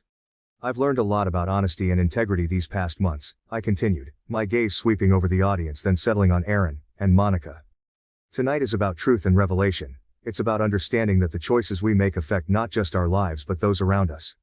Aaron, Monica, you both have been pivotal in teaching me these lessons." The words hung in the air, heavy with meaning and implication. Aaron's eyes widened slightly, a hint of fear or perhaps realization dawning upon him. Monica, ever the composed one, maintained a steady, if somewhat strained smile. But her eyes were cautious, wary of what I might reveal next. "This dinner," I said, pausing to gather my thoughts, "is my way of saying thank you. Thank you for the lessons, for the pain, and for the strength I've gained. It was necessary, and it has prepared me for a new chapter." My voice was calm but carried an undercurrent of deep emotion that I could feel bubbling just beneath the surface. As the dinner guests around us resumed their subdued chatter, I leaned forward, my voice dropping to a more intimate timbre, ensuring that Aaron and Monica could hear every word distinctly. "I have undergone a mental and physical transformation in the last 3 months," I began, my gaze locking onto Aaron's, which flickered with a cocktail of emotions: regret, fear, perhaps a touch of admiration. "Aaron, my love, you saw the change and were scared, right?" His eyes darted away, unable to hold my stare, his discomfort visible as he adjusted his collar, a subtle acknowledgement of my accusation. "You pushed your lover away because you believed you would lose me." Turning slightly, I addressed Monica, who had maintained a composed facade until now. "Furthermore, Monica, my dear friend, you had no idea how important you are to my greater plan." Her expression, which had been one of polite attention, cracked just a bit. The corners of her eyes tightened, her smile faltered, and there was a subtle shift in her posture as she leaned back slightly, as if the weight of my words physically impacted her. Monica's face was a canvas of confusion and dawning realization. The atmosphere at the table thickened, charged with the tension of my revelations. The clatter of cutlery and murmur of voices around us seemed to fade into the background as this private drama unfolded in its own quiet storm. "This was the one she didn't expect," I continued, my voice softer now, more reflective. "You see, every step of my newfound journey, every session at the gym, every coffee, every shopping trip, it wasn't just about rebuilding myself or forming a friendship. It was about setting the stage, about crafting a scenario where the truths could no longer stay hidden." As I spoke these words, I could see the cogs turning in Monica's mind, the pieces falling into place. Her initial shock was replaced by a deeper, more resigned understanding. She looked from me to Aaron, and back again, her eyes narrowing, not with anger, but with a sort of pained acceptance. Aaron, meanwhile, sat frozen, his earlier nervous energy now stilled by the gravity of my words. He knew, in this moment, that the dynamics of our relationships, his with Monica, mine with him, and my unlikely friendship with her, had been irrevocably altered. The facade had not only cracked but shattered, revealing the stark and complicated truths beneath. "The twist is that I found someone new who loves me for who I am," I said, pausing to savor the moment. At that exact moment, an elegant man walked into the restaurant with almost perfect timing. He came straight to our table and took my hand. At that exact moment, his warm touch was all I needed. My announcement, "Everyone, meet my new friend Jack," was met with a mixture of amazement and skepticism from those seated around the table. As far as you're concerned, Aaron, I began, my voice steady and resolute. I'm getting a divorce. I paused, letting the words hang between us, stark and undeniable. Remember our prenup? The one that mentioned cheating. My eyes held his, unflinching, as I watched the realization sink in, the color draining from his face. He opened his mouth, possibly to object or to plead, but no words came. I nodded towards Monica, adding, thanks to my new best friend here, I have all the evidence I need. So, everything you own will soon be mine. Then I turned my attention to Monica, who had been a silent spectator to my revelation to Aaron. Her face was a mask of controlled emotion, but her eyes betrayed a hint of fear, uncertainty about what my words would mean for her. Of course, I'm telling your boss everything, my dear Monica, I continued, the tone of my voice softer, but every bit as firm. It's not a good idea to try to rob someone of their husband. I'm sorry, but it looks like you're going to have to find a new gym. Her reaction was subtle, a slight tightening of her jaw, a fleeting look of resignation. This was not the outcome she had anticipated when she became involved with Aaron, and now she faced the professional repercussions of those choices. The table was silent, the tension like a thick fog around us. The rest of the restaurant carried on unaware, the clink of glasses and the murmur of conversations a distant backdrop to our personal drama. I looked between Aaron and Monica, seeing the impact of my words settling over them. This was not just a confrontation but a declaration of my newfound strength and independence. Turning back to Aaron, I softened my tone slightly, not out of sympathy, but out of a desire to close this chapter with a semblance of dignity. We had good times, Aaron, but you chose this path. I wish things could have been different. The atmosphere in the restaurant was charged as the finality of my words sunk in. Monica's face, previously composed, now mirrored a mix of shock and dawning comprehension as she realized her role in the narrative I had carefully constructed. Her shock was palpable, her eyes wide as she grappled with the realization that she had been merely a pawn in my broader strategy. Across from her, Aaron's complexion turned a ghostly shade of pale, his features etched with disbelief and despair. He opened his mouth to say something, perhaps an apology or an explanation, but the words seemed to fail him. Vic, he began, his voice a hoarse whisper, but I was not there to listen to half-hearted apologies or excuses anymore. Keep it. I've had enough, I interrupted sharply, my tone final, leaving no room for ambiguity. My words cut through the tense air, severing whatever feeble hope Aaron might have held that this could be mended. Monica, still reeling from the revelation, made a feeble attempt to apologize, her voice trembling slightly. I didn't realize. Maybe next time you'll think twice before getting involved with a married man, I said, cutting her off as well. The edge in my voice was not just from bitterness but also from a reborn sense of self-worth, a declaration that I would no longer be a victim in anyone's story, including my own. As Aaron and Monica gathered their things, their movements sluggish, weighed down by their own guilt and regret, they left the restaurant. Their exit was quiet, almost pitiful, a stark contrast to the bombastic drama that had just unfolded. Left at the table with Jack, the friend who had stood by me through this transformation, we watched them leave, a symbolic closure to the chaos that had upended my life. Jack and I then turned to each other, a knowing look between us. We raised our glasses, the crystal catching the light, sparkling as brightly as the resolve in our eyes. To honesty, new love, and perfect revenge, I toasted, the words feeling like a cleansing breath. Jack echoed the sentiment, his smile supportive and understanding. As we clinked glasses, the sounds of the restaurant returned to my awareness, the gentle hum of conversations, the soft music playing in the background, life moving around us. This toast wasn't just about reveling in the downfall of those who had wronged me. It was a celebration of rebirth, of reclaiming control over my narrative and stepping into a future where I was the author of my own life story. Me and my girlfriend were on a romantic trip in Italy after some months of emotional distancing, due to work. Then on the final days she suddenly wanted to stay without me to find herself despite the plan.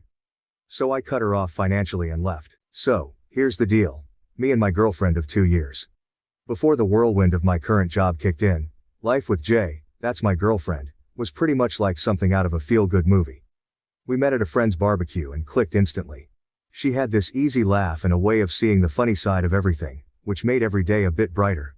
We spent countless evenings just walking through the park, cooking together, or binge-watching series. We were that couple always holding hands, always planning the next fun thing. Back then, my work was steady, predictable 9 to 5 hours, so I always had ample time for us. But as things picked up at work, with me stepping into a more demanding role, our dynamics began to shift. It was subtle at first, missing a dinner date here, canceling plans there.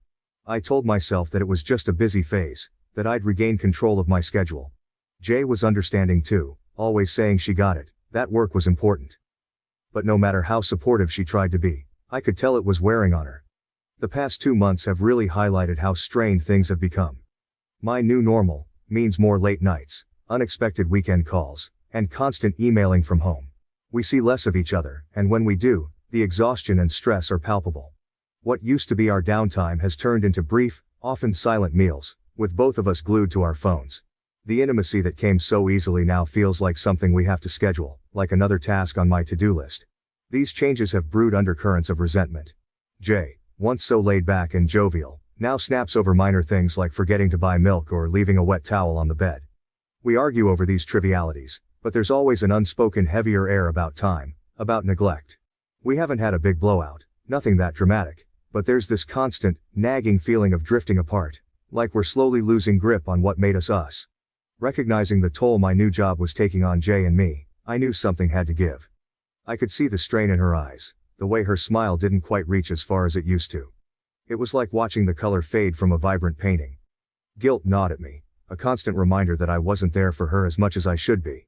She never complained much, but love doesn't need words to express when something's amiss. I decided to plan a vacation, something grand, a gesture to show Jay just how much she meant to me and to perhaps salvage what was becoming of our once effortless connection. Italy seemed like the perfect escape, with its romantic landscapes, rich history, and the promise of delicious food. It was somewhere Jay had mentioned wanting to visit back in our easier days. I imagined us wandering through the streets of Rome, riding a gondola in Venice, and sipping wine under the Tuscan sun, reclaiming the magic that we'd lost to routine and tired, late-night apologies. I handled all the arrangements secretly, booking our flights and picking out the coziest hotels, aiming for a seamless, stress-free experience. When I finally told Jay about the trip, the surprise ignited a spark in her that I hadn't seen in months. The essence of Italy seeped into every moment of our trip, and it seemed each day offered a new adventure, a fresh opportunity to bridge the gap that had formed between us. One evening in Venice stands out vividly in my memory. We had booked a small boat to take us through the winding canals at dusk. The setting sun cast a warm golden glow over the ancient buildings, and the water mirrored the sky, turning our surroundings into a canvas of oranges and pinks. The boatman maneuvered us expertly under low bridges and alongside colorful, slightly tilting buildings. Jay and I sat close, our hands intertwined, the sounds of distant chatter and the gentle splash of water against the boat filling the air. There was a peace in that moment, a quiet contentment that I hadn't felt in months. She rested her head on my shoulder, and it felt like we were the only two people in the world. Another highlight was our romantic dinner in a quaint little restaurant in Rome. Tucked away in a narrow alley lined with ivy-covered walls, the restaurant was Jay's find, a place she had read about in one of her travel blogs. We dined outside under a string of small lights, the atmosphere buzzing with the soft murmur of other diners and the clink of glasses. We indulged in a meal of fresh pasta, drizzled with a truffle sauce that was nothing short of divine, paired with a bottle of local red wine recommended by our waiter. Jay's eyes sparkled under the fairy lights as we talked about plans for the future, about places we still wanted to see, and about starting fresh when we got back home. For a few hours, it felt like we had recaptured the magic of our early days together, laughing and sharing stories with an ease that I had sorely missed. These moments, so full of promise and rediscovery, made the sudden shift on our last day all the more jarring. As we stood on that cliff in Naples, with the vast blue sea stretching out before us, I couldn't help but feel like the picturesque scene was mocking us, presenting a stark contrast to the turmoil that was unfolding between us. Someone's life can't really be like that. That's when she dropped the bombshell. Out of nowhere, Jay told me she needed more time here, in Italy, without me. She told me she wants to stay longer to find herself, and think about our relationship without me. I was stunned. There was no lead-up, no conversation about feeling constrained or unhappy. Not like this. Until that moment, I thought we were healing, getting better, finding our way back to each other. But her words made it clear she felt differently.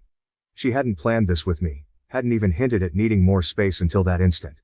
It felt like a betrayal, not just of the plans we'd made together, but of the progress I thought we'd been making.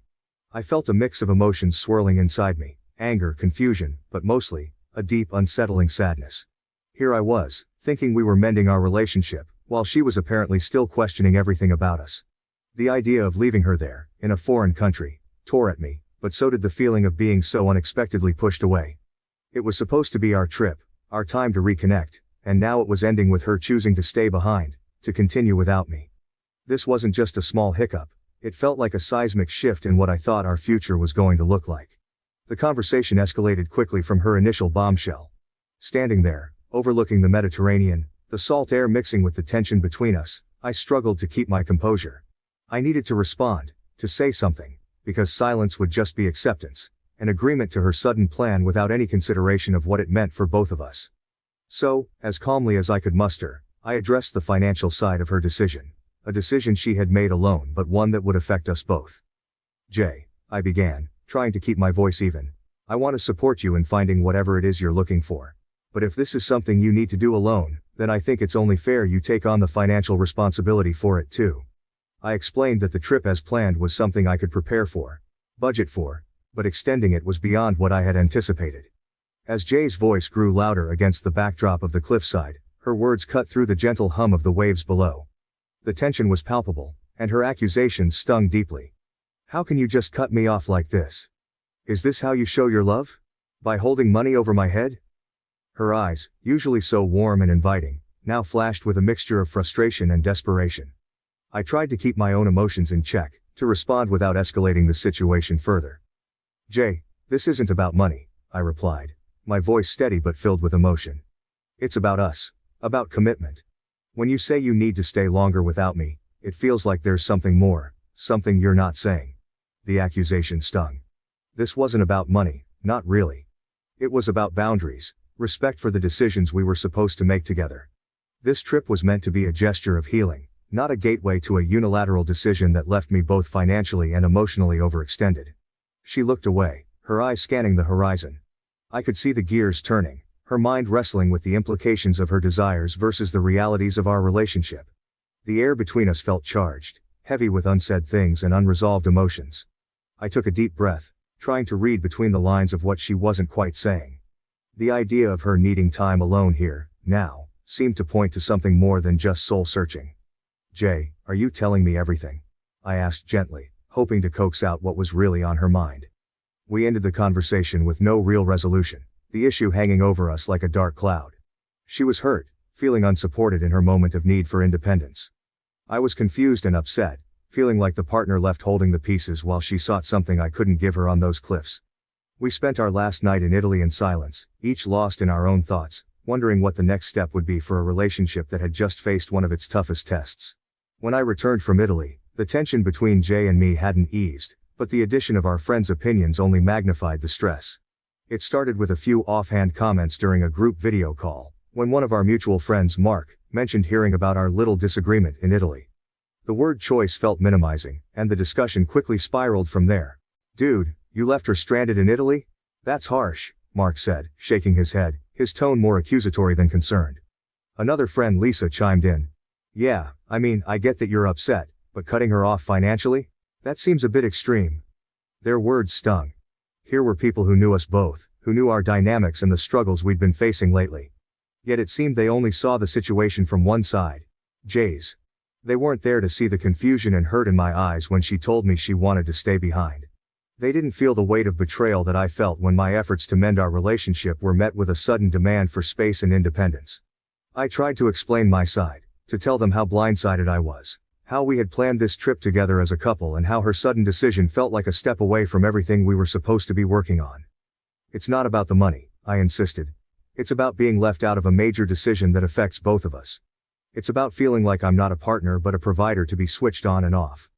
But the conversation didn't go far. Their minds seemed made up, and the more I tried to justify my stance, the more defensive I sounded, which only seemed to validate their criticisms. The call ended with a heavy silence, and I was left feeling isolated, not just from Jay but from my friends too. This rift made me question a lot of things, not just my relationship with Jay, but also my friendships. It felt like they were quick to judge without understanding the full complexity of the situation. Or maybe, I wondered, had I failed to communicate the depth of my feelings effectively? Either way, I felt cornered and misunderstood, caught between defending my boundaries and appearing uncaring to the people whose opinions mattered to me.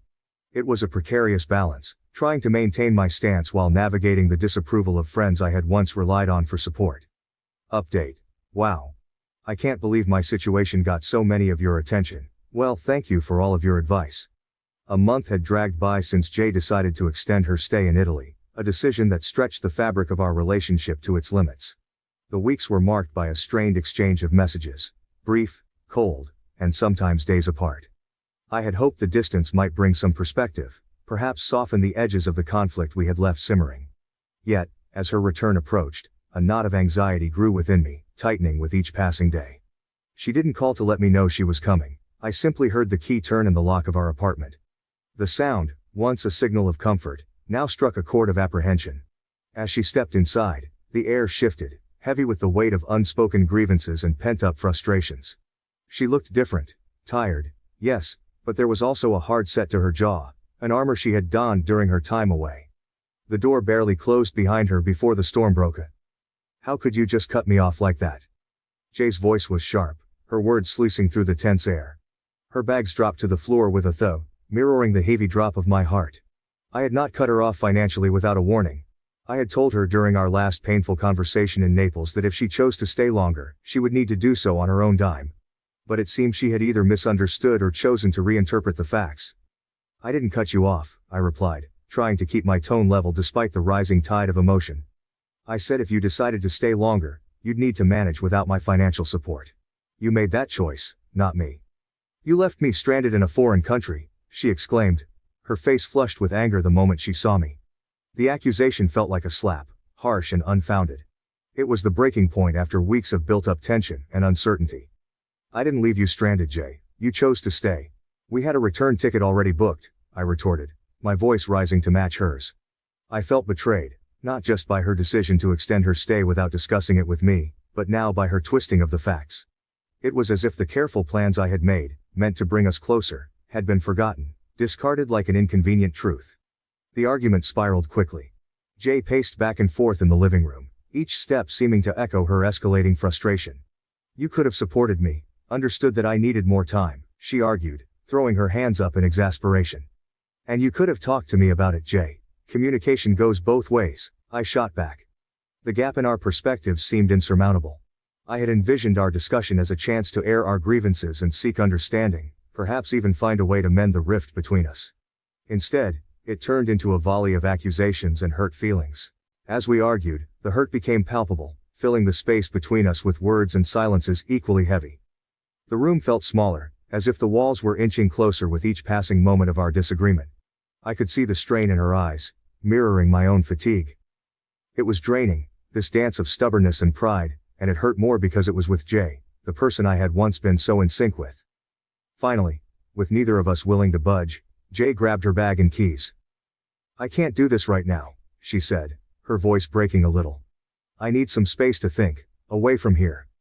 Without another word, she left the apartment to stay with a friend. The door closed with a definitive thud, marking the physical and emotional distance now fully imposed between us. The weeks following Jay's departure from our apartment were a haze of confusion and melancholy. I tried to keep myself busy, diving into work and avoiding our mutual friends as much as possible, not ready to face the questions or the pitying looks. It was during one of these long evenings, as I was leaving the office later than usual, that I ran into Ben, a close friend who had always been more like a brother to me. Hey man, Ben greeted me, his expression uneasy as if he was wrestling with something he wasn't sure he should say. We decided to grab a coffee, finding ourselves seated across from each other in a quiet cafe that was almost closing for the night. The low buzz of the few remaining patrons gave a semblance of privacy. Ben hesitated, stirring his coffee slowly. Look, I wasn't going to say anything at first. I thought it wasn't my place, and maybe it isn't, but... He trailed off, looking up at me with a serious expression. I heard from E, she's close with one of Jay's friends, you know, that Jay's been... Well, she borrowed quite a bit of money from friends and relatives back when she was in Italy. I felt a knot form in my stomach. Borrowed money. The Jay I knew was financially prudent to a fault. Ben continued. Yeah, and there's more. They said she partied a lot over there, and got pretty wild. And... He paused, the weight of his next words hanging between us. She met someone, something happened, and now she's back here, and she's pregnant. The news hit me like a physical blow, each word a punch that knocked the wind out of me. Pregnant. My mind raced as I tried to piece together the fragments of this new, jarring reality. But Ben wasn't done. There's talk that she's planning to make a scene. To claim the kid is yours to get you to take responsibility. I was stunned into silence, the coffee in front of me growing cold. It felt surreal, like a plot from one of those overly dramatic TV shows Jay and I used to watch together and critique her for being too unrealistic. But this was real, and it was happening to me. Why would she do this? I finally managed to ask, my voice a mixture of disbelief and anger. I don't know, man, Ben replied, shaking his head. Maybe she's desperate, maybe she's not thinking straight. But I thought you should know, from someone who cares about you. I thanked Ben, my mind a whirlwind of emotions as I left the cafe. The night air felt colder as I walked home, the streets empty and echoing with the footsteps of my solitary return. Betrayal, confusion, hurt. It was all there, building up a storm inside me. What was I going to do? How could I confront Jay about this? The trust we had built over years seemed to crumble in an instant, leaving me to navigate the debris of our shared past and an uncertain, possibly contentious future. The days following my conversation with Ben were a blur of sleepless nights and distracted days. The seed of doubt he had planted grew into an overwhelming tangle of suspicion and uncertainty. Was Jay really planning to betray me so profoundly? Or was this all some kind of misunderstanding? I needed answers, and I needed them before Jay could make any moves. I started with our mutual friends, casually bringing up Jay in conversations to gauge their reactions. I'd steer the topic towards our relationship, watching carefully for any sign of discomfort or evasion that might suggest they knew more than they were letting on. Despite my efforts, nothing substantial came out of these interactions. It was as if Ben's story was an echo in a void, leaving me even more isolated with my worries. Frustrated but not deterred, I decided to take a more direct approach with someone who would know the truth. Kay, one of Jay's closest friends, she has always been honest with me ever since. She wasn't one to mince words or shield her thoughts behind polite facades. If anyone would tell me the truth, it would be her. I reached out to Kay under the guise of needing advice about how to repair things with Jay. A pretext that wasn't entirely false. We met at a small cafe, one of those cozy places with a comforting buzz that makes it easier to open up. As we sat down with our coffee, the casual start quickly shifted as I probed deeper. Kay, I've heard some things, and I just want to understand what's going on with Jay, I began, my voice steady but my hands betraying me with their slight tremor. I watched Kay's face closely, her expression changing from friendly concern to a more guarded wariness. What have you heard? She asked, her tone cautious yet curious. I hesitated, then decided to lay it all out. That I might be trying to trap me, makes me believe that I'm responsible for a situation that I had no part in creating. That she might be expecting but the circumstances aren't what they seem. Kay's demeanor shifted as she continued, her eyes still fixed somewhere outside the window. Perhaps finding it easier than meeting my gaze directly in such a difficult moment. And there's something else you should know, she added, turning back to look at me, her expression a mix of sympathy and resolve. After Jay realized she was pregnant, she panicked. Given everything, she didn't know how to handle it. So, she got a paternity test done, just to be sure, you know. Kay's voice was steady but her hands fidgeted with the coffee cup in front of her. The results came back, and you are not the father. She was shocked and well, the Italian guy is out of the picture now. Kay paused, giving me a moment to absorb the news, as my final hope for the children could be mine, faded away. This was a lot to process. Jay had sought confirmation, had gotten it, and yet, here we were. She's really scared. She doesn't know what to do next and, I think in her panic, she thought maybe turning to you would somehow fix things. Maybe she thought the baby could be yours and that would make everything easier for her to manage. Kay looked genuinely pained to be delivering such news. Her loyalty to Jay strained against her moral compass to tell the truth. I'm telling you this because I think you deserve the whole picture. It's a mess, I know. But Jay is really struggling with what to do next. She's mentioned wanting your help, not just financially but also emotionally, maybe hoping that there was a chance this situation could bring you back together. It's not fair to you, and I thought you should know the truth before anything went further. Sitting back, I tried to process everything Kay had laid out. The complexity of Jay's actions, driven by fear and a desperate grasp for stability, was overwhelming. The paternity results only added another layer of betrayal and sadness to the situation. It wasn't just about the breach of our relationship now, it was also about the impact of her decisions on an innocent life. Thanks, Kay, for being honest with me, I said finally, finding my voice after a long silence. This changes a lot. I need some time to think about all of this, about what I want to do and how I can handle this situation without making things worse for anyone involved. Kay nodded, understanding the weight of the moment. Of course, take all the time you need. If you want to talk more, or if you need anything, I'm here. As I left the cafe, the cool air felt sharp as I breathed it in. The news had not only clarified but also complicated the situation further. Now, more than ever, it was crucial to approach the next steps with careful thought and consideration for all parties involved, especially the unborn child caught in the middle of this turmoil. I wasn't sure what to do next. Part of me wanted to confront Jay immediately, to demand explanations and perhaps to hear her side of the story, however painful it might be. Another part of me wanted to retreat, to process the hurt and to protect myself from further pain. Every logical step I could take from here, seeking legal advice, preparing for potential disputes, distancing myself from Jay, seemed cold and clinical, far removed from the emotional chaos raging inside me. By the time I reached my apartment, the sun had set, and the early evening darkness felt fitting, mirroring the uncertainty that lay ahead. The decision of what to do next loomed large, daunting in its significance. As I turned my key in the lock, the familiar sound seemed strangely foreign, as if even my sense of home was questioning where I belonged. Inside, the quiet of my apartment was a stark contrast to the storm of thoughts in my mind. I sat down, alone with the echo of Kay's last words, stretching out before me. After 3 days of agonizing over everything, I decided it was time to face Jay. I needed clarity and closure, no matter how painful the conversation was going to be. I texted her, asking if we could meet at the little coffee shop where we'd spent countless lazy Sunday afternoons together. It felt like a neutral place, public yet intimate, appropriate for the kind of serious conversation we needed to have. She was already there when I arrived, her eyes red-rimmed, a clear sign she'd been crying. As I sat down opposite her, the air felt heavy with all the things left unsaid between us. "I know everything, Jay," I started, trying to keep my voice calm despite the turmoil inside me. "I know about the guy in Italy, the pregnancy, and your plan to make me believe I could be the father." Her face crumpled at my words. "I was so confused," she managed to say, her voice a whisper. "I thought, maybe if you thought the baby was yours, we could go back to how things were." The hurt was palpable, stinging fresh like a wound reopened. "Jay, we can't go back. Trust doesn't work that way," I replied, feeling a strange mix of anger and pity. "And I can't just overlook this. It's too big." There was a long pause, filled only by the soft murmur of other patrons, and the clink of coffee cups. Finally I took a deep breath and continued. "I've decided I'll help you clear your debts from the trip. It's the last thing I can do for you, out of whatever love and care is left." Jay started sobbing, her shoulders shaking. It was tough to watch, knowing how deeply intertwined our lives had been. "But after that, we go our separate ways," I added.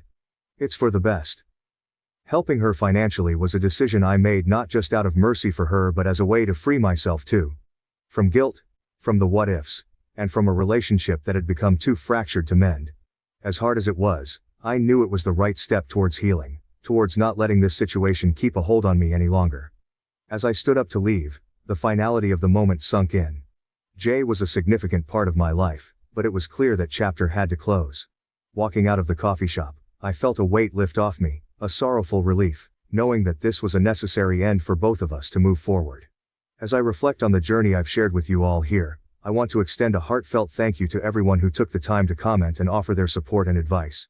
Your words have been a beacon during a tumultuous time, guiding me through moments of doubt and encouraging me when the path seemed too difficult to navigate alone. The wisdom shared in the comments was not only invaluable in helping me make informed decisions but also provided comfort in knowing that I was not alone in this struggle. Many of you shared your own stories, which reminded me that life's trials are universal, yet they also bring us together in understanding and solidarity. I am especially grateful for those who reminded me to stay true to my values and to approach this situation with integrity and compassion. Your reminders to protect my emotional well-being and seek professional advice were crucial in navigating the complexities of this situation. Thank you too for the reminders about self-care and the encouragement to look forward after difficult choices. These messages helped me maintain perspective and focus on healing. To everyone who commented, your support has made a real difference in my life during this challenging time. I am moving forward with a renewed sense of purpose and hope, buoyed by the kindness and wisdom of this community. Thank you for being a part of my journey. My family abandoned me because my sister blamed me for her divorce. I ruined her life years later with an email that revealed everything. Almost 7 years ago, my family removed me from their lives and kicked me out of the house. I, 29M, was 22 at the time and lacked the financial stability to rent an apartment on my own. What had transpired was so unexpected that I had no time to prepare, either psychologically or financially. My sister was the cause of all of this. My sister, Hannah, 37F, and I have never been close due to our huge age difference. She married her partner of 3 years, Pete, 39M, when she was 27 and they were married for 3 years. They divorced after 3 years of marriage because Hannah suspected Pete of having an affair with one of my friends. I had been living with my parents after college because I had recently begun working and wanted to save money before moving out. My parents were fine with the arrangement as well, until my sister announced her divorce. She returned home one day, crying uncontrollably, and stated that she had filed for divorce because her husband had been cheating on her for 6 months. Then she threw me under the bus for introducing my friend to him. My friend Emily, 28F, was attempting to gain weight, and Pete, who was a licensed dietitian, volunteered to help her. I had introduced her to him, and it turned out she was the one Pete had been cheating on my sister with. I was startled that this was occurring because, while Emily and I were not particularly close, I thought she was a decent lady who would never become involved with a married man. Furthermore, dishonesty was out of character for Pete as well. He was completely charmed with Hannah and only had positive things to say about her, so I found it quite difficult to think he cheated on her. I had serious reservations, but my parents immediately trusted her and did not question anything, despite the fact that she had no evidence of him cheating. They simply accepted her word for it. I'm not going to hold it against them since they would prefer their own daughter over their son-in-law regardless of who was correct. What I didn't understand was why they so quickly kicked me out simply because Hannah said so. She stormed in one day, had a tantrum, and persuaded my parents to kick me out merely because I had introduced Emily to Pete. She blamed me for destroying her marriage, and my parents agreed for some reason. I was upset and tried to stop my parents, but they refused to listen. They warned me that if I didn't leave, they would kick me out. In only one day, I had lost both my family and my home and had no idea where to go. I was sobbing on the pavement with all my belongings for about an hour before I was able to gather myself and go to a friend's house for the night. I tried phoning them every day for the next 2 days but had no success. My friend was gracious enough to let me stay at his house until I could find an apartment for myself. Unfortunately, my parents were convinced that I was in the wrong and was to blame for the divorce. My parents had actually told me that they were disgusted by what I'd done before kicking me out, which made no sense given I wasn't the one Pete cheated on. They had blocked my number, so I couldn't reach them at all. When I attempted to visit them, my mother threatened to call the cops if I did not leave. After that, I concluded they were serious and blamed me for whatever had transpired. I don't suppose I had any reason to be surprised, given that my sister was always the favorite child. My parents had never intended for a second child, so I was constantly sidelined. While I didn't care for it growing up, I had no idea it would lead to something so significant. Thinking about it now, I suppose I should have seen it coming, but honestly, I don't think anyone in my position could have anticipated something like this. Anyway, for the following few weeks, I tried to figure things out on my own. Since Hannah and my parents had effectively cut me off and I had no way to contact them, I couldn't chat with Pete since he had also blocked me, which made no sense to me. I couldn't find him either because Hannah and Pete had moved out of the house they shared and gone to live with their separate parents. So, with no way to contact anyone involved, I turned to Emily, my last choice for finding out the truth. As I previously stated, Emily and I were not very close, but I had to do what was necessary. I asked to meet with her one day and explain the problem. I questioned her if Hannah's claims about the affair were accurate and she flatly denied it. To be really honest, I believed her. Emily told me that she'd only seen Pete a few times, and just professionally, so there was nothing going on between them. She had no understanding why Hannah would say such nasty things about her. She even told me she'd had a stable partner for a couple of years and was planning to marry in a few months. She even showed me photos. What Emily told me was far more believable than anything Hannah stated. I had no proof, but I knew Hannah was lying about the real cause for the divorce. However, because I lacked proof, I was unable to return to my family, and I could not have returned without it. Back then, I was yearning to return to my family because I missed them so much, despite all they had done to me. With time, I was able to overcome it and move on with my life. I found a place and made my employment the focus of my life so that I could distract myself. I also needed to pay the bills, so it was a better way to cope than sitting around feeling unhappy. I was hurting a lot because I didn't have any other options, but I knew I had to keep on, with or without the support of my family. Years have passed and I am doing a lot better in life. I relocated from my small apartment to a much larger one, and I even proposed to my girlfriend of 2 years about a week ago. Our engagement post proved to be a game changer for me. Just a few days after that post, I received an email out of nowhere that not only revealed the full tale of Hannah's divorce, but also provided all of the answers I needed, along with documentation. My fiancée, Liza, 30F, normally just posted about us on Instagram, but the photo from our engagement ended up on her Facebook feed, where she had a larger audience. It was a public post, so a lot of people saw it, including my ex-brother-in-law Peter. He happened to be someone my fiancée met at a conference a few years ago, since she was a doctor, and she ended up joining him on Facebook, where he found me. It truly is a tiny world, and for the first time, I felt pleased with it. Pete contacted me a few days after we posted, but instead of texting me on social media, he chose to send an anonymous email. He subsequently claimed that he did this so he wouldn't feel strange about what he was doing, as it had been several years since his divorce, and he didn't want to appear like a disgruntled loser who hadn't moved on from what happened. Besides, he was the one who blocked me in the first place. So he felt strange and guilty about getting back in touch with me about something that happened so many years ago. The email contained the entire tale and documentation of what happened 7 years ago. When I finished reading it, I couldn't believe my eyes. Apparently, my sister was the one cheating on Pete, not the other way around, as she had been telling us for so long. Not only was that a massive lie, but she had been cheating on Pete with a friend of mine, just as she had accused him of.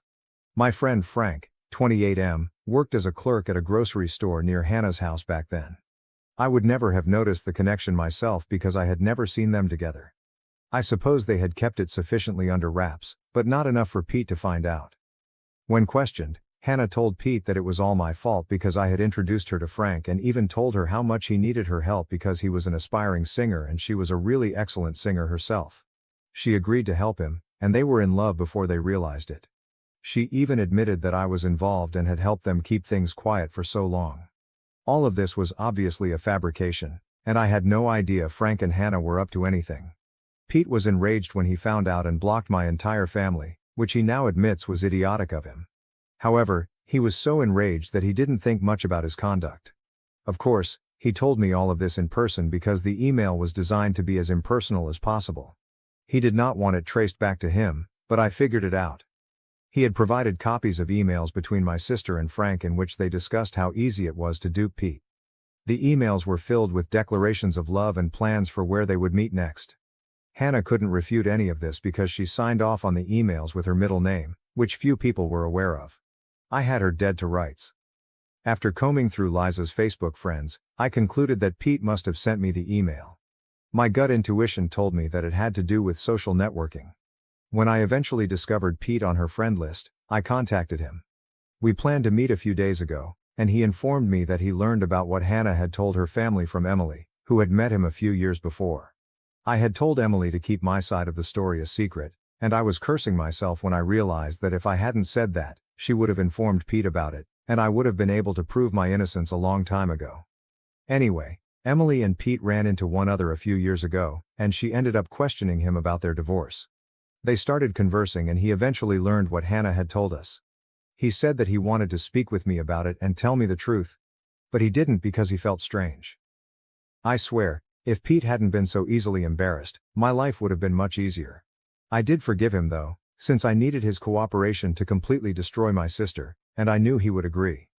Hannah had clearly been lying to my parents in order to secure financial assistance during her divorce, and she had even thrown me under the bus for good measure, knowing that one discussion with Emily would disclose the truth. I couldn't believe someone, particularly someone related to me by blood, could be so selfish. I'm sure Hannah never bothered to correct the record, and my parents had simply accepted whatever lies she'd been giving them during her divorce. She knew that if the truth about her being the cheater was out, she would be in serious danger, and she simply couldn't risk it. That's too bad. The truth had finally come out, and I was going to use it to ruin her life, just as she had ruined mine all those years before. I had not seen my family in 7 years, so I wasn't sure if they still lived in the same house, but they hadn't moved. I checked this with an old neighbor before arriving, and I was relieved to discover that Hannah was still living with them as well. That didn't surprise me because Hannah had always been a couch slug who loathed doing her own job. If she could live with our old parents and have them perform all of her duties, she would. Anyway, 2 days ago, Pete and I unexpectedly arrived at their place. My mother answered the door, and we hardly gave her time to process what was occurring before we walked in. My father and Hannah were also present in the living room. We were back together as one happy family, but only for a short time. Their faces turned nasty as soon as we entered. My father instantly threatened us, saying he'd call the cops if we didn't leave. But I shot back, telling him he could do whatever he wanted once he saw the documents we were about to show them. My parents looked perplexed, but Hannah looked like she was about to vomit and excused herself, heading to her room. I assumed she was trying to flee, but there was no use in doing so. Pete then proceeded to show my parents the divorce papers and screenshots of Hannah and Frank's correspondence, while I described the true story. Pete also told my parents that Hannah had to give up our family heirloom, my grandmother's diamond ring. In the settlement, she had to sell the ring because she couldn't afford to pay him the money. She is a high school teacher. My parents were already terrified by what we had told them, and this was simply the cherry on top. We watched the drama unfold as my father demanded an explanation from Hannah for all that had occurred. Despite all of the evidence against her, she continued to lie and cover up the truth, so my father kicked her out. He packed her belongings for her, handed her the bags, and then told us all to leave their house. I didn't need to be told twice before leaving with Pete, as my sister cried and pleaded with my parents to let her back in, just like I did all those years ago. This was excellent karma, and I could not be happier. It's been a few days since then, and my sister just arrived at my house a few hours ago, insisting that I immediately make amends with my parents. I had no idea how she located me, but I informed her that I no longer owed her anything. She had ruined my life once, so I returned the favor and we were now equal. I swear she had no pride left because the moment I said that, she burst into tears and accused me of being a monster. I didn't care about her drama and closed the door as she began to sob uncontrollably. I just put on my headphones and listened to music as Liza, my fiancée, worked in her study, so that neither of us would be disturbed. Hannah eventually departed, but not before leaving a message with a marker on my door, reminding me that I was nothing more than a vengeful monster. To be honest, I see nothing wrong with what I did and have no regrets. But Hannah appears to believe that I am the villain here. I just did to her what she had done to me some years ago, only I told the truth, whereas she did nothing but lie and threw me under the bus. So what do you all think? Am I the hole who ruined my sister's life and got her kicked out 7 years after she accused me of causing her divorce? Update 1. Hannah is still troubling me, despite the fact that she was kicked out a week ago. I had to threaten her with calling the cops after she called me for the 14th time today before she stopped. I'm not sure how she found my phone number and address, but that's not what I'm interested in right now. Hannah is attempting to get sympathy from me since, apparently, a school teacher's salary is insufficient for her to support herself. But I don't think that's the case. She's just furious that she has to seek a home and pay her own rent, energy and groceries now that our parents have booted her out. I don't feel really sad for her. In case you were asking, yeah, I did block her phone multiple times, but I think she's having her pals add me to conference calls, so it's pointless. My parents are as awful, if not worse than Hannah. They found me on Facebook and saw the post announcing my engagement, so they want to be a part of my life again and have expressed a wish to attend my wedding. They have not apologized yet, but for some reason, they expect me to simply invite them to my wedding, which is meant to be a very special day for me. I don't know where these individuals get the courage to say things like this, but I'm not reacting to any of it. Liza and I have had a blast reading their texts because there's no chance they're genuine right now. It's all just very sad for them. Update 2. Hannah showed up at my house again after I threatened to report her for harassment yesterday. I was about to go for work, but she stopped me by flinging herself across the hood of my car and refusing to move until I spoke with her. It was really frustrating, so I ended up contacting the cops this time. They carried her away while she yelled and wept, attempting to paint me as the evil guy. But nobody believed her sad girl play. It took some time to file charges against her, but once I did, I left for work since I didn't want to let this minor incident spoil my day. I was confident that my parents would bail her out because she was their favorite, and I was proven correct. After getting her out, my parents texted me a lengthy message about how I was being far too harsh on them for an honest mistake they made nearly 10 years ago. It was comical since nothing about what my sister and dad subjected me to was either honest or incorrect. They knew exactly what they were doing and were fully aware of how nasty they were. Despite the fact that I had nowhere else to go, they nonetheless sent me out on the street. So now that I can do the same to them, I see no reason to be forgiving or compassionate. I texted my parents back, telling them that they had lost the right to tell me what I could and couldn't do years ago, so they should stop fooling themselves. I have not blocked them yet because I haven't had time to check my messages, but I will shortly. Hopefully, I'll be free of this entire family for good. Update 3. I just got home from work and checked my social media, only to discover that my folks had sent me yet another lengthy message. Liza and I went through it together, and I swear it was the funniest thing I had ever read. I suppose the poor people are unaware that nothing they say or do today will cause me any harm. I am just giggling at how delusional and sad they are. Apparently they still consider us to be family, and they have taken Hannah back in. They've decided that both of their children need a second chance, as if I've ever done anything wrong. So while they have welcomed my sister back in, they also expect me and Liza to come to their house shortly for dinner so that we may settle our disagreements civilly before the wedding. It was bold of them to think that I would want them at my wedding in the first place. We got a good laugh at their dumb message. After that, I wrote back, indicating I had no interest in anything they had asked us to. I was content living away from them, as I had for the previous 7 years. They had shown me that I was better off without them, and I would be eternally grateful for that. I didn't need them anymore, and I didn't want their supposed forgiveness. They may continue to play happy family with my sister as they had done so far. With that last text, I blocked them for good since I no longer wanted the chuckles. I was done, and I was leaving. I'm sure they'll try to contact me in some way soon, but unfortunately for them, I'm done with it. Liza is the only family I need for now, and I'm content with just her. Unfortunately, my dad and sister have never been able to think beyond themselves, and I doubt they ever will. So the next time they contact me, they will speak with my lawyer, and that is a commitment. Thank you for watching. If you haven't subscribed yet, please do so and hit the notification bell to stay updated with more shocking real-life stories happening around you. My husband demanded a DNA test moments after I gave birth, but he underestimated what I'd do to protect my daughter and our legacy. The words that just came out of my husband's mouth are far worse than the pain that rips through me like a sharp blade. Adam comes forward, his pricey suit immaculately ironed despite the 12 hours we've spent in this delivery room, while I'm still gasping for air, trembling and drenched in sweat.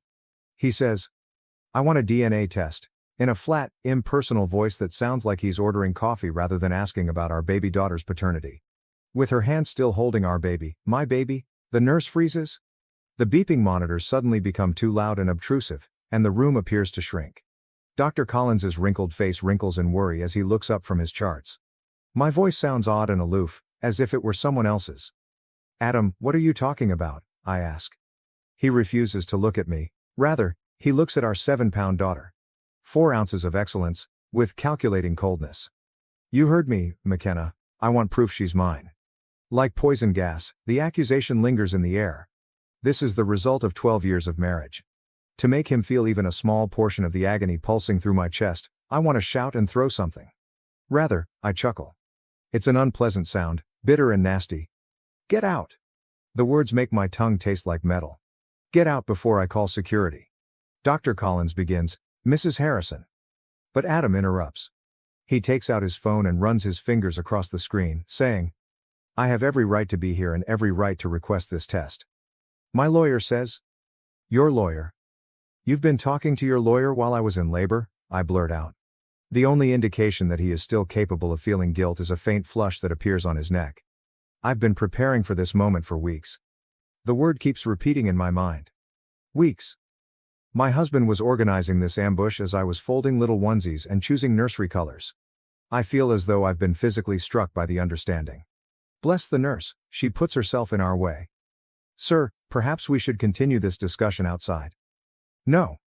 I ignore my aching body's protest and push myself to sit up taller. "Let him stay. Let him watch the test. Let him see exactly how wrong he is." Something flickers in Adam's eyes, but his expression remains unchanged. Disappointment? Solace?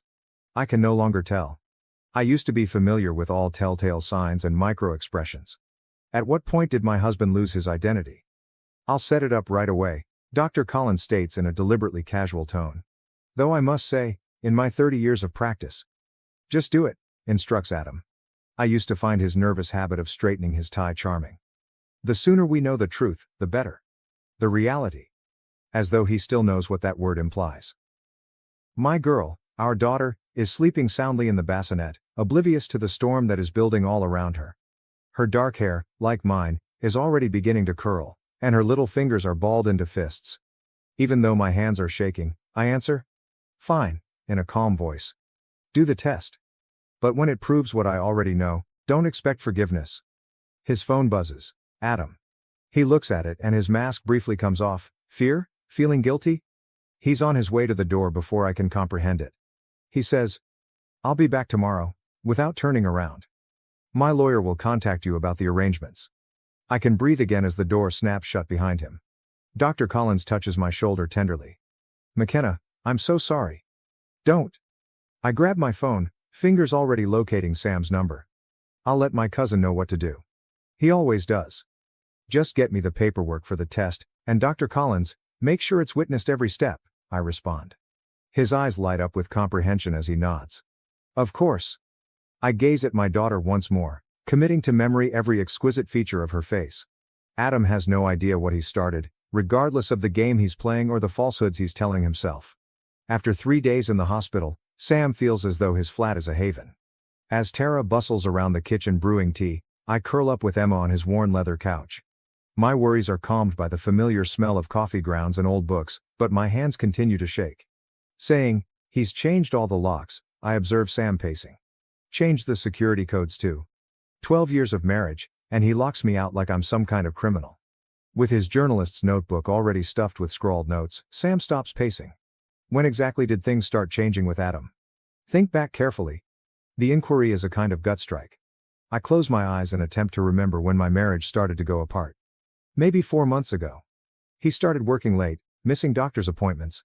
Said it was a big merger, the Preston Tech deal. Tara's expression is disturbed as she puts down a mug of chamomile tea. "That closed months ago." I give it a quick glance. "How do you know that?" Tara looks at Sam and says, "Because my sister works in their PR department."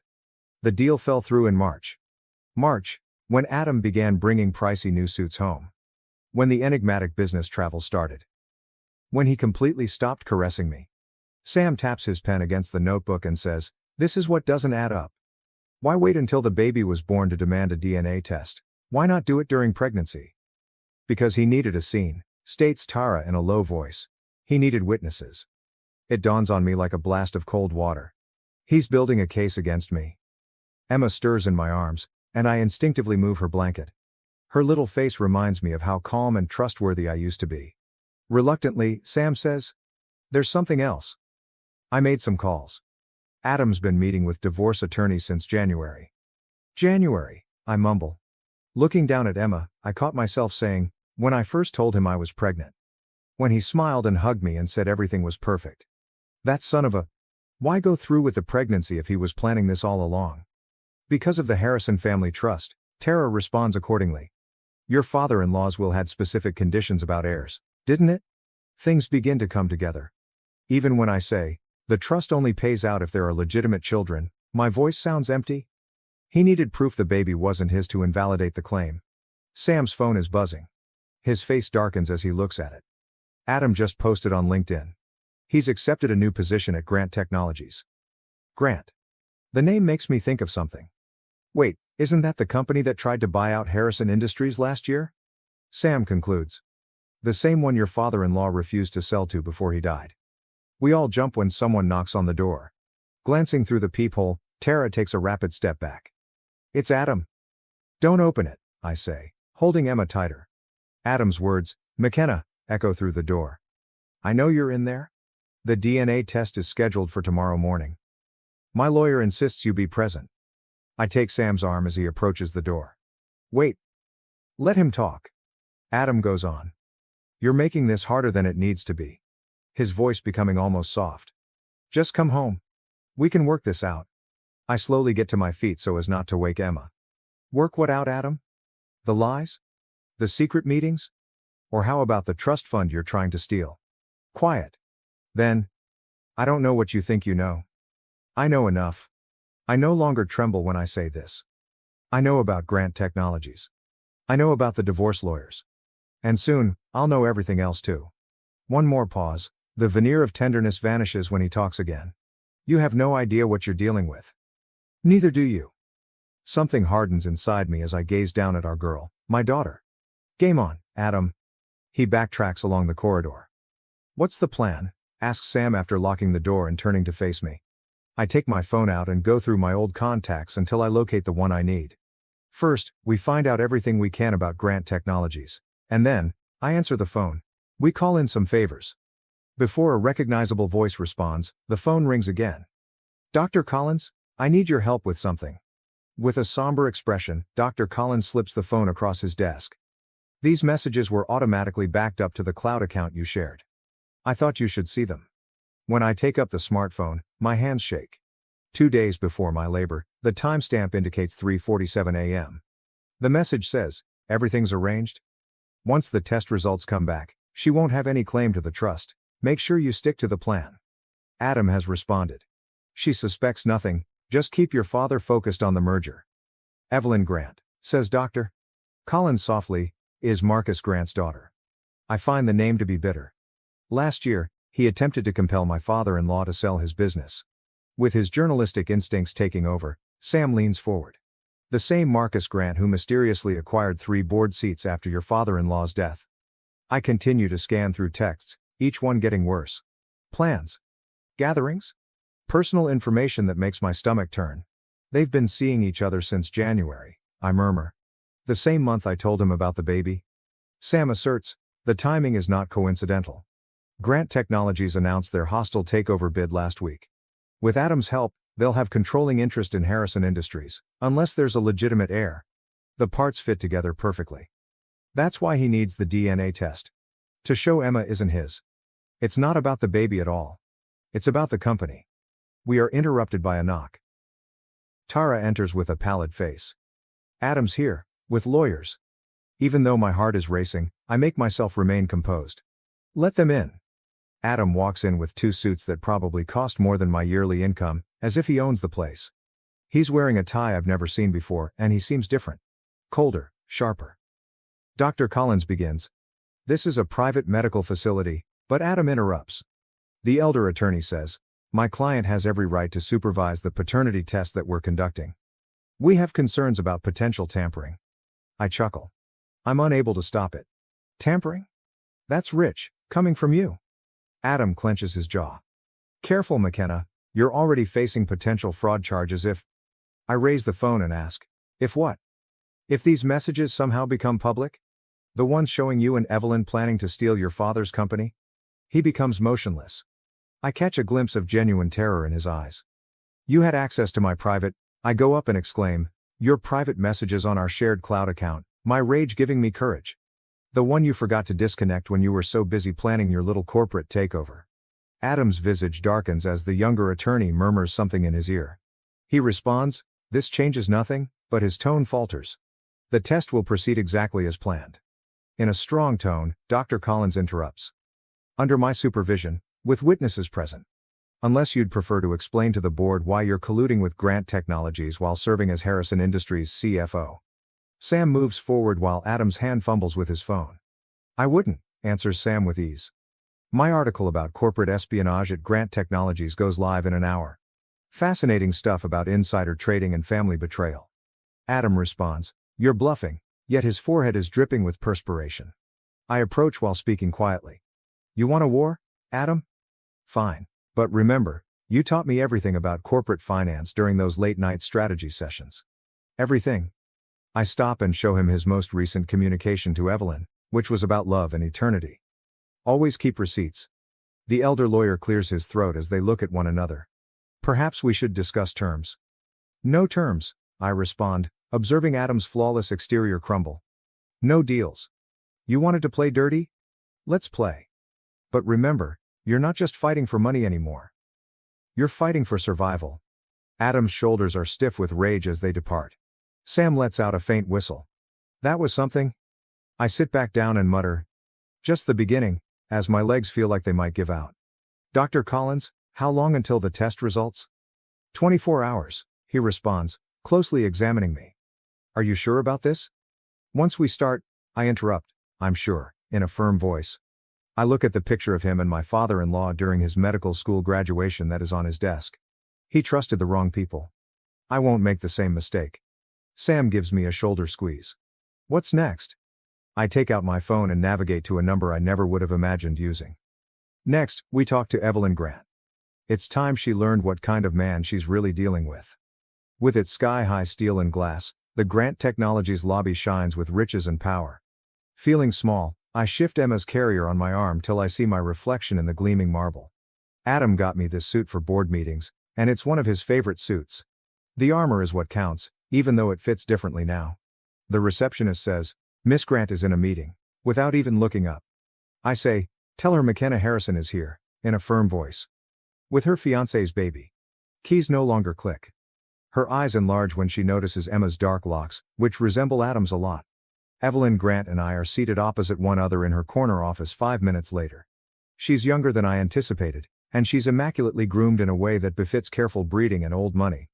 Her 3-carat princess-cut engagement ring, which is identical to the one in Adam's browsing history, catches the light.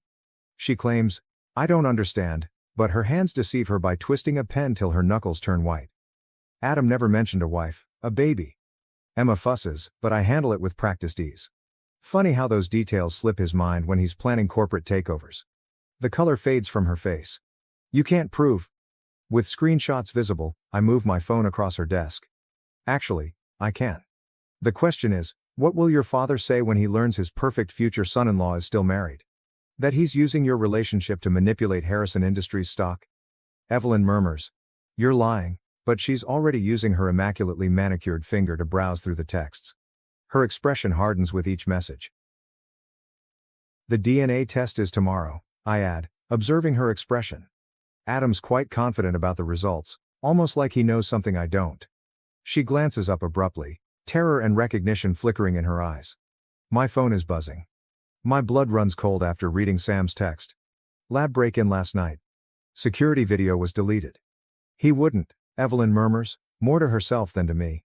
"Your father's company stands to gain millions if Harrison Industries falls," I say while leaning forward. "And Adam stands to gain everything, unless there's a legitimate heir." She snaps the pen in her hands. Her immaculate desk calendar is marred by ink, which stains both merger dates and wedding venue appointments. "Get out," she says tremblingly, "before I call security." I slowly stand up, drawing Emma next to me. "You know what's funny?" I ask in a cool yet incisive tone. "He bought me that exact same ring 5 years ago. Promised me the same forever. Even used the same pet names." She shouts, "I said get out." I quietly remark, "Check his phone," and stop at the door. "The one he keeps in his gym locker. The one with the real messages." She becomes motionless. "How did you," when I say, "Because I was you once," I make my way to the door and then stop again, saying, "Young, in love, certain he was different." "Oh, and Evelyn, when you confront him, watch his left eyebrow. It twitches when he lies." On her broken face, the elevator doors close. I write to Sam, my hands shaking, "It's done. Begin the second phase." He responds right away. "Tara's lab contact verified attempts at tampering. The test is being moved to a secure location by Dr. Collins." Another message from an unidentified phone appears. When I open it, my heart stops. "Clever girl," writes Adam. "You can't remember who taught you how to play chess though. Check your email from Harrison Industries. If you don't leave the board within 1 hour, the creative accounting adjustments you assisted me with last year will be made public. It's your turn." I gaze at the screen, reliving the memories of late hours spent poring over spreadsheets, following Adam's instructions, and signing documents he insisted were standard.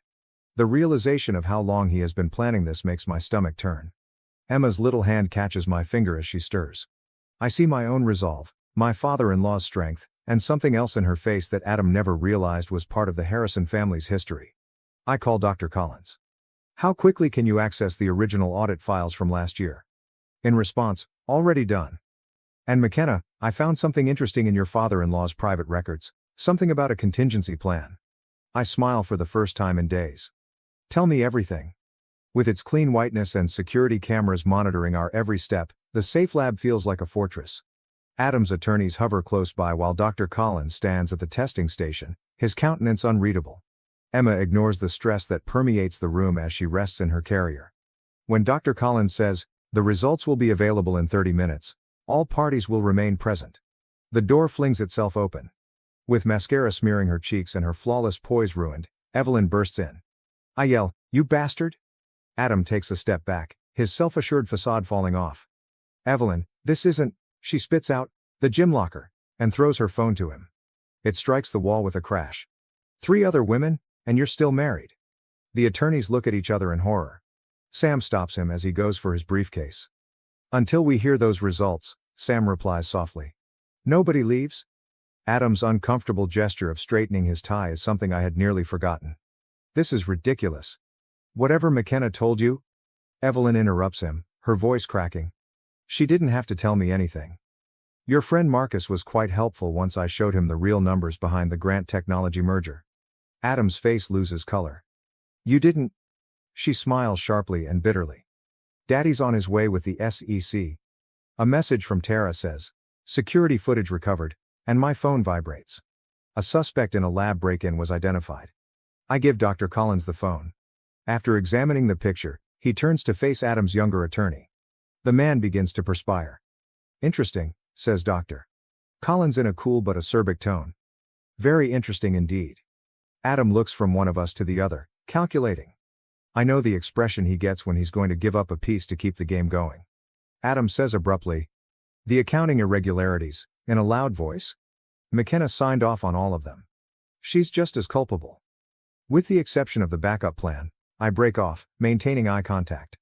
The one my father-in-law left with Dr. Collins before he died. Adam becomes motionless. What? He knew Adam. About the embezzlement, about Grant Technologies. He documented everything, I add, now speaking steadily. Including your attempts to access Emma's trust fund before she was even born. Clearing his throat, the senior attorney does so. Mr. Harrison, perhaps we should... Shut up. Adam's calmness totally breaks. His fists are clenched as he rounds on me. You're bluffing? Richard trusted me, Dr. Collins adds in a low, uncompromising voice. Not just as his doctor but as executor of his estate, including the real will. The device emits a beep. Test findings are available. Sam stops Adam before he can get the printout. It's over, declares Sam. The SEC has everything, fake DNA test orders, embezzlement records, even your deals with Marcus. The hall reverberates with the sound of heavy, deliberate footsteps. Adam steps back from the entrance. McKenna, he adds as his voice mellows into that accustomed cunning tone. We can still fix this, for Emma's sake? I say. Don't you dare. With words that burn like acid. Don't you dare use our daughter as a bargaining chip. The door opens. First to arrive are two SEC agents and Marcus Grant. Tara holds out her phone behind them, documenting everything. One agent says, Adam Harrison, you are being investigated for securities fraud. The events that follow are shown in slow motion. Adam rushes to the emergency room. The younger attorney tries to stop him. Sam shouts something about treachery. Emma is unaware of the mayhem and sleeps soundly in her carrier while it all. Dr. Collins holds out the test findings while touching my arm. Do you want to know? I look at the paper and go back to all the times I questioned whether Adam was telling the truth or if I had failed as a mother or a wife. I eventually respond, no, as I see my spouse get handcuffed by SEC officers. The results don't matter anymore. She's my daughter. That's all I need to know. Marcus Grant walks up, his expression solemn. Mrs. Harrison, we'll need your testimony tomorrow. I pull Emma in close. Right now, I'm taking my daughter home. I hear Adam yelling my name as we head out, desperate now, realizing what he's lost. I don't turn around. Not every game is worth winning. Some successes come from letting go rather than seeking retribution. Lawyers, testimony, and struggles for control of Harrison Industries are all part of tomorrow. But I've got all I need in my arms tonight. The boardroom at Harrison Industries is cooler than I recall. After the SEC probe was made public, half of the board left, so perhaps that's why there are empty seats. Perhaps it's the way Sam avoids eye contact with me or the way Dr. Collins is constantly looking at his watch. Marcus Grant spreads paperwork across the gleaming table and declares, the evidence is conclusive. The results of the DNA test were changed before they were sent to the lab. Adam's new attorney cuts in with a suave voice, however. Mrs. Harrison was complicit in the financial irregularities, according to my client. Even I sound hollow when I explain, the signature on these documents was forged. I never... Can you demonstrate it? More documents are slid forward by the attorney. The evidence from these trading records indicates otherwise. During the relevant period, there were significant transfers to your personal account. As I recognize the account numbers, my hands shake. It's our joint account, the one Adam ordered I cease keeping an eye on since he had it handled. This is absurd. Sam stands up suddenly. McKenna allegedly approved these transactions while she was on maternity leave. The lawyer has a shark-like smile. Timestamps indicate otherwise. The doctor clears his throat. Marcus Grant continues. The contingency plan has been compromised. His words tumbling like stones. Last night, someone gained access to Richard Harrison's personal documents. Everything is gone. The space whirls. I feel the earth move beneath me as I hold onto the edge of the table. That's not possible. The security procedures were bypassed, the attorney states in a tone that borders on empathetic. Using your login information and some really intriguing emails regarding offshore accounts.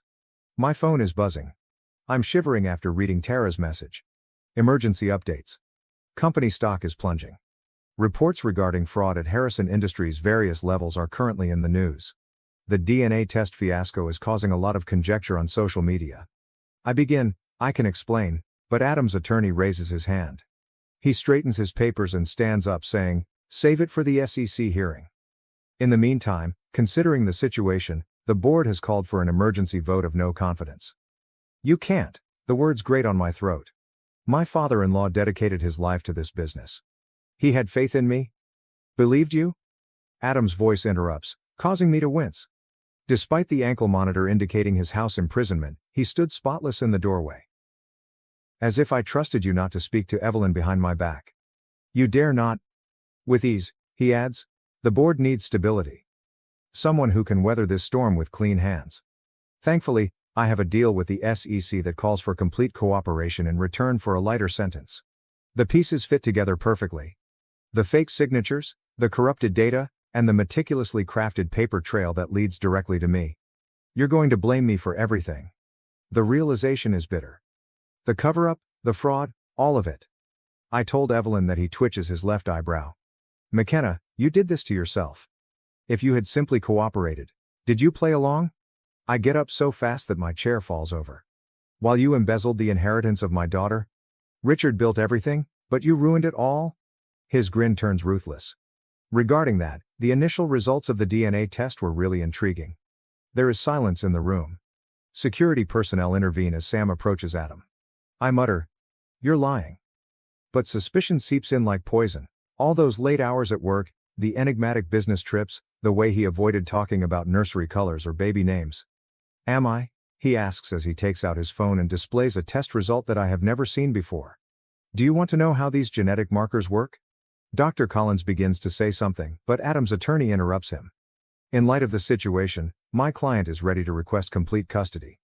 When evaluating a person's suitability for parenthood, the court typically disapproves of fraud and embezzlement. The world becomes extremely small. I saw Emma's face, her dark locks, her little fingers. Her early giggles and nighttime sobs are audible to me. The only thing that has felt genuine since this nightmare started is the weight of her in my arms. Adam whispers, "In an hour, the board will vote. Sign over your shares, resign immediately, and perhaps we can set up supervised visitation." I sway and Sam takes my arm. Don't, McKenna. My vision is blurry, though, and I'm already reaching for the resignation letter. Sometimes giving up isn't the same as surrender. Sometimes the goal is to purchase time so that you can fight in a different way. At midnight, the atmosphere in Dr. Collins' office is different. His father's medical degrees are shadowed, and our footsteps are obscured by the constant buzz of backup generators. While Tara does her magic on the computer, Sam stands guard at the door. I found it, she murmurs. The initial backup of the server. During the purge, Adam's crew didn't notice it. When I put in the flash drive Richard Harrison gave me years ago, his insurance policy, which I never imagined I'd need, my hands trembled. How much time? With her fingers gliding over the keyboard, Tara responds, 10 minutes to decrypt. If the passwords that your father-in-law used are still valid. The door slams open. Adam is standing there with two security officers on either side of him, his ankle monitor glaring accusingly in the dark. He replies, I knew you'd try something desperate, as he enters and adjusts his handcuffs. However, breaking and entering? That will appear awful during the custody hearing. Sam shifts between us. How did you discover? Adam's eyes do not meet his smile. Dr. Collins isn't as devoted as you believed. Everybody has a cost. Like the cost of Evelyn, the words have a harsh taste? Or did she only serve as a stepping stone? For a moment he loses his cool. You're not aware of the stakes. Behind me, Tara whispers. 7 minutes. Adam narrows his gaze. It won't matter what you're attempting to recover. Tomorrow morning, the board will cast its vote. Your resignation has already been handled. As I watch the progress meter creep, I remark, resignations are a funny thing. If they were signed under duress or if the person requesting them is engaging in fraud, they are not valid. He chuckles, but there's a hint of doubt. There is nothing you can prove. 15 minutes, Tara replies. Adam gives the guards a signal. Stop it, right now? I move forward and play my final card, saying, wait. The actual DNA is the outcome. Let me see them. We have experienced this. Either show me, or I send the SEC everything we discover, including every email, transaction, and encounter with Marcus Grant. He twitches his left eyebrow. You're playing a bluff. 3 minutes, declares Tara. The security personnel approach the PC. Sam stiffens, prepared to step in. Adam's words, she's yours, stop everyone cold. The actual DNA test demonstrates that she is yours. I needed leverage, so I changed the outcomes. I just sense clarity, even though the admission should be painful. In any case, you never desired her, did you? She was merely another resource to manage. For 2 minutes, Tara replies. At last, Adam's facade breaks. Do you believe this has to do with a baby? Power is at issue here. Command. All of the promises Richard made to me when he appointed me CFO, I whisper. He promised you a legacy, not a kingdom to steal. A minute. Adam makes a foray towards the computer. Tara shields the screen and Sam stops him. Something, a phone I've never seen before, drops out of Adam's pocket amid the confusion. I pick it up and immediately see the texts. Plans to dismantle Harrison Industries for parts, discussions with Marcus Grant, and something else, Dr. Collins' correspondence. Tara declares gleefully, it's done. Everything has been decoded. Adam becomes motionless. You should avoid opening that file. However, I already am. The room is filled with the voice of Richard Harrison, who made a video confession just days before he passed away. He gives names, explains plans, then offers a last surprise. Now that I finally understand, I tell Adam, the company was never yours to steal. Before he passed away, Richard made a revision to his will. He gave Emma the reins of power. Adam says, trembling, impossible. She was not born at all. I show him the will's date. Adam, he was aware. Almost everything, including the fraud, the affairs, and the agreements with Grant Technologies. You've been playing the exact game he anticipated the entire time. In the distance, police sirens blare. Adam's expression changes to one of rage. You believe you've triumphed? The board, the proof, and your signed confession are still with me. Check your phone, Sam murmurs. The one you just dropped, the real one. Evelyn's father pulling all support, Marcus Grant cutting agreements to save himself, the SEC renewing their investigation, and Dr. Collins sent one last message. I kept my promise, Richard. Adam's eyes widened as the messages poured in. The heritage of your granddaughter is secure. Adam collapses, his empire of lies crumbling around him, as the police storm in. However, I'm already leaving while seeing Emma sleeping soundly at home. Some victories are about defending what's most important, not about winning. The turmoil from last night can still be heard in the Harrison Industries boardroom. The doorway is crossed by police tape, and the conference table where Adam's empire eventually fell apart is covered in evidence markers. Richard Harrison's personal files are in the leather portfolio that Dr. Collins hands me. He murmurs softly, when the time was right, he wanted you to have these. I discover a note inside, buried beneath years' worth of financial documents and business plans. Richard's decisive handwriting is still visible despite the paper's age and the ink's fading. My beloved McKenna, you'll know by now why I picked you to guard Emma's inheritance, not because you're Adam's wife, but because you saw what he couldn't. Stock prices and merger agreements don't measure legacy. It is ingrained in choices, in choosing to defend instead of destroy. Emma is fussy in her job. I reposition her blanket and notice my image in the shadowed windows. Somehow I appear different, stronger, perhaps, or simply more certain. Sam shows up at the door. The SEC wants to take another look at the video testimony. Evelyn Grant is also present. When Evelyn walks in, I anticipate fury, but all I see in her eyes is tiredness. According to her, the board approved the dissolution of the merger attempt. Daddy is resigning? She twists her now ringless fingers and rambles. The scandal. I tell her, I never wanted this. Most of it is true. Neither did I. Her expression softens as she turns to face Emma. He also promised me children, you know. A future in which I genuinely had faith. I respond, I know, since I did the same once. The doctor clears his throat. The new members of the board are ready. They will require guidance about the company's future. Richard's letter about choices and legacies comes to mind. Inform them that we are reorganizing, beginning with the charitable foundation. Funding for programs that assist single parents should be doubled. From where she sits at the computer, already working on the press release, Tara smiles. Our attention is drawn to a disturbance outside.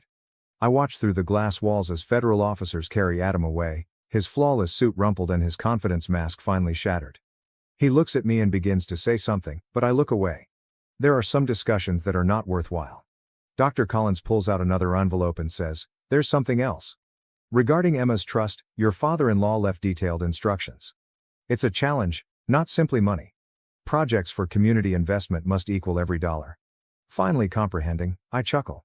He ensured that the legacy would not be taken. It must be earned.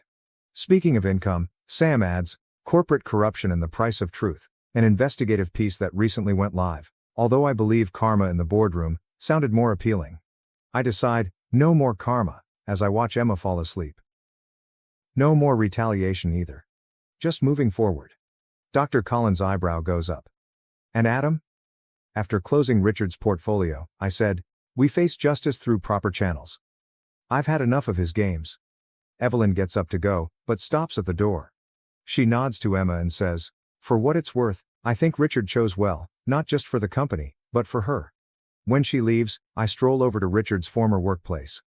His nameplate, which will shortly read Harrison Industries Trust Management, is still displayed on the door. His presence permeates every thoughtfully selected detail inside. One final message, dated the day of his death, is slipped inside his desk calendar. Remember, knowing when to stop is more powerful than knowing when to fight. Fortunately, none of her father's calculations are used when Emma wakes up and demands attention. I pick her up and inhale that wonderful infant smell. Are you prepared to return home? From the doorway, Sam asks. As I grab our belongings, I correct him, not home. Going forward. Reporters wait outside with inquiries concerning scandal and atonement. Lawyers, reorganization plans, and countless decisions regarding Emma's future await us tomorrow. But now, in this silent triumph, I realize what Richard has known all along. Sometimes the best form of retaliation isn't demolishing what other people have created, but rather creating something better out of the ashes they left behind. Thank you for watching. If you haven't subscribed yet, please do so and hit the notification bell to stay updated with more shocking real-life stories happening around you. My husband abandoned me while I was in labor, and later, my brother told him I didn't make it. Now my husband wants me to cut my brother off. My husband and I got into a heated argument just a week before our daughter was born. The whole thing started when he casually suggested that we get a paternity test for our daughter once she arrived. To be clear, this accusation was completely out of the blue, with no prior incidents or reasons to justify his suspicion.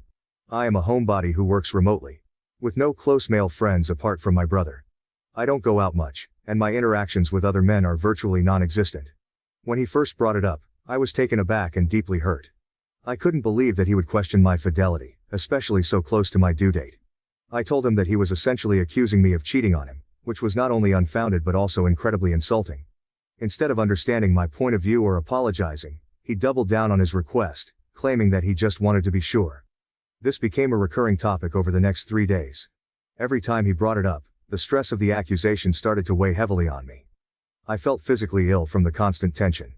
I tried to reason with him, explaining how his unfounded doubts were affecting me, but he wouldn't relent. It felt like he was tearing down the trust and love we had built over the years, brick by brick. On the third day, after another exhausting round of the same argument, I reached my breaking point. I was overwhelmed with frustration and sadness. The stress was so intense that I could feel it taking a toll on my body and my mental health. In a moment of clarity, I realized that I couldn't continue to stay in an environment that was so toxic and harmful, especially not so close to giving birth. I told him that I didn't want to talk to him anymore and packed a few essentials. I left our home and went to my brother's house, seeking solace and support. My brother welcomed me with open arms, offering the comfort and understanding that I desperately needed. During this time, I called my husband to try and work things out, hoping for some resolution, but he refused to engage in a constructive conversation. After all this, I decided to go back home the next day to grab some things while my husband was at work. The atmosphere at my brother's house was supportive, but I needed some personal items and baby essentials to prepare for the upcoming birth. As I walked through our home, the memories of our recent fight lingered, adding a heavy sense of sadness and frustration. While I was gathering my belongings, I suddenly felt a sharp, intense pain in my abdomen. The realization hit me. I was going into labor. Panic set in as the contractions grew stronger and more frequent. I needed to get to the hospital immediately. My first instinct was to call my husband, despite our unresolved issues. After all, he was the father of our child, and deserved to be there for the birth. I dialed his number, but there was no answer. I called again and again, a total of 16 times, with each attempt going straight to voicemail. My heart pounded with anxiety and fear. How could he not answer? Didn't he see the urgency in my repeated calls? Each ring that went unanswered only heightened my sense of isolation and dread. Desperate and in pain, I called my brother, explaining the situation between labored breaths. He assured me that he was on his way and tried to reach my husband as well. My brother called him another half a dozen times while driving to pick me up and then continued calling on the way to the hospital. But there was still no response. The silence from my husband was deafening, amplifying my fears and frustrations. As my contractions became more intense, I clung to the hope that my husband would somehow show up. The ride to the hospital felt interminable, each bump in the road sending waves of pain through my body. My brother, trying to remain calm for my sake, drove as quickly and safely as he could. His wife, a nurse, was on the phone, guiding us through the process and preparing to meet us at the hospital. Just when I thought things couldn't get worse, I felt an overwhelming urge to push. We were still miles from the hospital, and it became clear that I wouldn't make it in time. My brother pulled over, and his wife instructed him over the phone on what to do. In the cramped space of the back seat, I gave birth to my daughter. The pain was excruciating, and the situation was terrifying. I was bleeding heavily, and my brother's wife, who arrived just in time, helped deliver the baby and tried to manage the situation as best as she could. By the time we reached the hospital, I was in critical condition. I was rushed into surgery to stop the bleeding and had to undergo an emergency hysterectomy. Bonding with my daughter has been incredibly hard.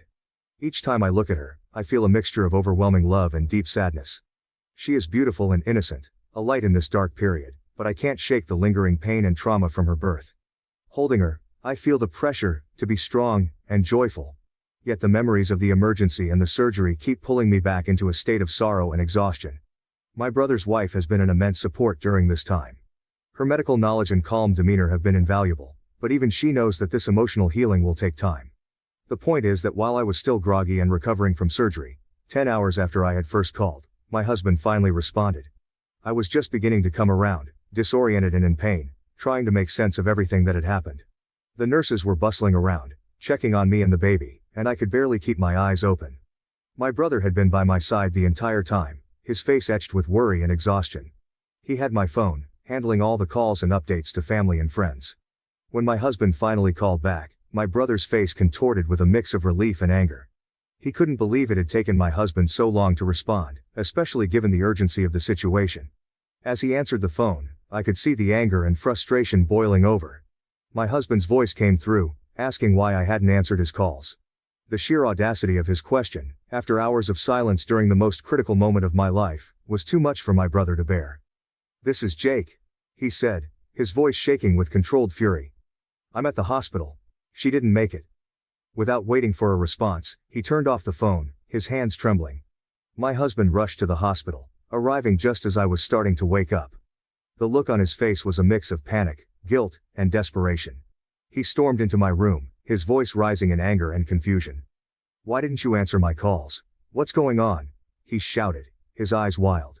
Before I could even process what was happening, the hospital security intervened, forcing him out of the room to prevent further distress to me. I was too weak and disoriented to fully grasp the situation, but the emotional turmoil was evident. The hospital staff explained that they needed my signature to allow him back in, but I was in and out of consciousness, barely able to focus on anything. My brother's actions, though harsh, were driven by the intense fear and helplessness he had felt during those long hours. He had watched me struggle through labor, bleeding and in pain, all while my husband was unreachable. To him, those 10 minutes of fear he inflicted on my husband were a fraction of what he had endured.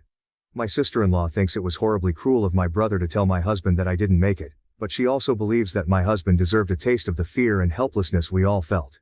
She understands the emotional roller coaster we went through and, while she wouldn't have done it herself, she doesn't completely condemn my brother's reaction. My brother, on the other hand, stands firmly by his prank. He justifies it by saying that he only gave my husband 10 minutes of the same fear he had felt at my side for over 10 hours. He had witnessed firsthand the agony and danger I was in while my husband was unreachable.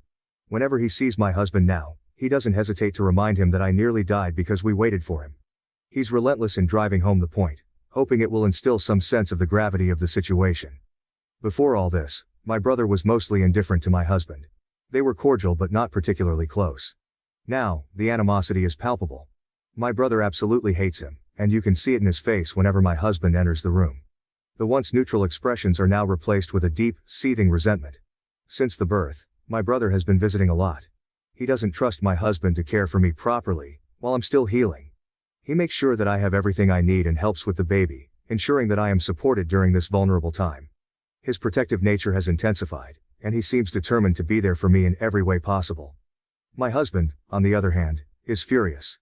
He's outraged that my brother won't apologize for the prank and that I won't make him.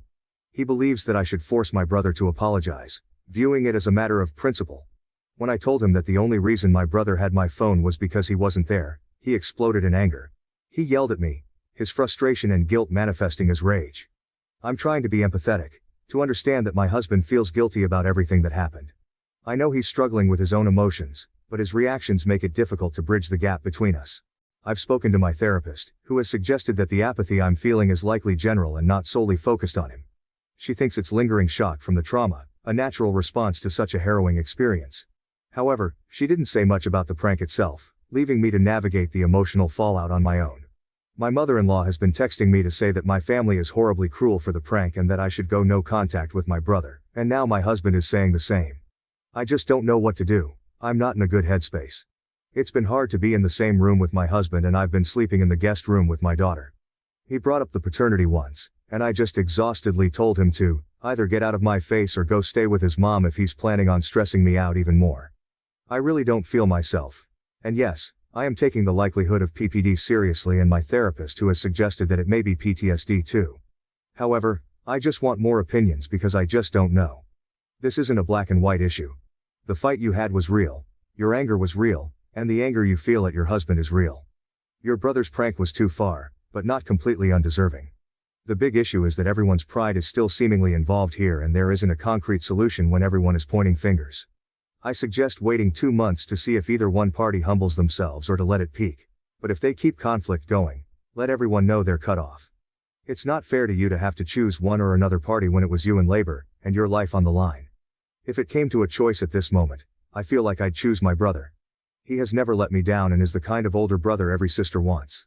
He rushed to my side when I needed help the most, driving me to the hospital and staying with me through the terrifying ordeal of childbirth.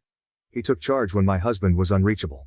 I feel guilty for feeling this way, torn between my loyalty to my husband and my gratitude towards my brother.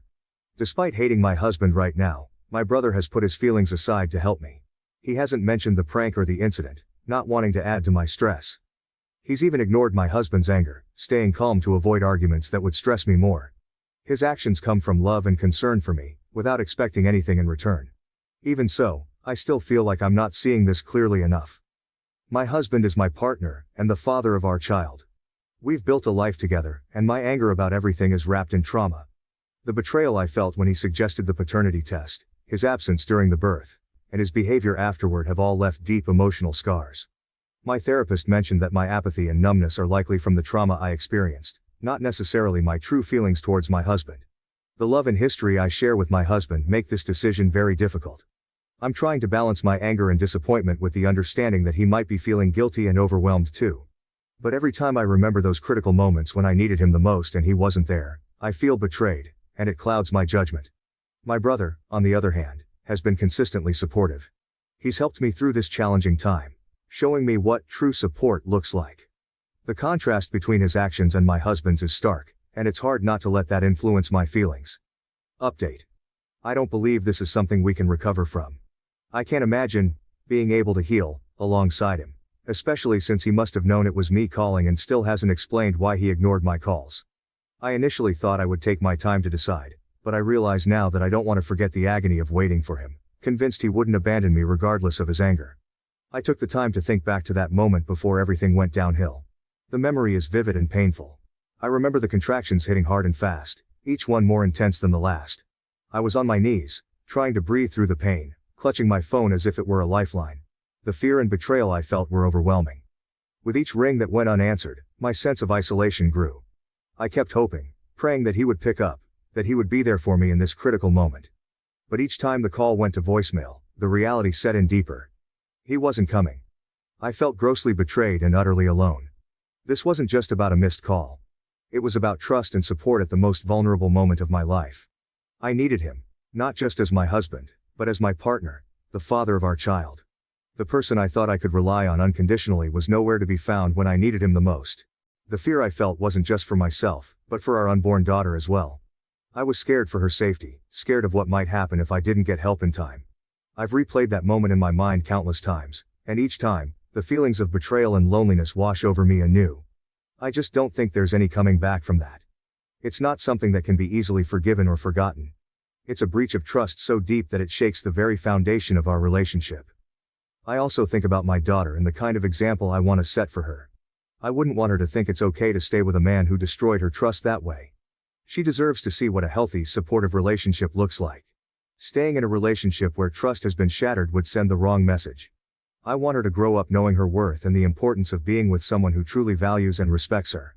I plan to contact an attorney and meet with them in the coming weeks. Thankfully, we have a prenup, so I hope the process won't be too difficult.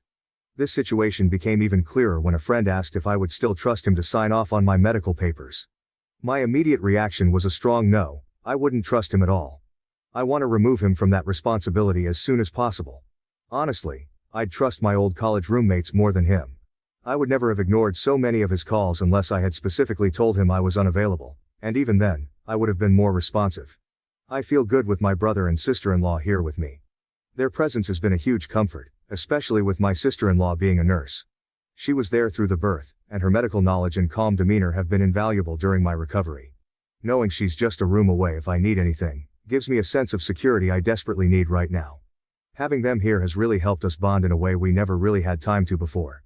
My sister-in-law and I have always gotten along, but this experience has brought us closer.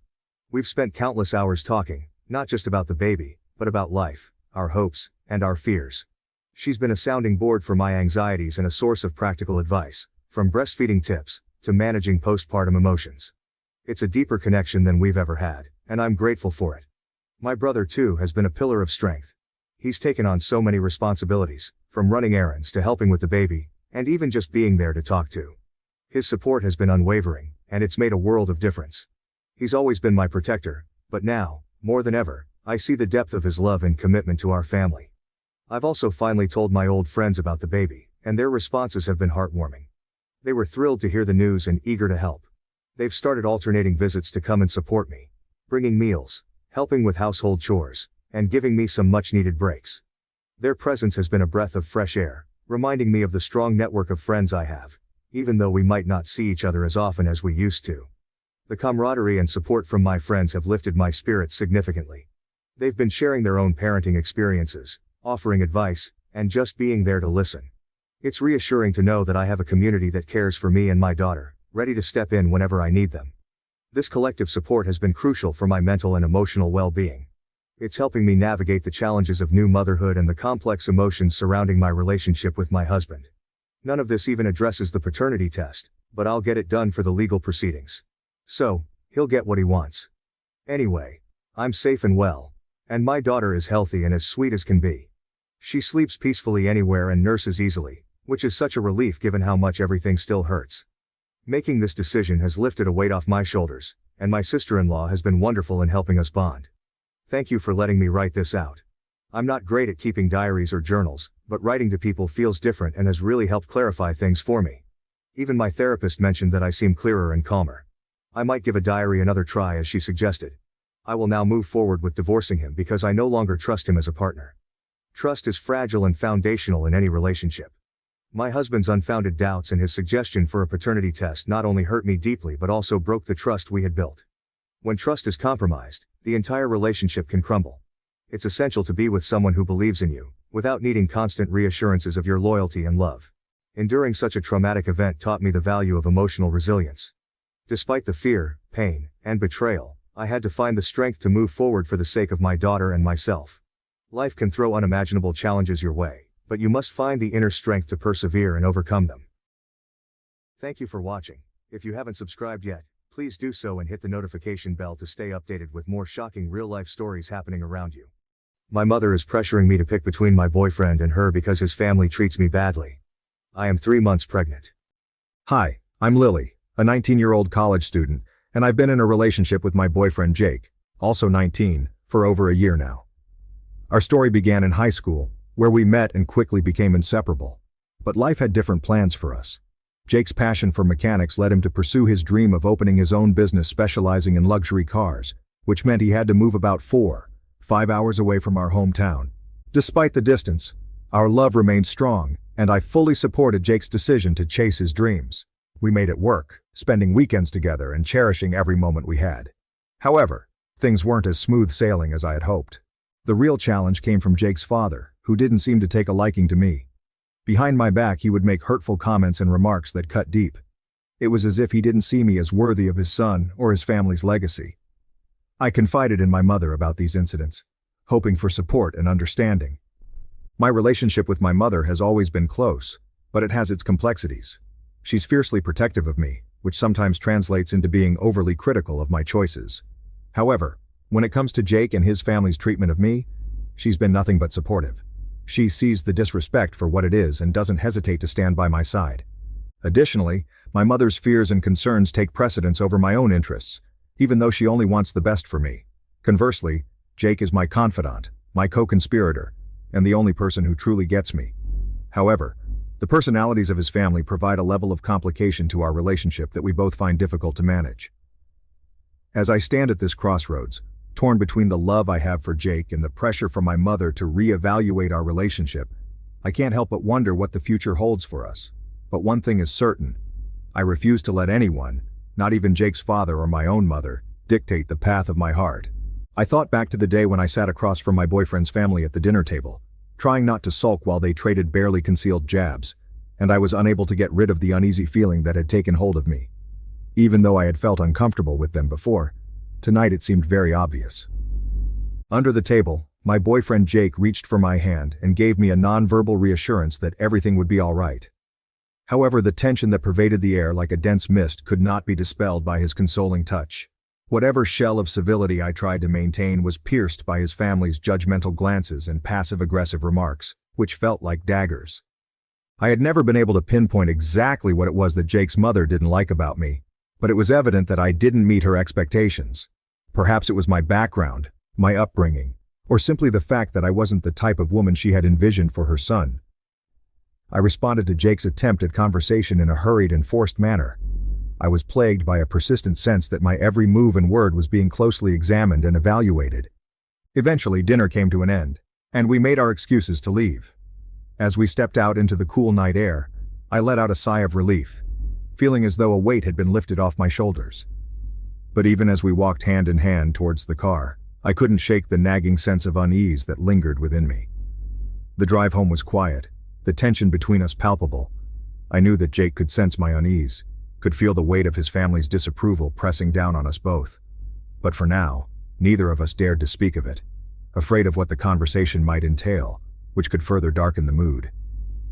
As we pulled into the driveway of my home, I could feel a sense of dread wash over me. It was because I would have to face my own mother's scrutiny soon enough, and I dreaded the thought of another confrontation. Therefore, all I wanted was to escape into the safety of my own room, away from the prying eyes and judgmental whispers. On the following day, the tension in the air was palpable as I sat across from my mother, her disapproving gaze fixed on me like a spotlight. We were in the familiar surroundings of our living room, but the atmosphere felt heavier than usual, weighed down by the unspoken tension between us. The room was heavy with tension as my mother's voice began, carrying an urgency that sent a shiver down my spine. I knew what was coming, and I braced myself for the impending storm. She wasted no time in getting straight to the point. "I've been thinking a lot about you and Jake," she said, her words laced with a hint of disdain. "And I can feel that this relationship isn't good for you." I felt a knot form in the pit of my stomach as her words hit me like a punch to the gut.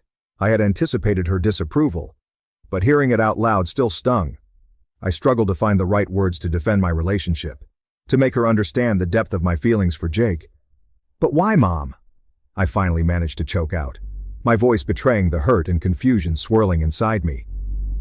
"Jake is a good person, and he makes me happy. Isn't that all that matters?" My mother's expression softened slightly, but her resolve remained unyielding. "It's not just about Jake, Lily. It's about his family too, she replied, her tone firm. "I've heard the way his father talks about you, the way they treat you. You deserve better than that, sweetheart." Her words touched an emotional level, dredging up memories of past encounters with Jake's father and the hurtful remarks he had made. I couldn't deny the truth in my mother's words, but I also couldn't ignore the love I felt for Jake, despite his family's shortcomings. "I know it's not ideal, Mom," I admitted, my voice trembling with emotion. "But I love Jake, and I believe we can overcome these obstacles together." My mother's expression softened, her eyes filled with a mixture of sympathy and concern. "I know you do, Lily," she said gently, reaching out to take my hand in hers. "But sometimes love isn't enough. You have to think about your future, about what's best for you in the long run." Her words made me feel torn inside. Part of me wanted to please my mother, listen to her advice, and shield myself from more pain. But another part couldn't imagine leaving Jake, the one who's always been by my side, no matter what. Sitting there, torn between my family and Jake, I wondered if I could make both sides happy without giving up my own happiness. But right now, I didn't have the answers, and I felt overwhelmed by the choices ahead, and unsure about the future. Particularly, the discovery of my pregnancy came as both a shock and a blessing. I had suspected for a while, but it wasn't until I missed my period for the third time that I finally mustered the courage to take a test. As the 2 red lines appeared, confirming my suspicions, a wave of emotions washed over me. I became really scared and unsure when I found out I was pregnant, especially because I don't get along well with Jake's family. I wondered how they would take the news. Would they continue to think I'm not good enough for their son and dislike me even more because a baby is coming? These worries filled my head, making it hard for me to be happy about having a baby. Instead of being excited about starting a family with Jake, I felt a deep fear.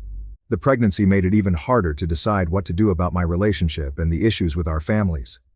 I wanted to keep my baby safe from any bad vibes from Jake's family, but I also loved Jake and felt our connection grow stronger with this news. The decision I faced was no longer just about me and Jake. It was about the future of our child and what kind of environment we wanted to bring them into.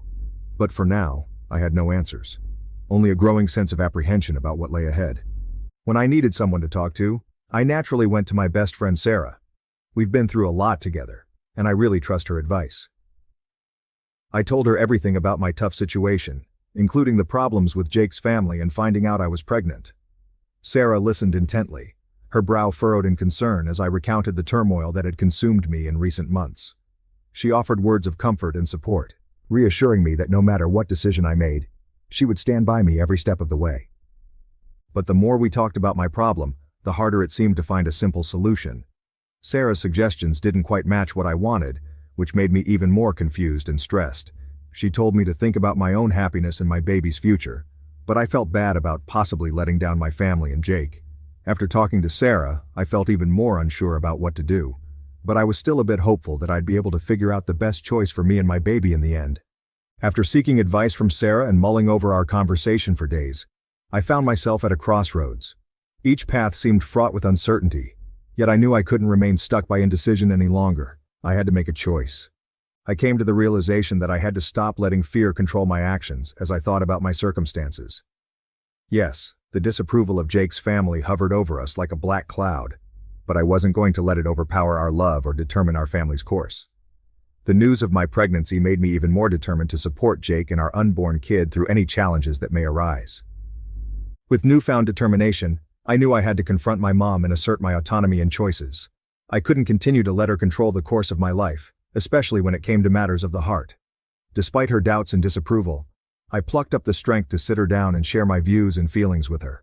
I told my mom that, even though she wants the best for me, I have to make my own choices for my future. I explained that Jake and I will have our challenges, but I have faith in our love and our strength to get through anything together. My mother listened in silence, her expression unreadable as I poured my heart out to her. When I finished speaking, there was a moment of tense silence, as if the weight of my words hung in the air between us. But then, to my surprise, she reached out and took my hand in hers, her eyes softening with understanding. Mom told me she might not always like my choices, but she believes I know what's right for my future. She said this kindly, showing she accepted and supported me, which made me tear up. She gave me her blessing to go after what I want and make my own way, wherever that takes me. With those words, a weight lifted off my shoulders and I felt a sense of freedom and empowerment wash over me. I had finally asserted my autonomy and claimed ownership of my choices. And it felt like the first step towards building the future I had always dreamed of. In the days and weeks that followed, Jake and I faced our fair share of challenges and obstacles. But with each hurdle we cleared, our bond grew stronger, our love more resilient. Together, we took steps toward building a future filled with hope and promise, knowing that no matter what lay ahead, we had each other and our unborn child to guide us through. And as we looked towards the horizon, hand in hand, I knew that with love and determination, we could overcome anything that stood in our way. Update 1. As I sit here reflecting on the tumultuous journey that has brought me to this moment, I can't help but marvel at how far I've come. From the uncertainty and fear that once plagued me to the newfound sense of empowerment and resilience that now courses through my veins, it's clear that I've grown and learned more than I ever thought possible. Through the trials and tribulations of navigating my relationship with Jake and the challenges presented by his family, I've discovered strength within myself that I never knew existed. I've learned to trust my instincts, to stand firm in my convictions, and to embrace the uncertainty of life with courage and grace. But perhaps the most profound lesson I've learned is the importance of love. Not just romantic love, but the love and support of family and friends who stand by you through thick and thin. In Sarah, I found a confidant and a pillar of strength who helped me navigate the complexities of my situation with wisdom and compassion. And in my mother, I found acceptance and understanding, a reminder that even in the face of adversity, love has the power to bridge the divide and bring us closer together. Looking ahead, I see a future filled with hope and promise, despite the challenges that may lie in wait. With Jake by my side, I know that together, we can weather any storm, overcome any obstacle, and emerge stronger and more resilient than ever before. Our love has been tested and tried, but through it all, it has only grown deeper and more steadfast, a beacon of light guiding us through the darkness. Update 2. As we prepare to welcome our child into the world, I'm really thankful for all the good things in our life. I'm excited for a future full of happiness and all the small, wonderful moments that show us how beautiful life is. When I think about looking into our baby's eyes, I'm sure we can handle any problems together, with love leading us. So as I close this chapter of my life and embark on the journey that lies ahead, I do so with a heart full of hope and a spirit filled with optimism. For I know that no matter what twists and turns may come our way, I am surrounded by love, which is the greatest gift of all, and with that anything is possible. My husband finally cut ties with his toxic mom and sister after they demanded we give up our house for my jobless sister-in-law and her family. My in-laws have a very toxic connection with my spouse, and it is beginning to ruin my life. Growing up, my husband was my favorite, the golden child, and my mother-in-law was very close to him. Jacob has informed me that because his father was so busy at work, he and his mother spent a lot of time together. However, I've noticed that his sister, Sarah, is not treated equally by my mother-in-law. Although I am confident that my mother-in-law loves both of her children, I have repeatedly observed that she prioritizes my husband. I'm sure Sarah felt the same way growing up, which is why my husband has always attempted to fill the void by being a kind elder brother to her and always being there for her. But the truth is that Sarah and my mother-in-law would sometimes behave in such a ridiculous manner that it crossed the line. For example, when we initially started dating, Jacob, a recent college graduate, and my in-laws, including Sarah, shared a house. My in-laws had offered my husband a totally own level so that he could have his own privacy and welcome whomever he pleased. This is why he would occasionally invite me to his home to spend the night with him. However, several times in the morning, Sarah would storm into our room while we were asleep without knocking. As you may guess, we were not always properly dressed, but she would act as if everything was normal and begin talking to Jacob about utterly random topics. This was very strange for me because I was uncomfortable with her seeing me in my lingerie. Before anyone points out, I absolutely understand that Jacob was living with his family at the time, so I should have expected this, but is knocking on the door before entering really that much to ask?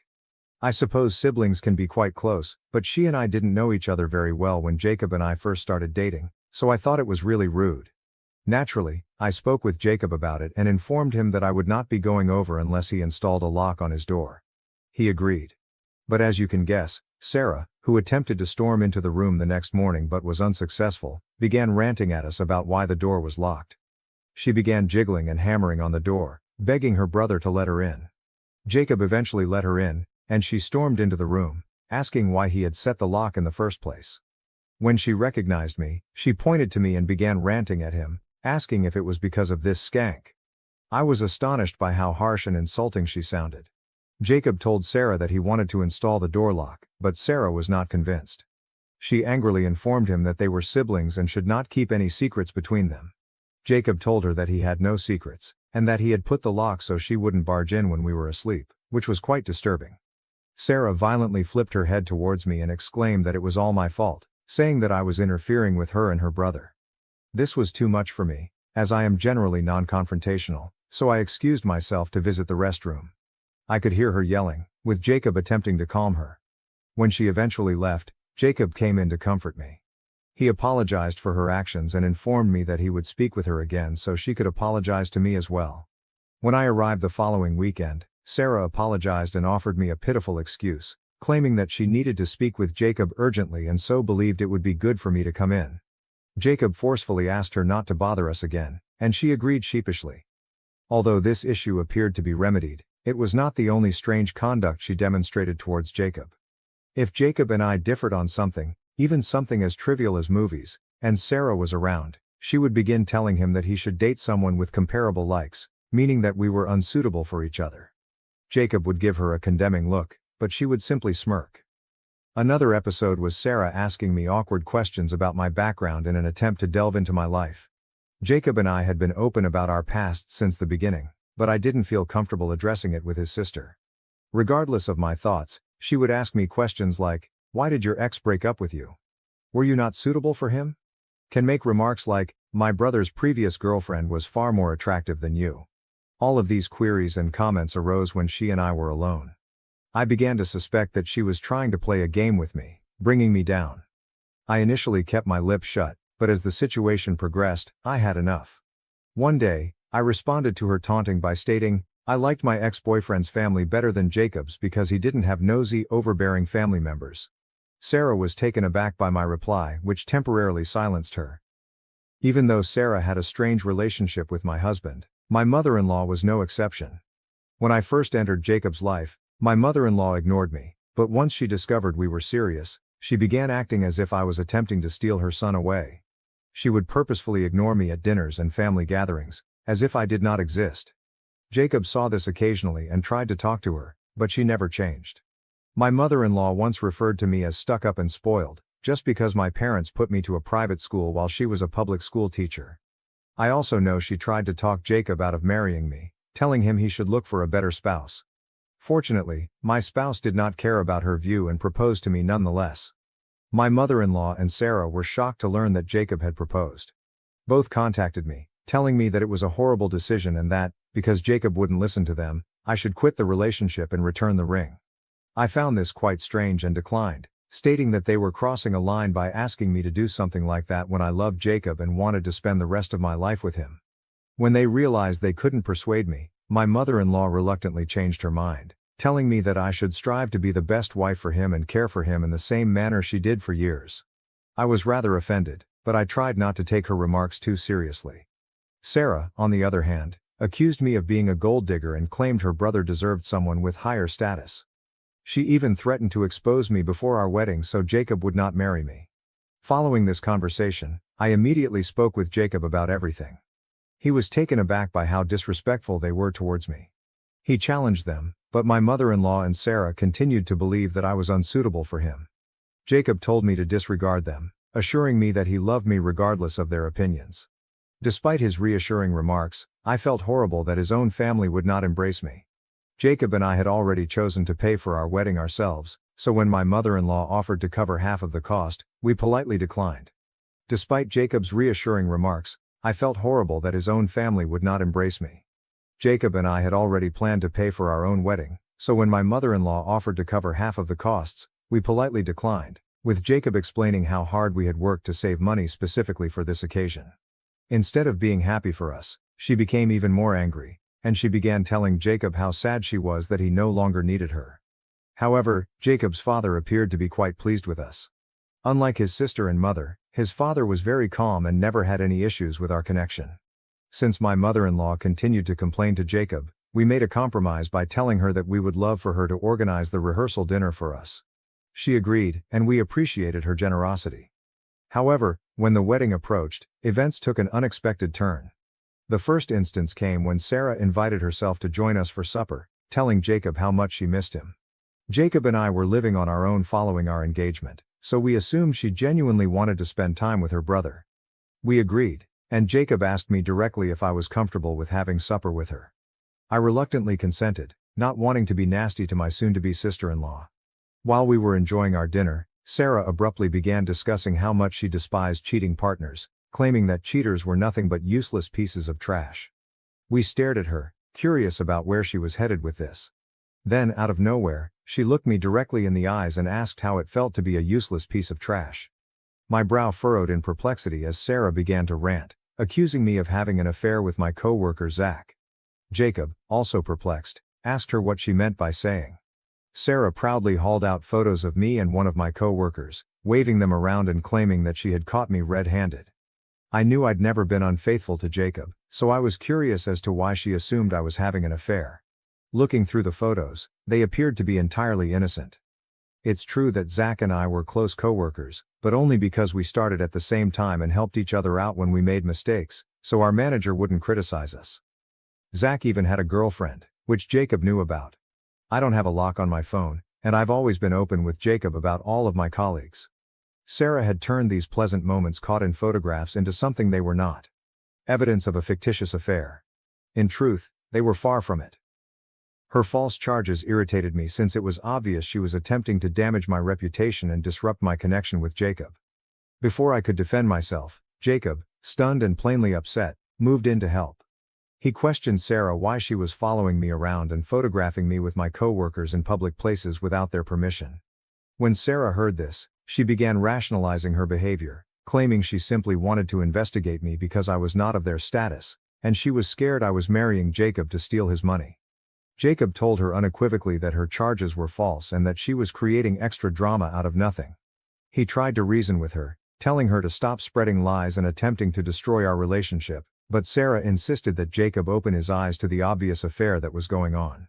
I also tried to clarify that we were only co-workers, but Sarah insisted on her charges. As her charges grew more serious, the environment became strained. I had had enough and informed her that I was going to make a police report against her for illegally photographing and stalking me.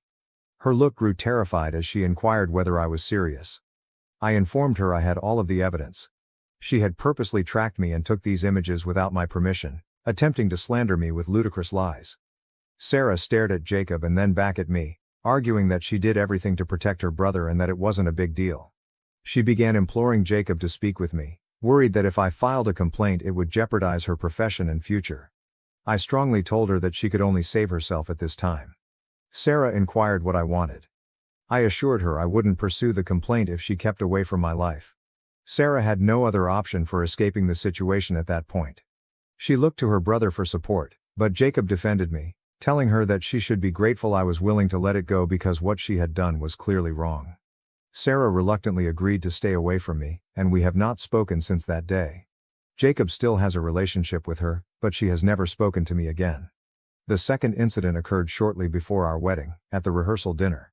My mother-in-law, who had insisted on planning the meal, rebuffed our offer of assistance in any manner. She told us that she would take care of everything.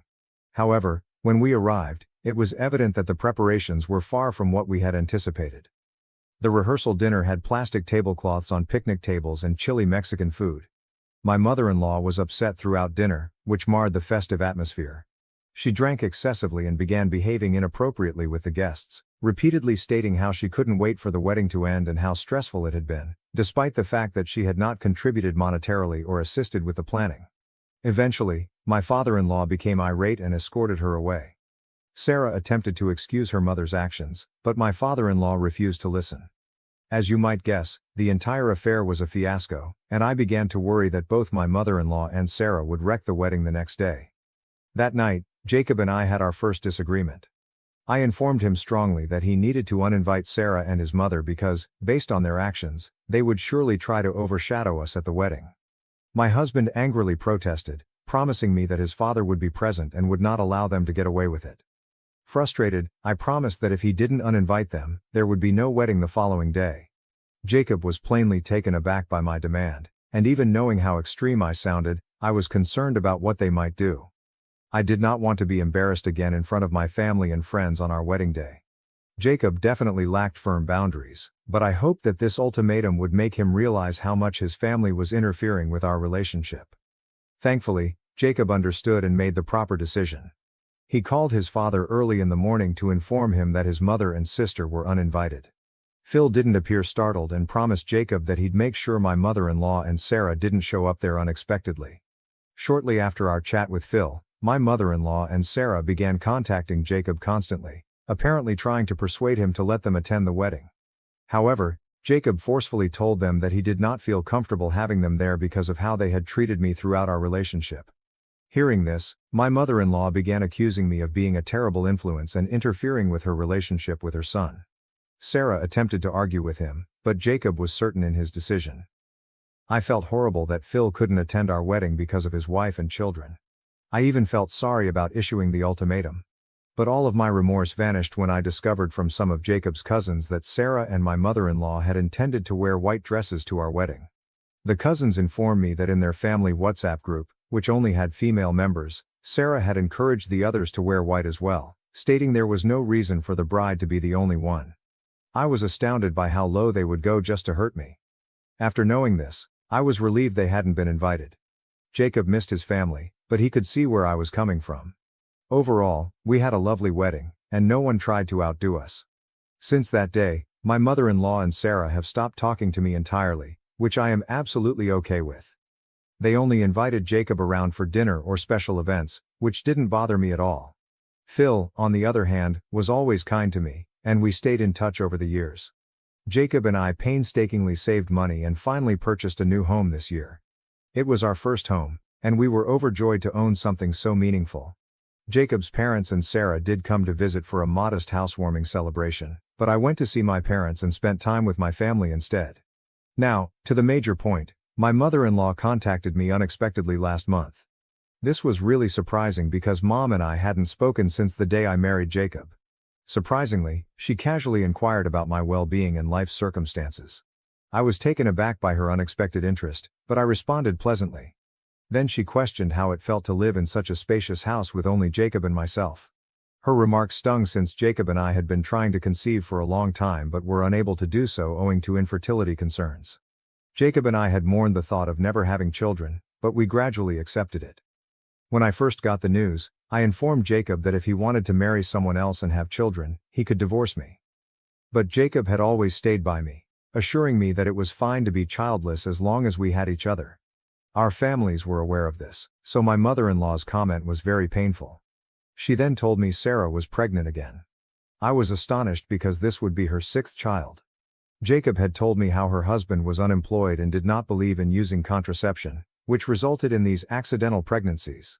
Sarah's boyfriend was the embodiment of laziness, doing nothing around the house to aid her or the kids. I've heard from Jacob that he treats Sarah like a personal maid. He never pays any bills in the house. Sarah works many part-time jobs, while he spends the entire day gaming. Regardless of how much everyone has talked to her, Sarah never breaks up with him. My mother-in-law then went on to add that because Sarah could no longer afford to work during her pregnancy, she thought Jacob and I should give up our apartment because it was too big for a childless couple like us. I was caught aback by her demand and struggled to find words. I inquired whether she was joking, but my mother-in-law responded that she was serious, that Sarah and her husband deserved to live in a larger house. However, because she did not have enough space in her own home to accommodate them, she invited them to come in with us. The weight of her news weighed in the air as I fought to keep my composure in the midst of the emotional storm. I emphasized to her that this was our house, which we were still paying for, and the idea of someone else moving in without our permission was intrusive and ludicrous. However, my mother-in-law said that she had already spoken with Jacob, who had allegedly consented to this. This was strange because Jacob and I were always open with each other, and I knew he would have told me if he had agreed to let his sister and her family stay with us. I firmly told my mother-in-law that because the house belonged to both me and Jacob, he couldn't grant permission without my agreement. No one was allowed to reside here unless both of us agreed. To reach a solution, I told her that I would be pleased to accommodate Sarah and her husband for a few days if they wished, but that they could not stay permanently. My mother-in-law, on the other hand, began yelling, arguing that as a responsible daughter-in-law, I was required to make room for Sarah and her husband. She also assured me that if I complied with her demands, all previous troubles would be forgiven. In rage, I cynically said, "Sure, I'll be pleased to let them take our place. But you see, we're still paying for it, and I'm confident that if Sarah and her husband move in, they will not assist with the mortgage or bills. So how about you take some responsibility and contribute to their living expenses? I'd be grateful if you could just cover the mortgage, and we'll manage the rest. Of course, with only one job, you'll definitely need a second one to cover the home payments. Please let me know when you intend to get that second job." Hearing this, my mother-in-law exploded in wrath, shouting and voicing her dissatisfaction. She said it was crazy of me to want her to pay the mortgage, and I responded that it was equally ridiculous for her to expect us to care for Sarah's family and allow them to move in. This infuriated her even more, and she continued to yell, while I smiled with satisfaction. She eventually disconnected the call when she saw I wouldn't give in to her demands. Soon after, Sarah called and yelled at me for daring to ask her mother to pay our mortgage. She went on to add that she had always known I was a gold digger. I informed her that she was the gold digger, attempting to live with us without contributing. I added that if she wanted to know who the true gold digger was, she could look at her own partner, who did nothing to assist her. This appeared to silence her. I firmly told Sarah that she could argue with me all she wanted, but I would never let her family into our home unless they agreed to help with the mortgage. She accused me of being cruel and putting money before family. The tables had turned, and I was relieved at the thought of sticking up for myself and refusing to back down, taking control of my home. However, I feel a little awful thinking about my ex-husband, and I'm here on Reddit wondering if what I've done makes me the villain. Update 1. Thank you to everyone who has expressed their support. To answer the most crucial question that everyone keeps asking, why would my mother-in-law demand such a stupid thing of us? It's because she has always been so entitled. Clearly my husband has tolerated this charade for far too long, and he and I need to sit down and have a serious discussion about it. It's heartbreaking how my mother-in-law can lie about her own kid in order to get her way. My sister-in-law is a pawn in her game, doing whatever her mother-in-law wishes because my mother-in-law has always favored my husband. Sarah simply listens to what her mother says in the hopes of garnering favor as well. In this situation, Sarah stood to benefit because she could rely on us to pay her expenses and care for her children while her useless husband did nothing. I'm waiting for my spouse to return from his business trip so we can discuss. I do not want to discuss this over the phone since it is too important. Update 2. It's been 3 days since I last updated. As I indicated earlier, I was waiting for my husband to return. When he returned, we finally sat down and talked. I told him how his mother had called and demanded that we give up our house to his sister and her family. Jacob was definitely taken aback, so I gave him the whole story. He subsequently said that he had no idea about any of it. Prior to his journey, his mother had only told him that his sister was pregnant. That was all he knew about the situation, and he had no idea his mother would make such unreasonable demands. I informed him forcefully that I expected him to speak with his mother and deal with the matter because I couldn't bear his family anymore. He agreed. Jacob confronted his mother and questioned why she had lied to me about him. When caught red-handed, my mother-in-law attempted to backtrack, claiming that she had not actually lied. She said that she knew Jacob would have no objections to his sister staying with us, so she took matters into her own hands and approached me personally. Jacob stopped her off and questioned why she thought he would be fine with Sarah and her entire family coming in. My mother-in-law explained that because Jacob and Sarah were close, he would naturally want to support her by allowing her family to come in. Hearing this, I closed my eyes in disgust, but remained silent, allowing Jacob to handle his mother. Jacob then firmly told her that he was not going to let Sarah, her unemployed husband, and their 6 children move in with us. He also stated that she had no authority to compel us to take care of them. My mother-in-law started yelling, stating Sarah desperately needed aid at this time. But Jacob informed her it was not our job, and if she wanted to help, she could care for Sarah herself. My mother-in-law then said that Phil didn't want them in their small house, although we lived in a larger house and could easily help out. She even had the audacity to suggest that, since I was childless, assisting Sarah's children would make me feel fulfilled. My eyes widened with surprise, but for the first time, I noticed Jacob's face shift color. He raged at her, stating she had no right to say such rude things about me and couldn't use it to compel me to care for Sarah's children. Jacob went on to say that Phil didn't want anything to do with Sarah since she had turned into a child-birthing machine and that he was over both of them. My mother-in-law tried to backtrack again, but Jacob would not have it. He informed her that he had done his best to keep a positive connection with them, even after they had repeatedly disrespected me, but he couldn't take it any longer. My mother-in-law begged him, but Jacob assured her that this was our home and I was his wife. Anyone that offended me disrespected him as well, and they did not deserve to be in his life. Jacob ended the call with those final words. Since then, he has not spoken with Sarah or his mother. Phil summoned Jacob to speak, and after hearing the entire story, he understood why Jacob had made such a severe move. Phil apologized to me on behalf of his wife, but I informed him that it was not his responsibility. Update 3. It has been an interesting 2 weeks. A lot of people suggested that I install cameras around our house in case my mother-in-law and Sarah wanted to show up and cause a commotion. So I purchased several cameras online and installed them. As luck would have it, they showed up last weekend, banging on my door while I was alone at home. When I saw them through the camera, I quickly called Jacob, who told me he was on his way. I answered the door, and there they were, my mother-in-law and Sarah, both furious. They requested that I let them in, but I refused and told them that if they had anything to say, they could do so from the outside. My mother-in-law began ranting at me, accusing me of being callous, greedy and selfish. I politely informed her that this was our home, and they had no right to enter uninvited. She continued her tirade, unknowing that the cameras were recording every moment. I reminded her of our prior chat, emphasizing that I would not give up our house for Sarah and her family, and that if she had anything else to say, she could wait for Jacob's return. Sarah then began yelling, accusing me of breaking up the family for no reason, being a gold digger and attempting to take her brother away from them. I informed them that everything they said was being recorded and that I would use the footage to obtain a restraining order if necessary. Their eyes widened in surprise as my mother-in-law exclaimed that I wouldn't dare to do that. I smirked and informed her that if they did not leave the property immediately, they would receive a legal notice very soon. This worried them, and Sarah tried to convince me that I was overreacting, saying that it wasn't a big problem. Fortunately, Jacob came at that exact moment. He approached them casually, asking what they were doing. My mother-in-law raced to hug him, but he resisted and forcefully demanded why they had come. Sarah stated that I was attempting to control his life by separating him from them and that they had come to face me. Jacob reiterated that it was his decision to avoid touch, and he did not want anything to do with either of them. My mother-in-law begged for forgiveness, but Jacob merely told them to leave the property or he would call the cops. They were visibly taken aback, apparently not anticipating this reaction from him. Jacob went on to say that if they ever came up at our house again, we would contact the police and have them removed forcibly. They fled, devastated, but Jacob no longer cared. I was relieved that my spouse had finally spoken up for me.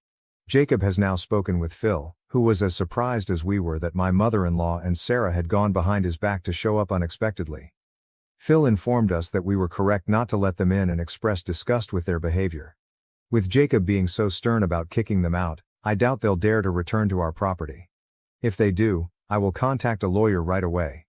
I am relieved that my husband has finally learned how toxic his family is, and I hope this is my final update. I'm ready to move on from this circumstance and continue our lives peacefully. Thank you for watching. If you haven't subscribed yet, please do so and hit the notification bell to stay updated with more shocking real-life stories happening around you. I'm tired of my sister-in-law and I even plan to not go to my brother's wedding because of her weird behavior. My 27Y brother, 25Y, is marrying Lena, 24Y. She doesn't have a family, so my family tried to make her feel really included. I liked her the few times I saw her until she started to get weird.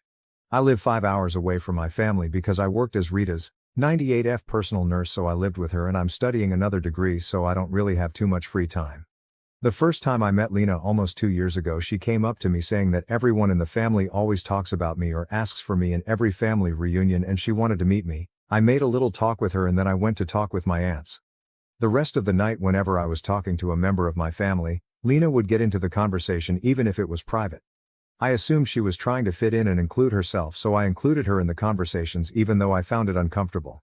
After that, she included herself all the time in any conversation I was having with anyone at any family gathering, but I would include her in the conversations. The problem started when they announced their engagement.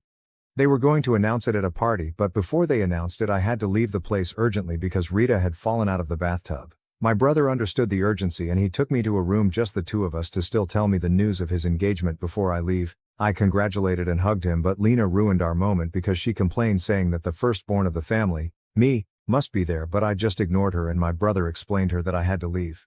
I have been taking care of Rita since before I graduated and she always trusted in my skills as a nurse and she's even paying for my second degree, which is a lot, so she became a third grandmother to me and after falling in the bathroom she broke her hip and her health deteriorated greatly. It's just me and her pregnant great-grandchild who takes care of her.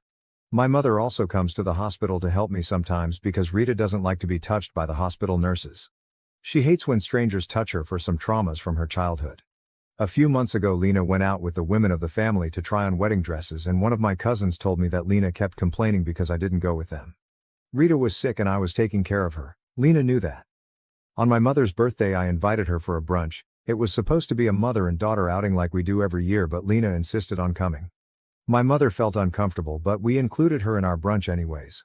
I can tell a lot of situations like that where Lena pushed herself too hard to get close to me even if I was always kind with her. She even had an argument with a cousin because of that. I reached my limit yesterday. Rita passed away 3 days ago and not only am I really sad but also my parents and brother since everyone knew her and she was a great woman. Rita wants us to bury her ashes in the cottage where she grew up. Rita's great-granddaughter surprised me with an arranged trip for the two of us to go and bury the ashes next week. I told my family that and my mother said she wants to go too, but Lena got totally mad and started to complain saying that we're going to a trip 2 days before the wedding. To be honest, I totally forgot about it and I don't feel with the energy to go. My mother explained that we will only go to bury the ashes and come back literally the night before the wedding day and that everything is actually ready. Lena continued complaining and I snapped when she told me that I care more about an old lady who wasn't my family and that I should care a lot more about her since she'll be my real family, my brother's wife and my niece's and nephew's mother, and the dead woman wasn't even my blood. I told Lena that Rita was like family to me and that she's not even a friend to me. That she's not relevant in my life and if it wasn't for my brother I wouldn't even try to get along with her. Maybe I was mean but I was sad and angry.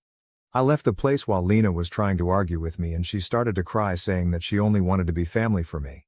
I always wanted to make her feel included but she crossed my boundaries and doesn't have empathy at all. She didn't even give me condolences when Rita passed away and kept talking about the wedding all day while I made calls to take care of the funeral. Now I'm thinking that I don't even want to go to the wedding. I love my brother and he even chose my bridesmaid dress, but I feel too bad to go and I'm even thinking of cutting off contact with Lena because her behavior is too weird and dense. I'm just sad and I want to cry all day because I lost the woman I considered my guide for 5 years for her wisdom and I feel guilty for not wanting to go to my brother's wedding and make him feel sad, but I just don't want to deal with Lena anymore because next time I see her I know I will surely fight with her if she makes another comment like that. Relevant comments. Comment 1. If Lena knew what having healthy relationships looked like and should have talked with OP privately on why OP wasn't invested into having family times OP. She already had an argument with one of my cousins who tried to explain to her that I have a busy life and I can't go out too often to my parents' house, but Lena just complained that I don't care about the family and started to talk ill about me to which my cousin got angry with her. Also my mother, who never liked physical contact, asked Lena to please not hug her so much, because it makes her uncomfortable. Not even her children hug her because she gets tense. But Lena just doesn't listen and keeps hugging her, making my mother feel anxious. We all have a lot of patience with her and we understand that she never had a family, but there comes a point when patience runs out. She doesn't even listen to my brother, and I can't live because of her. Her behavior not only distances her from me but also from the rest of the family, and we no longer find a way to set a limit and have her understand that there are things that make us feel uncomfortable. We're all really gentle with her. I was too gentle with her, but she just thinks about herself at this point. Comment 2. Is it possible that she has odd notions about what it means to be a good SIL? If she didn't have a family, it's possible she picked up ideas from fiction, and depending on the author, fictional relationships can be downright odd. Ask her if she thinks she's being polite by inserting herself into private conversations, trying to be part of every single thing, etc. She may be doing her damnedest to be good to you and is being damned for it. But also, she needs her framework of what is appropriate adjusted, by you setting boundaries of what makes for a good relationship. She might even welcome explicit descriptions of what a healthy relationship looks like. OP. I think she has a weird vision of what a family should be, although what confuses me is that while she tries to force a good relationship with me, she doesn't mind talking badly about me behind my back, so I don't really understand what she really wants. She always emphasizes that I'm the firstborn, so I should be in all the family stuff because it's my responsibility, and I have no idea where she got that idea or concept from.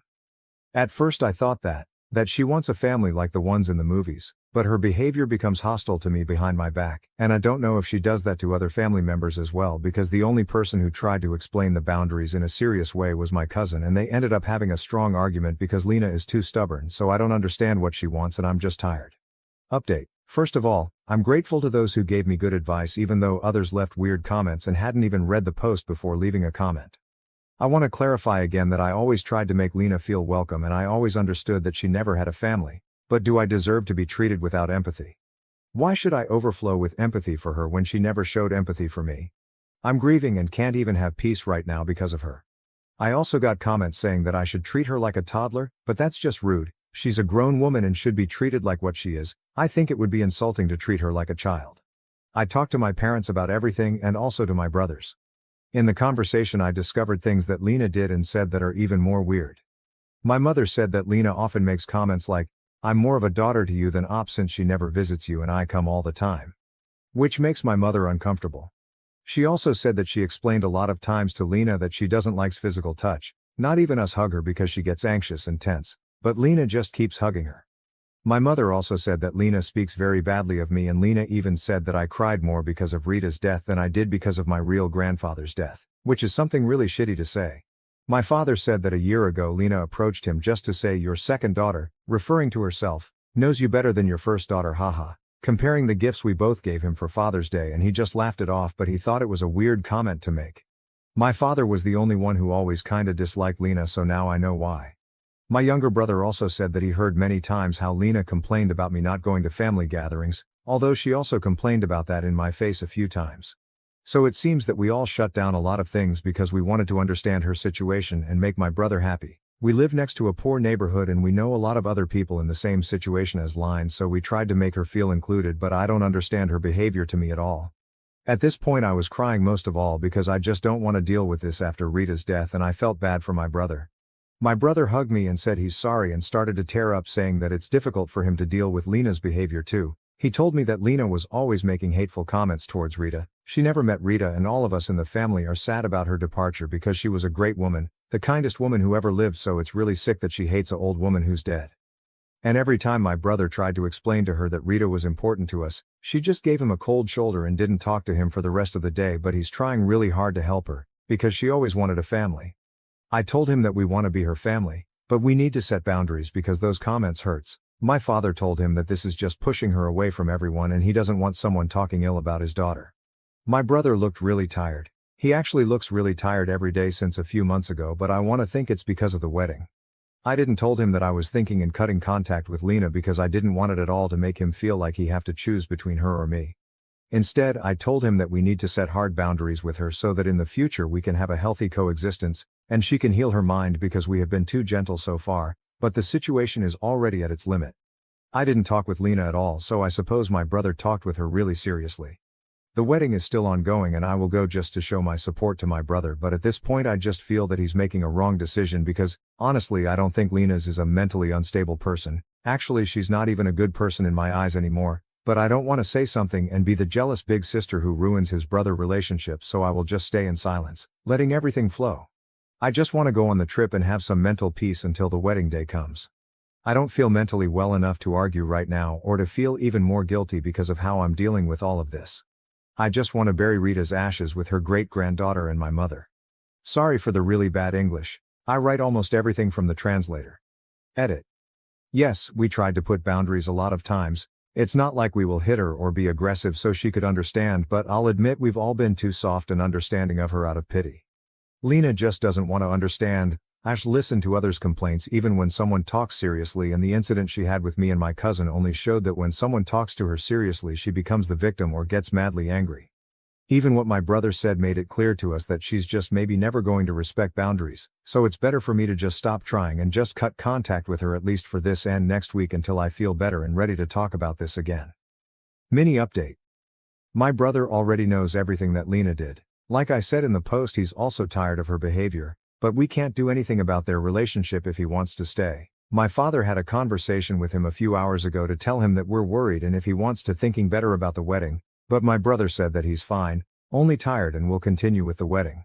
So yeah, we can't do anything but show my brother that we're with him and try to help him to open his eyes, but people have to understand that we can't help him in an aggressive way saying that Lena is a B***teach, or kicking her out of the family, because that will only benefit her, as she can take that opportunity to manipulate my brother by making herself the victim again. Dealing with a person full of traumas and childhood problems is not easy at all. She does not know what basic limits are, and now that she knows them, she does not want to respect them, but we can't be aggressive with her because she's not a mentally well person. Don't blame my brother if you don't understand what it's like to be in a toxic relationship. He's not to blame for anything, and he's just a victim. Relevant comments. Comment 1. Why is he still getting married to this woman considering this is how she treats his family? Just make sure to support your brother if he ever becomes sane enough to get a divorce. OP. For what he said, she also treats him badly, so I don't understand either. Maybe he's still too in love, but the only thing I can do is show him my support. For now, I just don't want to talk with Lena at all because I'm not feeling well mentally. Comment 2. I do think your family might want to gently let him know that they're worried about how he's being treated. He might tell Lena and then they'll shoot the messenger though. OP, we did it. My mom asked him if it's a toxic relationship and he just kept quiet and said he just wants to help Lena. He has the same behavior that friends of mine have had when they had toxic partners, and I really know that when people are in abusive relationships, they are usually blinded by love and they don't want to believe reality. I feel fool for not noticing that behavior before, but I wasn't around the family too much lately. Comment 3. I don't understand why your family doesn't tell Lena that her negative comments are not welcome. Your family needs to defend you and Rita and stress they do not tolerate disparaging comments. If she has nothing nice to say, there is the door. Bye-bye. Your brother should really postpone the wedding and seek couple counseling. Lena's behavior needs to be adjusted before she can be part of your family. Right now nobody likes her. OP, like I said, we all had too much patience with her because of her hard childhood, and we understand that a childhood like she had messed with your head, but I didn't know she was this messed. We told her that those comments are wrong many times, even my brother, but she is not a person with whom you can really talk seriously because she does not listen or gets angry. She has fought strongly with one of my cousins who wanted to put clear limits on her behavior. Our mistake was to not set hard boundaries on her out of pure pity. Even I have let pass many of her comments just because I feel pity for her or because I don't want to hurt my brother, the same reason why my mother tries to not get angry when Lena hugs her. Comment 4. OP, your family has played nice for the sake of your brother, I get that. But I think it has gotten to the point that you're doing him a disservice. He's going to end up married to this very mentally unwell woman, and his family has just pretended that she's great all along, so he never saw any previous signs that things weren't as great from an outside perspective. And you all still continue to pretend. It's not okay. OP, I don't keep pretending that everything is fine. We all talk to my brother that Lena's behavior has to stop. The only thing I didn't tell him is that I plan to cut off contact with Lena to not make him feel pressured or feel like I'm manipulating him. He knows about her behavior, and like I said in the 2 posts, he always tried to correct that behavior and is also tired of that, but I can't do anything if he doesn't want to open his eyes now that he knows everything Lena did. It's clear that he knows her behavior is wrong, even towards him, but I can't force him to leave her if he doesn't want to see reality. It's not easy to leave an abusive relationship even if all the signs are there. Update 2. I think it's been a while since I last posted and I was feeling too stressed and didn't even log back into this account, as honestly the comments only managed to stress me out even more, but there are people who keep asking me for an update and worried about all of this mess. Also, sometimes I need to just vent. First of all, I want to make it clear that my brother is an adult. We can advise him, but the final decision is made by him. In my first post I didn't know anything about what I said in my second post. Please understand that it was a time of stress and anxiety for me to discover all those things that obviously change the perspective you have of someone, and I was in a difficult moment. That being said, the wedding did happen. After another intervention, my father made it clear to my brother that he does not approve the marriage. My father didn't attend the wedding, and since that day my brother doesn't speak to anyone in the family except my mother, but my mother doesn't want Lena in her house, so it's complicated too. We all gave my brother the reason why getting married with Lena is a bad idea, but he chose to do it anyway. But he's my brother, and I know at some point he'll open his eyes and he knows he can come to me anytime he needs. For people who will say, oh, but you should have done X or you should have done and, your family should stop being doormats and kick Lena out of the house from the start. Honestly? Shut up. I think it wasn't enough to clarify that I had my own problems. Everyone in my family has our own problems and lives. We're just trying to be kind and continue the family peace with a person who had a complicated life. My family has always been very healthy, so the least we would believe is that someone my brother is dating has bad intentions. When you grow up in a healthy environment, it is difficult and shocking to deal with problematic people in the family, and it's even more difficult to do something that you know is going to bring serious problems. I personally didn't even see Lena so many times to know all of those weird situations. I said in my second post, I can't take charge of a life that isn't mine, and I can't take responsibility for my brother's life or Lena's problems. To reassure everyone, Lena doesn't think about me stealing my identity or anything like that. She's weird but not dangerous, although what my father told me is strange anyway. My brother confessed to my father that Lena feels like my relationship with my brother is weird and she feels jealous of me because I'm his favorite person. My brother and I usually lie in the same bed to watch TV, play video games, and he usually hugs me, but it's something I do even with my other brother, but she thinks that's weird. I don't think that's weird at all, and I know many people who is close with their siblings in that way. My brother confessed that he and Lena tend to have a lot of arguments about it, another thing he hid, since Lena gets jealous when he spends time alone with me, but that Lena doesn't understand how siblings treat each other, but at the same time she also wants to be close to me. According to my brother, she wants to be very close to me, and that's why she doesn't know what comments to make near me and my family. I don't believe him. My father argued with him about it, and he expressed to my brother that he doesn't plan to go to the wedding. I didn't go either and just decided to stay more days away grieving for Rita, so I don't know how it went because my mother avoided the wedding topic. I didn't ask, and I have been living in Rita's house for now. Sorry if this is not the update people wanted, but yeah, that's it. I'm sorry if anyone expected me to say something like that, Lena is now in jail for impersonating me, or that Lena is actually my long-lost twin sister. The reality is as depressing and simple as everyone predicted, of Lena getting my brother mad at all of us and cutting off contact. At this point, and now that my mind is calmer, I will just choose to let my brother do his life. I can't put energy on this, and my mother told me to just let him be, and we did everything we could. He's an adult.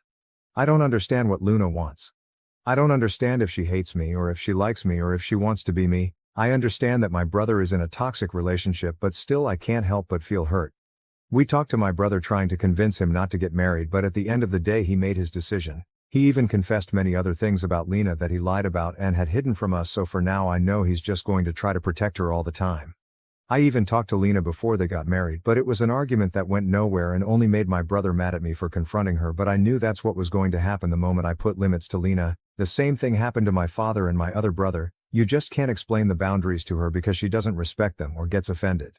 At this point my mother only has little contact with Lena so that she can continue to have contact with my brother as well. Relevant comments. Comment 1. Hugs. You have to look out for yourself and hope your brother knows what he is doing. Lena has issues, but now, you don't have to deal with her. Your brother may feel differently in a few months, once he is basically cut off from the family. More drama ahead, when she has the first grandchild. Lena is a very insecure pick-me person. OP, my brother can't have biological children and he doesn't want to adopt either because it's really difficult in my country. I doubt very much that they will have children, but I don't know. Comment 2. I remember your first 2 posts. I wonder if Lena has anxious attachment disorder. What is her relationship with her parents and siblings? It seems she wants to be the center of your brother and mother's world. Anything that gets in the way of that is upsetting to her. OP, more than being my mother's center of attention, I think she wants to be just my brother's center of attention. She wants to be my brother's favorite person by being my parents' daughter and his sister, if that makes any sense. I don't know, that's what I deduced from her behavior and what my brother said. She has no relationship with her family because they are addicts.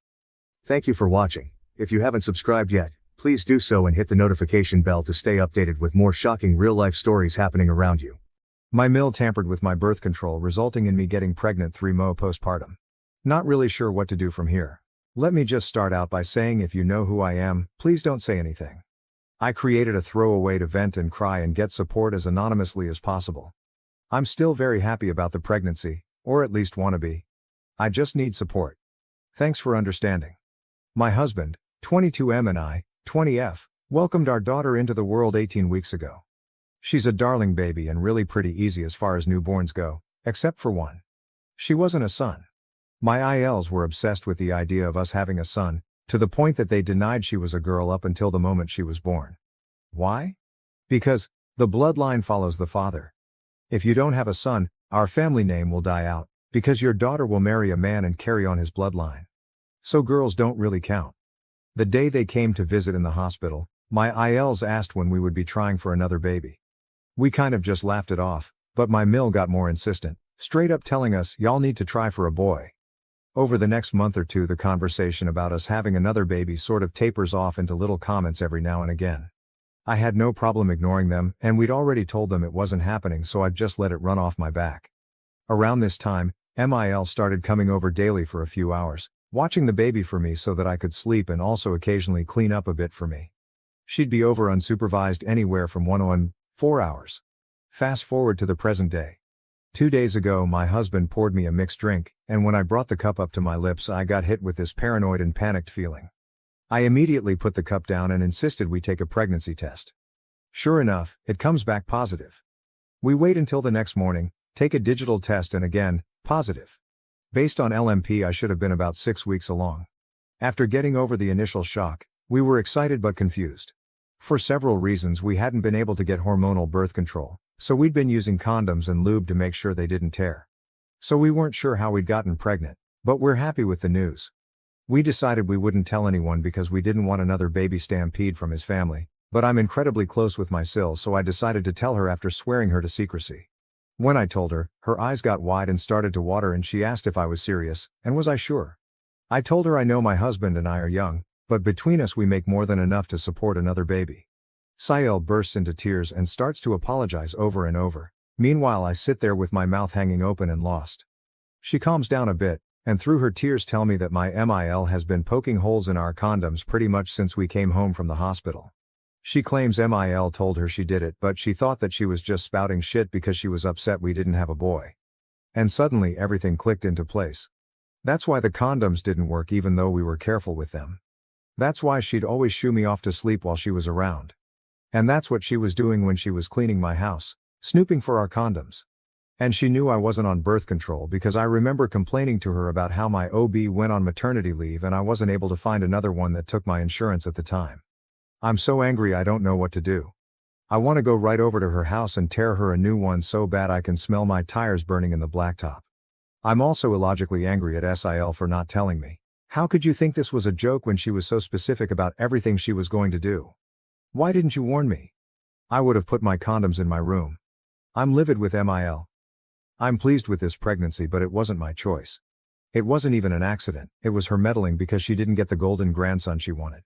I don't even know how to handle this. I want to scorch the earth, but I also still don't want his family knowing I'm pregnant. And I'm not even 12 weeks yet, so the risk of a miscarriage is still uncomfortably high. The only bright side of this whole thing is it snatched my husband out of his mother's FOG so violently he's probably got whiplash. Personally, my pregnancy has soured a bit, so I'm really trying to hang on to any happiness I have about the pregnancy left. If you have Irish twins of your own or are one, I'd love some positive feedback on that situation. Where do we go from here? ETA update. First, let me clarify. I am 20 years old, not 18. I'm 18 weeks postpartum, not 12. 12 is when I would have conceived given that I'm 6 weeks along based on LMP. Second, I don't give a shit if you think this is fake, I honestly wish that it were. If you don't have advice to give, I kindly ask that you take your judgment elsewhere. Now that that's out the way, here's the update. I want to thank you all for your support and suggestions. Having a plan makes me feel way less panicked and overwhelmed.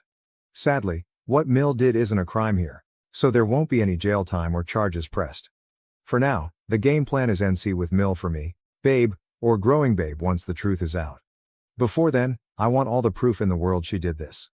I've ordered a hidden camera, and I'm going to buy new, latex-free condoms claiming that I'm suddenly allergic to latex. Hopefully she'll poke holes again and I'll have video proof this time. Even if I can't use it to press charges, I want all the proof I have that she's not safe to be around so she can't sue for GPR if this baby is a boy. I also have decided to change our family last name to literally anything else BC. I'm a petty bitch, and since she wants to act an ass over this stupid name, then nobody gets it. As for my husband, he's willing and ready to do whatever I decide. Currently he's asleep, so we'll be discussing everything at breakfast. Thanks again everyone. Spot on comments. Comment 1. If it is a little girl, I hope they name it after OP's mother or grandmother or another influential woman in her life. If it's a boy, I like the idea of giving him his mother's surname for a last name, or something similar. I also don't think Mil should ever see any child that OP and her husband have ever again. Comment 2. I think you have solid grounds to go to the police and see what can be done. Maybe your state, if in the US, has reproductive coercion laws. She's fully admitted that she poked holes in the condoms, and you probably have the condoms with holes in them as I'm typing this. I don't know how you ever get back to normal after this. If you forgive and forget, you're basically telling her she can invade you and nothing will be done in the form of a consequence. I don't advocate for NC unless it's seriously bad. I advocate here because you'll be seeing red every time you hear her speak. Go to therapy so you can properly accept the pregnancy and separate the anger for MIL and your sweet babe. I wish you the best. Comment 3. This is reproductive coercion and it is assault. She never sees either of your children again. At the very least, she never has unsupervised access to your children or you. If Hubs isn't literally in the room, she can't be there. If she does, if you let her get away with this and sweep it under the rug, she will feel entitled to brag for the rest of her life about how she is the reason you have LO2 and how that's her baby, and she's so proud of this completely sick thing she has done to you. She may do it again, she may do it to Sil. This is not a person you can ever trust again. LO1 will always hear about how she wasn't good enough because she was a girl, so Mill did this to you and now you have LO2, and isn't that so wonderful? Your daughter is going to need to be protected from internalizing that she is inadequate, or that reproductive coercion is an okay thing to do. Comment 4. If I were you, I would talk to your local police department and/or a lawyer to talk about legal options. If a couple agreed to use condoms as birth control and one person decided to poke holes in the condoms without telling the other, so changing the terms of the agreement without informing their partner, that probably would be considered some form of sexual assault or fraud at the very least. It should be no different for your Mill. If you have any condoms left in your house, inspect them for damage and save them as evidence. I would also never let her around my kids ever again. She is taking manipulation to get what she wants to the extreme. That's not someone I would want influencing my kids. Comment 5. So either you call the police and do anything and everything you can to destroy this nutjob's credibility and peace of mind. Tell everyone on Facebook, her church, put up her picture with a warning this crazy woman tampers with condoms where she shops. Or I'll just wait for the update where she plants drugs or something to get you deemed an unfit parent to get you out of the way to her kid. Make no mistake, that is how she thinks. This might sound harsh, but honestly, if you don't both call the police and never let her near your family again, I would have to say you are not fit to parent. Do you want a power-hungry lunatic having control over your kids? Because she will never accept anything less than the level of control she wants. If you let her in, she will not give up. She doesn't even think of you as a human being. You are cattle to her. Comment 6. Not much to say that hasn't already been said. Gonna repeat many comments. Good luck with both kids. Speak with your husband about the options with the in-laws. My family had issues in-laws too. Mom's parents talked and joked about beating their religion into us kids, and Dad's sister tried to kill her own kids. My family did supervised visits in public, active parks, restaurants, church, with the all-in-laws, whole family, until us kids were over 18, or relatives proved to parents trustworthiness and equality. So you have that choice if husband wants to stay in contact with Illifer, change locks, get a door camera, intercept all presents. If it is a boy, raise him with the idea he can take his wife's last name or your daughter can keep hers and husband takes hers. Adopted sister and her fiancé are taking her birth last name. If you keep having problems, trust issues, you can go to a counselor. Most churches/temples/community centers have or know great people to talk to for free or cost. My closest brother is 12 months to the day younger and we were joined at the hip until high school. Shared a room till middle school. Learning things was easier with someone else learning at the same time. I always had my playmate, and we helped each other instead of asking other siblings or parents for help. Comment 7. So, funny thing. You don't have to name your children with your family name. You can name them whatever you want. You could give them a singular name like Cher or Sting. Or to be more subtle, with a great big fuck you. You could give your child the family name of your own parents. When they become obstinate about it, you could inform them that because Mill messed with your health and safety, you have decided as a family that they will not be part of the naming convention. I am curious. It seems your husband supports your decisions regarding planning your future, but I don't see any commentary on how he is handling his parents. Personally, if my parents treated my wife that way, they would have just lost their grandparent visitation privileges. And they wouldn't get them back until they apologized and my wife agreed that they deserved them back. Even still, I would have a mandatory 1-year minimum ban. What if you had been on birth control? Would she have just switched your pills for Tylenol? Because mixing Tylenol and alcohol causes permanent liver damage. Maybe she switched to aspirin. Maybe you're on an anticoagulant after the pregnancy because of a developed clotting disorder. Congratulations, she just killed you. If you got a restraining order against your MIL for you and your kids, it would not be too far. Comment 8. Once you've calmed down, you and your husband need to inform her that what she did was a huge breach of trust and that because of her actions she will never have a relationship with her grandchildren. She can't be trusted, and no matter what craziness she spews, this is worth burning a bridge over. Her actions deserve scorched earth consequences. Don't let her threaten you with grandparents' rights, because those usually only proc if their child has died, plus they have to establish a relationship with the child prior to filing, which as of now they have zero relationship with your next child. Excluding certain states with crazy GP rights, I think NY is one. Kindly tell her to pound sand and that she isn't allowed anywhere near you, your home, or your children, and that any attempt to contact, harass or threaten you will be met with a police call and possibly a restraining order. Don't answer phone calls, don't let her in the door, and do not ever stand and take her words, always turn and walk away. Now to the next story. Story 2. My fiancé doesn't want to invite his Sil to our wedding because she has feelings for him, when it's more the other way around. My fiancé, Will, has a younger brother Charlie, and he is married to Evie. Evie is a beautiful woman both inside and out. She is one of the nicest people I've ever met and is an amazing and supportive friend. Perhaps the best friend I've ever had. Will, Charlie and Evie went to school together.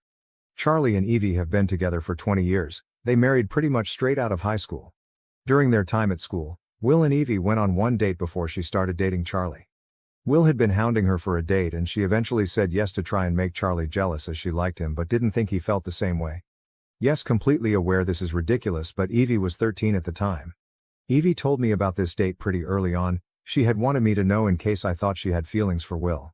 She made it very clear that she's never had romantic feelings for Will and that she just used him for that one date to make Charlie jealous. I do know that Will had feelings for Evie, and from what he's said that he's stopped having them since we've been together. Will and I are currently in the process of planning our wedding for next summer. We've been putting together a list of who we want to ask to be a part of the wedding party and who we want to invite to the wedding. I want to have Evie as one of my bridesmaids because I know she will be supportive and reliable. Will frowned and told me that he wasn't planning on Evie being part of the wedding. I asked if he had a falling out with Charlie and wasn't inviting him either, as they're a package deal as a married couple. Plus there is no way one would attend without the other. He replied that he hadn't fallen out with his brother, but he couldn't see himself getting married with Evie there, as according to him she still has feelings for him and he wouldn't want her to ruin our day. I know for a fact that she doesn't. I asked him if she had confessed feelings or something. He said no, but it's the way she is with him. He gave examples like how she's always around our house. Evie and I run together 3 times a week. As I live closer to her work, she comes to ours to change instead of going home.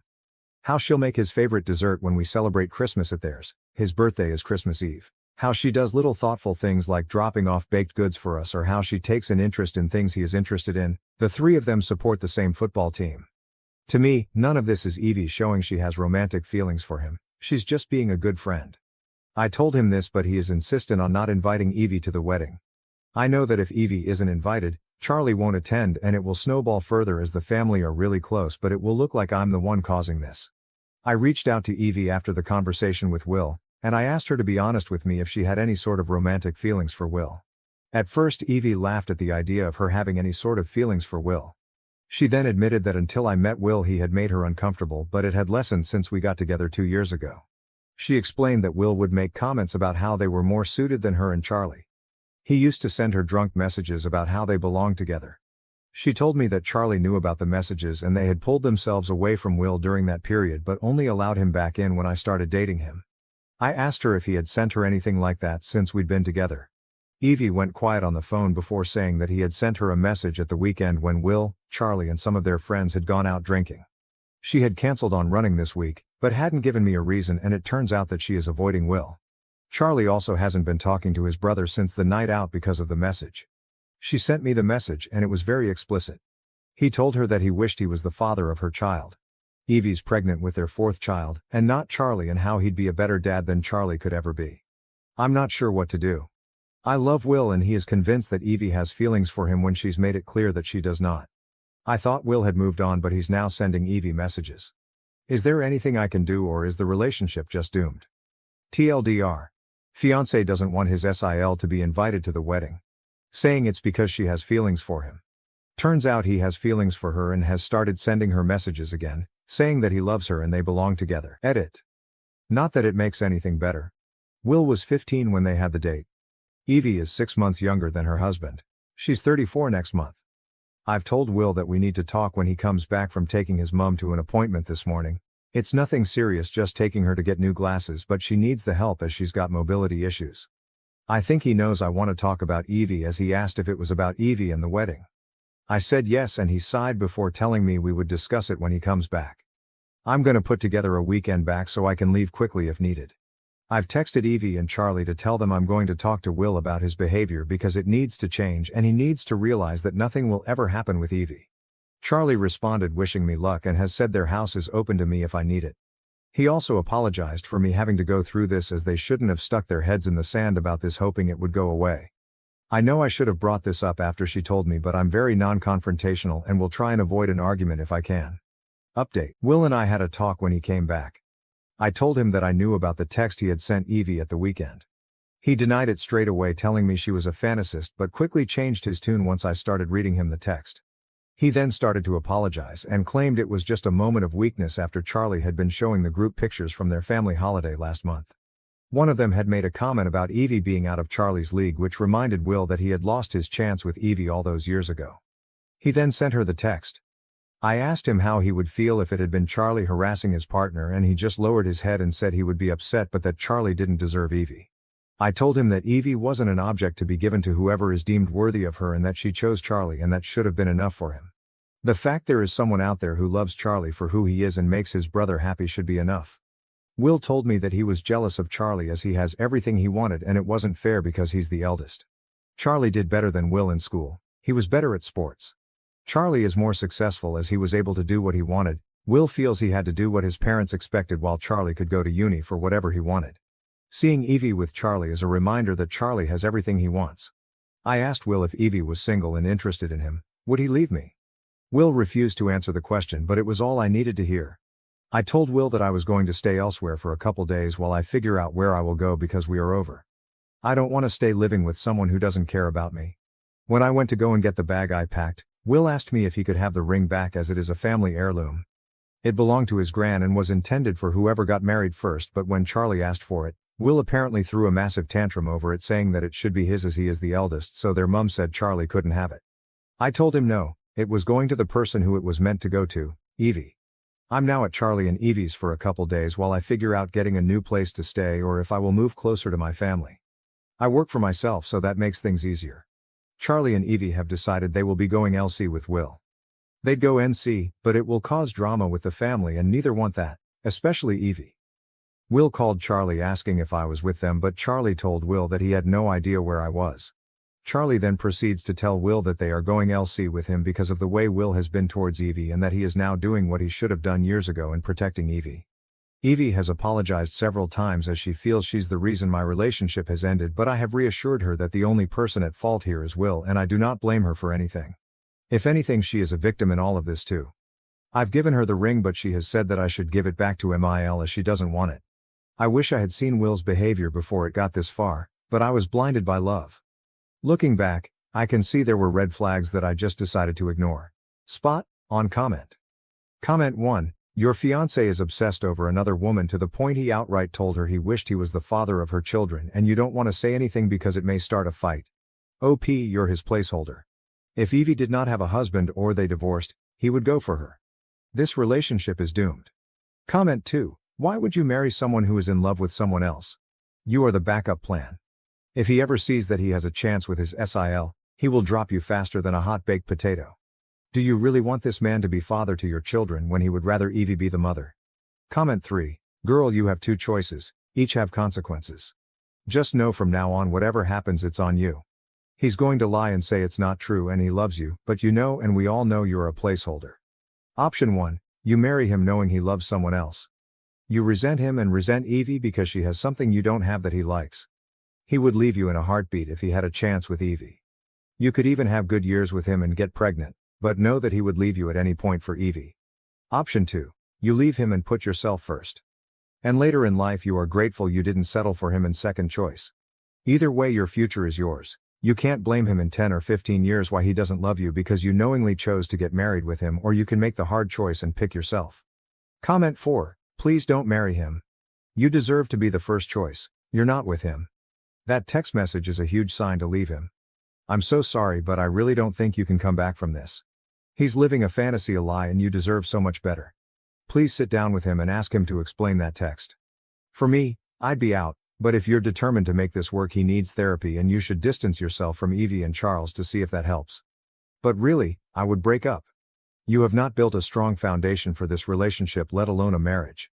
And if anything ever happened between Charles and Evie, he would want to make a move, even if Evie doesn't want him. I'd hang on to those two as friends and say goodbye to Will. Big hugs. Comment 5. You just found out you are getting set to marry a stalker who is focused very disturbingly on his own sill. And you think this can be fixed? No. It can't. You're being used. Your fiancé wants you in the picture because it brought his brother and the SIL back. You are his "I'm a nice safe guy" costume. Your fiancé is a creep. His family is deluding themselves if any of them think you marrying him will fix the problem of him creeping on Sil. Run. Comment 6. Your fiancé is a 16-year-old pressured a 13-year-old to go on a date with him. Are 13-year-olds even allowed to date? Did he drive a 7th grader to a restaurant? And has been harassing her for years. I honestly can't believe Charlie and Evie haven't cut him off. I feel awful for her that she's had to put up with him trying to manipulate her into leaving her husband and father of her children for him. Now he wants to punish her for not reciprocating his advances by excluding her from your wedding, knowing how much it will hurt when she's so close with you. He doesn't love you, you're a placeholder because he can't have Evie. I'm sorry that sounds harsh, but it's the truth that can be seen plain as day from outside the situation. If Evie told him she wanted to leave Charlie for him, he'd drop you in a heartbeat. I would call off the wedding and be so glad Evie told you all this before the breakup became a divorce. Your husband is a creep. Thank you for watching. If you haven't subscribed yet, please do so and hit the notification bell to stay updated with more shocking real-life stories happening around you.